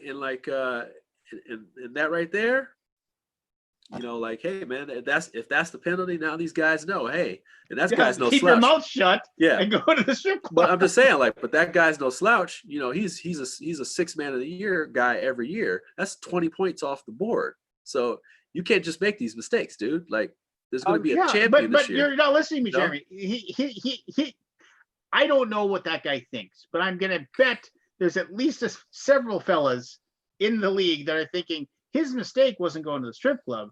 His mistake was telling people he went to the strip club and getting caught. So a rapper took a picture of him, and then it was up for like 10 seconds, and then he deleted it, and somebody found out that he, yeah. I was like, dude, why did you do that? Oh, yeah. He had a mask on, but still, he had a strip club. Like, you know, like Magic City does have great wings. Though. You can't like skip the strip club for just no, you know. Okay, so here's the thing. Here's the thing. Another player was out. He went to a wedding with 300 people. Nobody said shit. So the same player, this player, he went to Magic City. Now, this is the thing. Magic City is a strip club. All right. Also, there's another thing about Magic City. It has the best fucking wings you will ever have. like it's not a game. Like I try to tell people, like no, I'm serious. Like first of all, no, serious. Got the free prime. First of all, read it for the article. No, there's two things. They got a great buffet. They got a great buffet. Nope. The first thing you think of at a strip club is the people food. People will wait hours on hand for that food. Like for real. So they're that good. Plus, every woman in there is a 10, like every single woman. So it's like it's overload. So of course players love going there. Of course they love going there. Anytime you're in Atlanta, that is like the place to go. People sit in the parking lot. It's a whole, as they say, it's part of the culture. That place is it's a thing. It's just a thing. I try to explain it. It's not just some. I want to go right joint. Now. Like, no, I'm serious. Like, hey, if you ever go to Atlanta, trust me. Like, you could just be in the parking lot. You'll have a great time. Like, Atlanta. Yeah, Atlanta's got spots like that where you just hang out outside, chill outside. By the way, when you Google Magic City, it auto completes to wings. Yeah.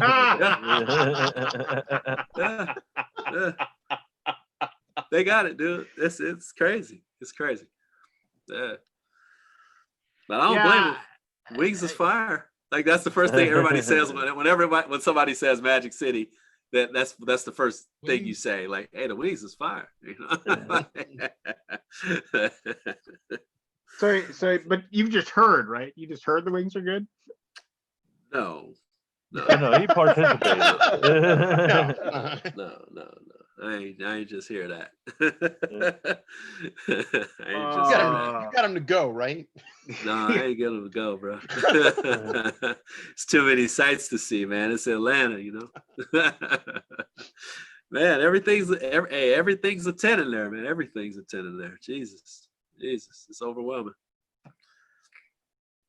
I'm here. I read it for the articles. Yeah.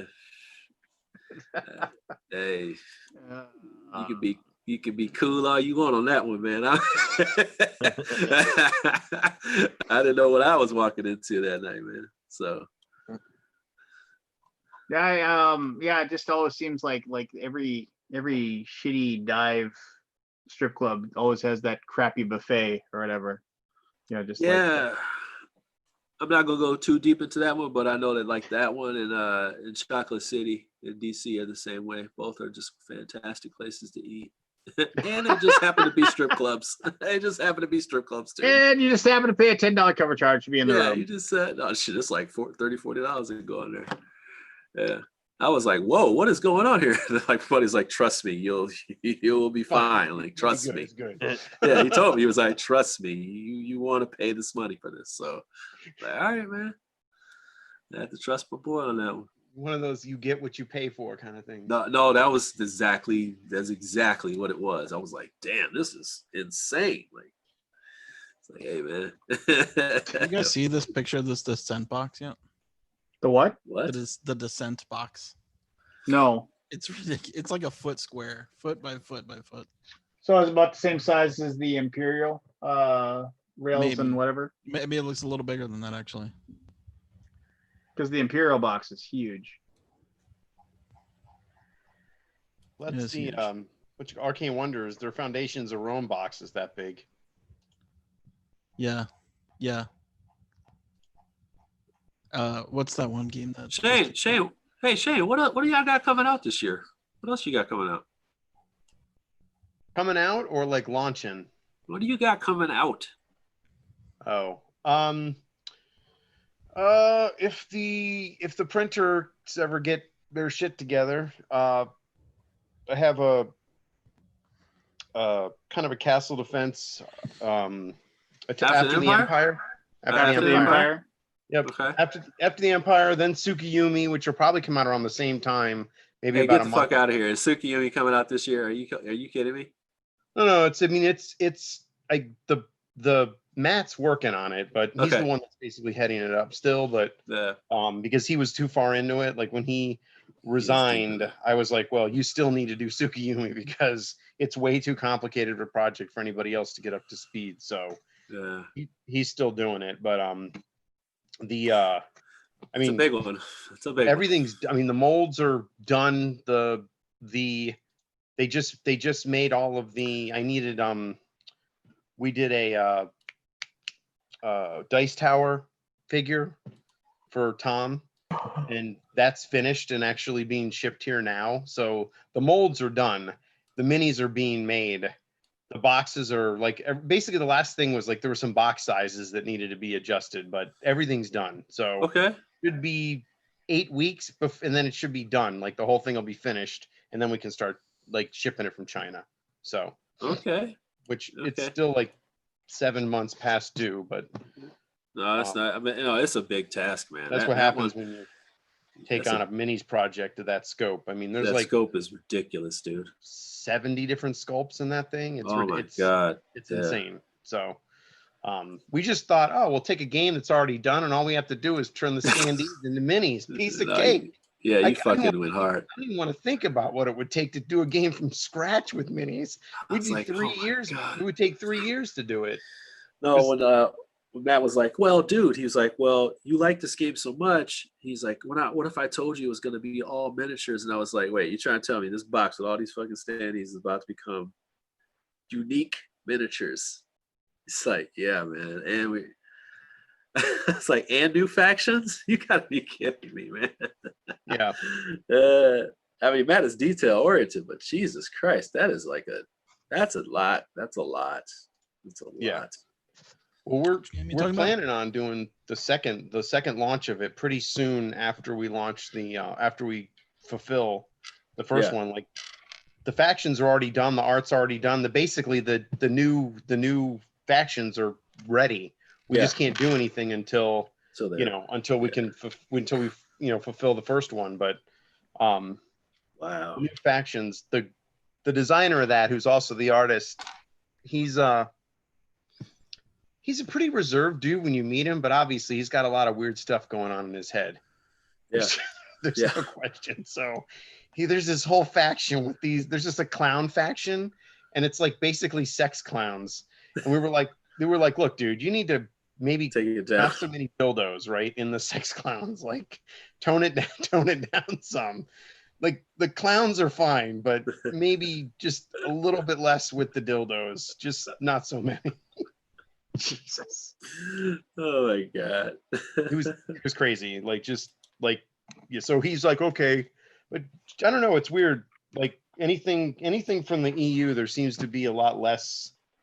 They don't have as much of a stigma around that stuff. Phallic anything? No, they don't. No. They don't care about that stuff, dude. Yeah, and they make fun of each other all the time. They don't care. It's not. We're so touchy. They don't care.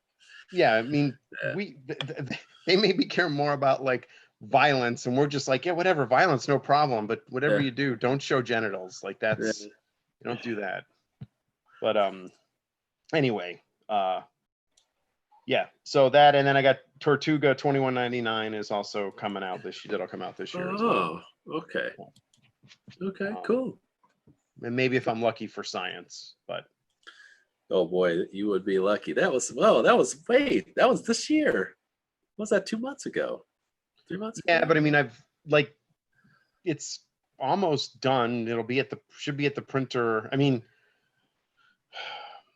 it shouldn't take that much time to actually manufacture because the wood blocks for that are all pretty standard size stuff. Okay. Yeah. So I think they just have to source those. I don't think they actually have to make them. So, Okay. so it's not like they shouldn't have to take like 3 months to design or to make the blocks. They should just be able to order them and then paint them the colors that we want to.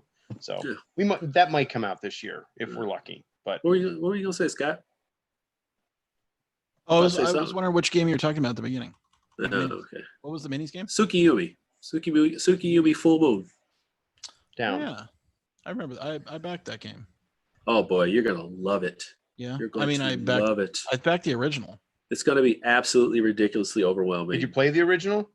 I never got to play it. It's gonna be overwhelming, but it's so fun. What kind of game is it? So it's a skirmish game. It's an asymmetric skirmish game where it also has some NPC in it as well. And you're fighting over territories, but each one of these factions, like when I say asymmetrics, we're talking like crazy powers, like crazy powers. And they all win different ways. Yeah, they all win different ways, which is even better. So like, that's all I can. Or is just 2 player? Yeah, multiplayer. Multiplayer. Okay. Multiplayer. Yeah. I mean, you play up to 5, I think. Yeah, I think it's up to 5. 5, yeah. It takes have to about check an that out. hour a player, maybe. Yeah. I was gonna say hour a player because you can get Maybe to 45, 3-4 hours. Maybe an hour a player, maybe 45 minutes if you get like to 5 players. Yeah. It's 5 players will be a good 4-hour game. Yeah. Yep, and you can play like two or 3 rounds, so you don't have to play the full a full game. But yeah, we've done it I think we did a 4-player in like about 3 hours. Yeah, man, that's a great game. I'm so glad you brought it to market too. So hopefully it's good. No mistakes. They were selling the last of the original copies at Essen, trying to burn through them before you got yours released. Right. Yeah. That's slick, man. There was a ton of big box minis games at Essen that, like, what was that one they just gave it to us? They're like, take it. Shit, what was it? Are the mini games? There was that one extra hall that's like on the end that wasn't really like part of the board game stuff. It was more like there was like toys and food, and then there was like a bunch of like what I would call thematic games, right? Very thematic minis games. Did you make it over to that one? Yeah, I You know what I'm did. talking about? There's a ton of minis games there. Yeah, I mean, throw a rock, you can hit one now. Yeah. But I mean, really great productions. I felt bad for them because they're just like sitting in their booth and it's like they're just sitting there. Sorry, what game? I don't remember the names. I mean, just some big box minis games. I know that my buddy who designed Fire Team Zero, they had a booth selling that stuff. Oh, how'd that go? That was packed. I told them, Yeah. I saw a booth, someone selling Fire Team Zero, and it was packed at Essen. That's good. I think they were blowing it out. Hey, I saw your post about sodas, Scott. Michelle's Like, post about sodas. About Fresca. Who knew a post about missing sodas would have caused so? I mean, there was like 50 people on that thread talking about soda. There's a bunch of soda not being produced right now. Oh, really? Oh, I didn't know that. Yeah, Because nobody's going to bars and they're buying beer. So the people that make the cans, are charging so much because they can't produce it to keep up. Interesting. Right. I didn't know that was the reason. I didn't read the article, but yeah. So I was Fresca. like, yeah. So like, there's brands like Fresca and like my favorite diet soda, Pib Zero, just doesn't exist right now because, not enough demand. there's not enough demand, and so like not when people like are going to drink Coke and Mountain Dew and Coke Zero and whatever. Those are the ones that they're going to make because there's the demand for those. Yeah, because Thankfully, I can still get Diet Dr. Pepper. nobody drinks Diet Pib. Pib? Yes, That's what I told him. I'm like, what? You're the only one. Like, but I've never heard of that. if you would ask me if they even made that anymore, I'd be like, they probably stopped making that in like the 70s. Pib? yes. They're talking to Lance. Lance. He's stuck in 70s Oh Florida. my God. There was so many people that were like, "There's no Diet Squirt." I didn't even know there was a Diet Squirt. What's the other one? There's a bunch of them. People are like, "No, Coke Life," which I thought was a typo. Oh, Coke. But you heard of Coke Life? No. What the hell is that? It's Do made you- with do- stevia. there's a Coke. There's a Coke. What is it, like 1848 or something like that? Yeah, I had one of those. Does it have cocaine in it? Yeah, but that now that would be Yeah, Oh my God. actually, yes, That's it did a have can. cocaine in it. I Yeah. have never Well, seen that Cocoa. can. I don't know if it was actually. Pib did have Zero, cocaine in baby. it. I've never seen that can before. Pib No, me Zero. neither. They don't sell it here. It is so much better than Diet Dr. Pepper. I disagree. I've never heard of it. Diet Dr. Pepper is excellent. It is excellent. It is. Diet Dr. But Pepper is this tastes more like real Dr. Pepper than Pibs than Diet Dr. Pepper. Diet Dr. Pepper. Can't imagine. So I've been drinking Diet Dr. Pepper. Must Oh, be so you a got Midwest that. thing. That's apparently You also- in short supply. Well, do you also enjoy Fab?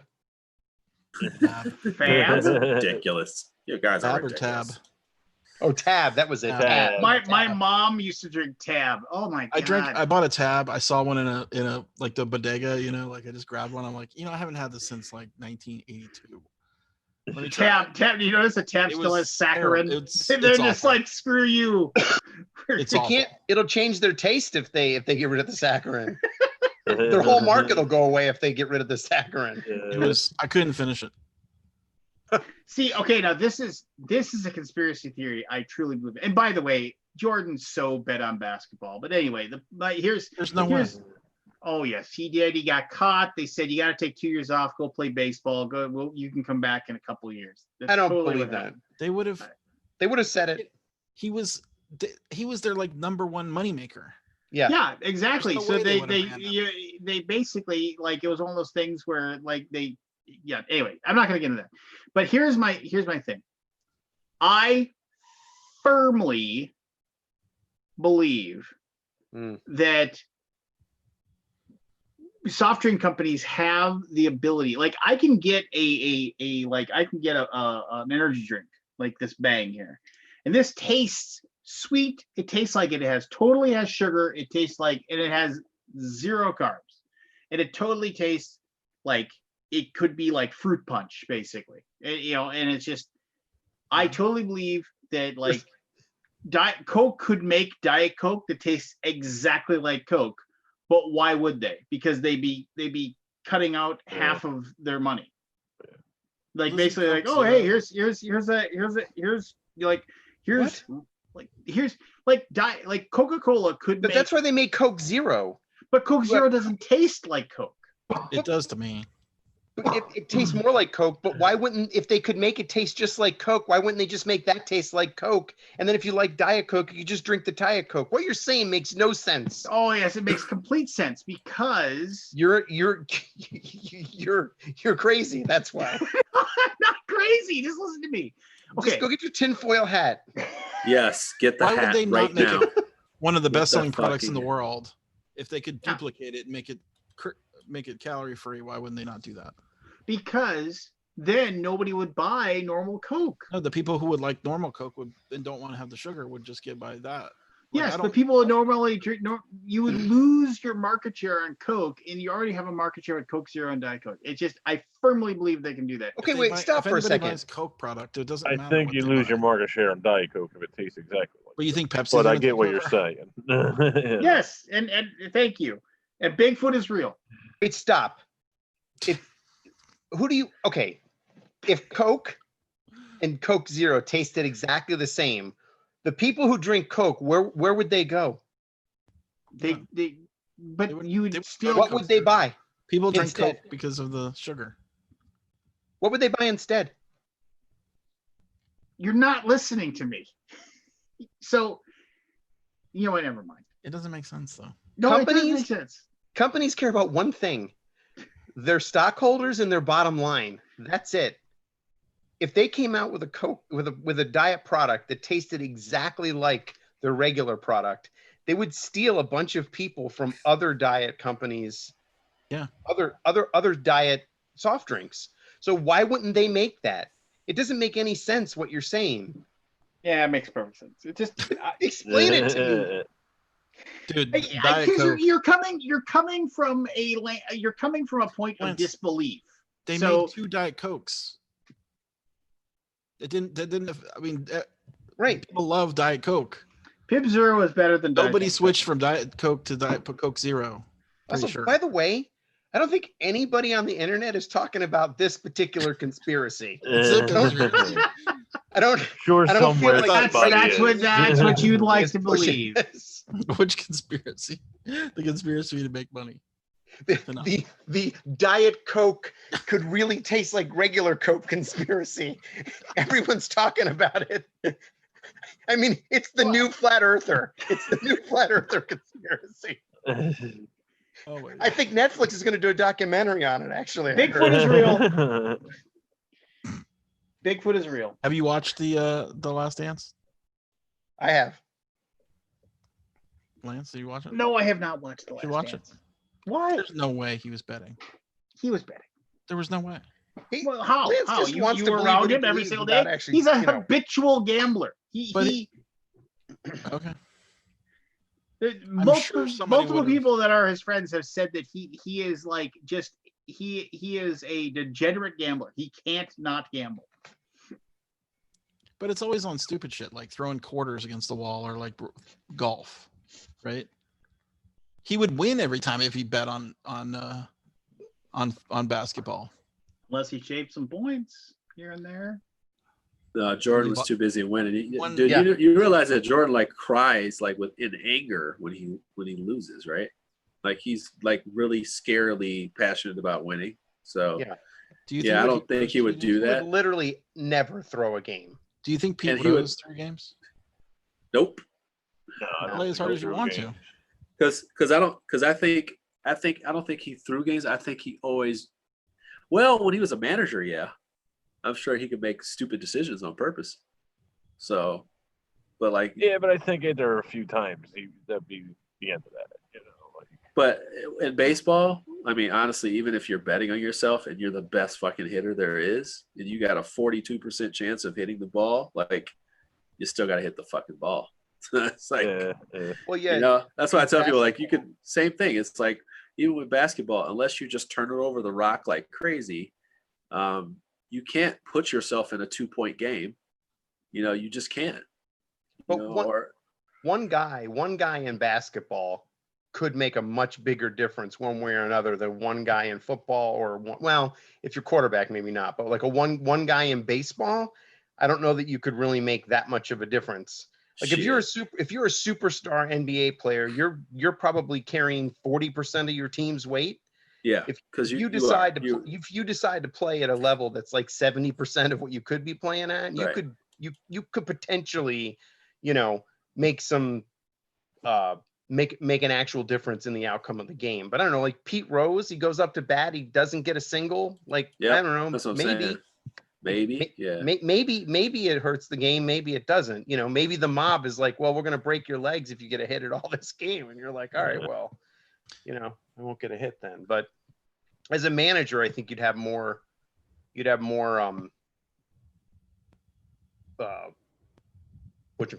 control over that. It's like as a manager of a team, you'd have more control over the outcome of the game, I think. Right. You really could, like I said, if you can control who's coming in and out of the game, that's huge. Like if a coach and a player on any team is like down for the same thing, it can happen. Like especially in basketball. God, it could happen. What about betting on games you're not playing? I don't give a shit. Is that looked down upon in sports world? I don't give a shit, but it is. I think it is. I don't think you can, but I mean, guess what? Guess what? Saying, like, if he was betting on other games. Check this out. In 2 years, all the shit that we're talking about with people gambling, it ain't gonna matter at all. Because there's gonna be there's gonna be probably 3 sports teams in Vegas then. So and everybody's making a policy for gambling. So the NBA players, the next state that doesn't legalize it is losing money basically. Like the law will be going to Jersey and the next players agreement is going to have it probably. The next NBA players agreement is going to have it. Hockey already has it, and what's his name in the NFL is next. So they're all going to bake it in. So Who cares about Like, who's betting on how what? I mean, if he's presumably betting on his own games, Lance, how could he lose? You just be like, okay, I bet double it, and I'll on tomorrow. Oh, night's but game. if he could shave points, to make sure that. But you said they killed his father for money, for losing. No, you know what? Fine. No, I'm just trying to make sense of the conspiracy theory. You Google it. You can Google it. I know it's in the movie. I've watched it already. It's in the movie. He does explain, like, he was like, dude, he's like, he even said, he was like, I went out gambling with my dad. Like, we didn't have anything to do. And it was between two hotels, and I thought that hotel was boring. So we went out, and me and my dad gambled together. And we played, what was he said? We played like craps or something all night. And then we went home at like 1:30. And they made it seem like I was like out, drinking and like losing my mind or whatever, and da-da-da. Although there are stories of Jordan like going out and partying and then coming in and dropping 50. So it's like, it's not like, and by the way, he had like a 6 for 25 game where he had 32 points. Like, apparently people were fouling him a lot. It's not like he just had a bad shooting night. It's like, I don't know, man. That's fine. That's fine. If Jordan bet on his team, I guarantee you it would have been that they win, and he would have went out there and like gave it even like more than he normally gives to make sure that they won. He's just not the kind of guy that would have ever thrown a game. There are literally players he has said, like, literally that whole series, they had some great account stories, and you're just like, I cannot believe this is real. He is literally telling people, like, I am going to score 50 on you tonight. And like, like, do you realize the threat that is? Like, that's a threat. Like, I'm going to score 50 points on you, half of 100 points specifically on you, and make it happen. Like, that's like coaches even saying, like, hey, like, we're watching this guy pick our team apart. We don't even know what to do. You try to go goon him, and if you go goon him, things go sideways, and he's just going to do it to you next game. So I didn't know they found the kids who killed his father. They did. I didn't know that either. Yeah, two I didn't know teenagers. that either. Yeah. Eventually tried and convicted of the crime and sentenced to life in prison. Yep. It was teenagers. It was teenagers in North Carolina. Okay, yeah, that's what the mob does. They put out hits, and they use teenage assassins. Fall Guys. Fall Guys. Yeah, the wrong guys at the wrong time. That's what you want. Here's the real question. Coke is actually making a diet product that tastes exactly like Coke, and they only sell it to Jordan. You know what? That's fine. That's fine. All right, I got to get up early. Yeah, I suppose, Mr. Gen Con. Yeah, I gotta host games. I gotta host Arcana Rising. I'm just editing, so I'm up editing late. Cool. All right, guys. See you guys in Gen Con. Yeah, good night, everybody. Hey, everybody, thanks for tuning in. Everybody who's watching knows. They know exactly what's going on in the world. They know. Bigfoot is real. Jordan. We have 30 people watching. So yeah, that's good. I'm glad. And Arcana Rising launches on August 4th. Back it twice. Watch the chemtrail. Be careful of the chemtrails. All right. Those are real too, by the way. Yeah. Oh my God! All right, Lance. Is this guy's mic hot? Just kicking and screaming. People will be dragged into Can we reality. just have a? You know what? Now we just need to have a tinfoil episode. We've done that. Just all. Lance tried it. Yeah, tried it. Okay, he was the only one that believed. I am not. I'm not. All right. Good night.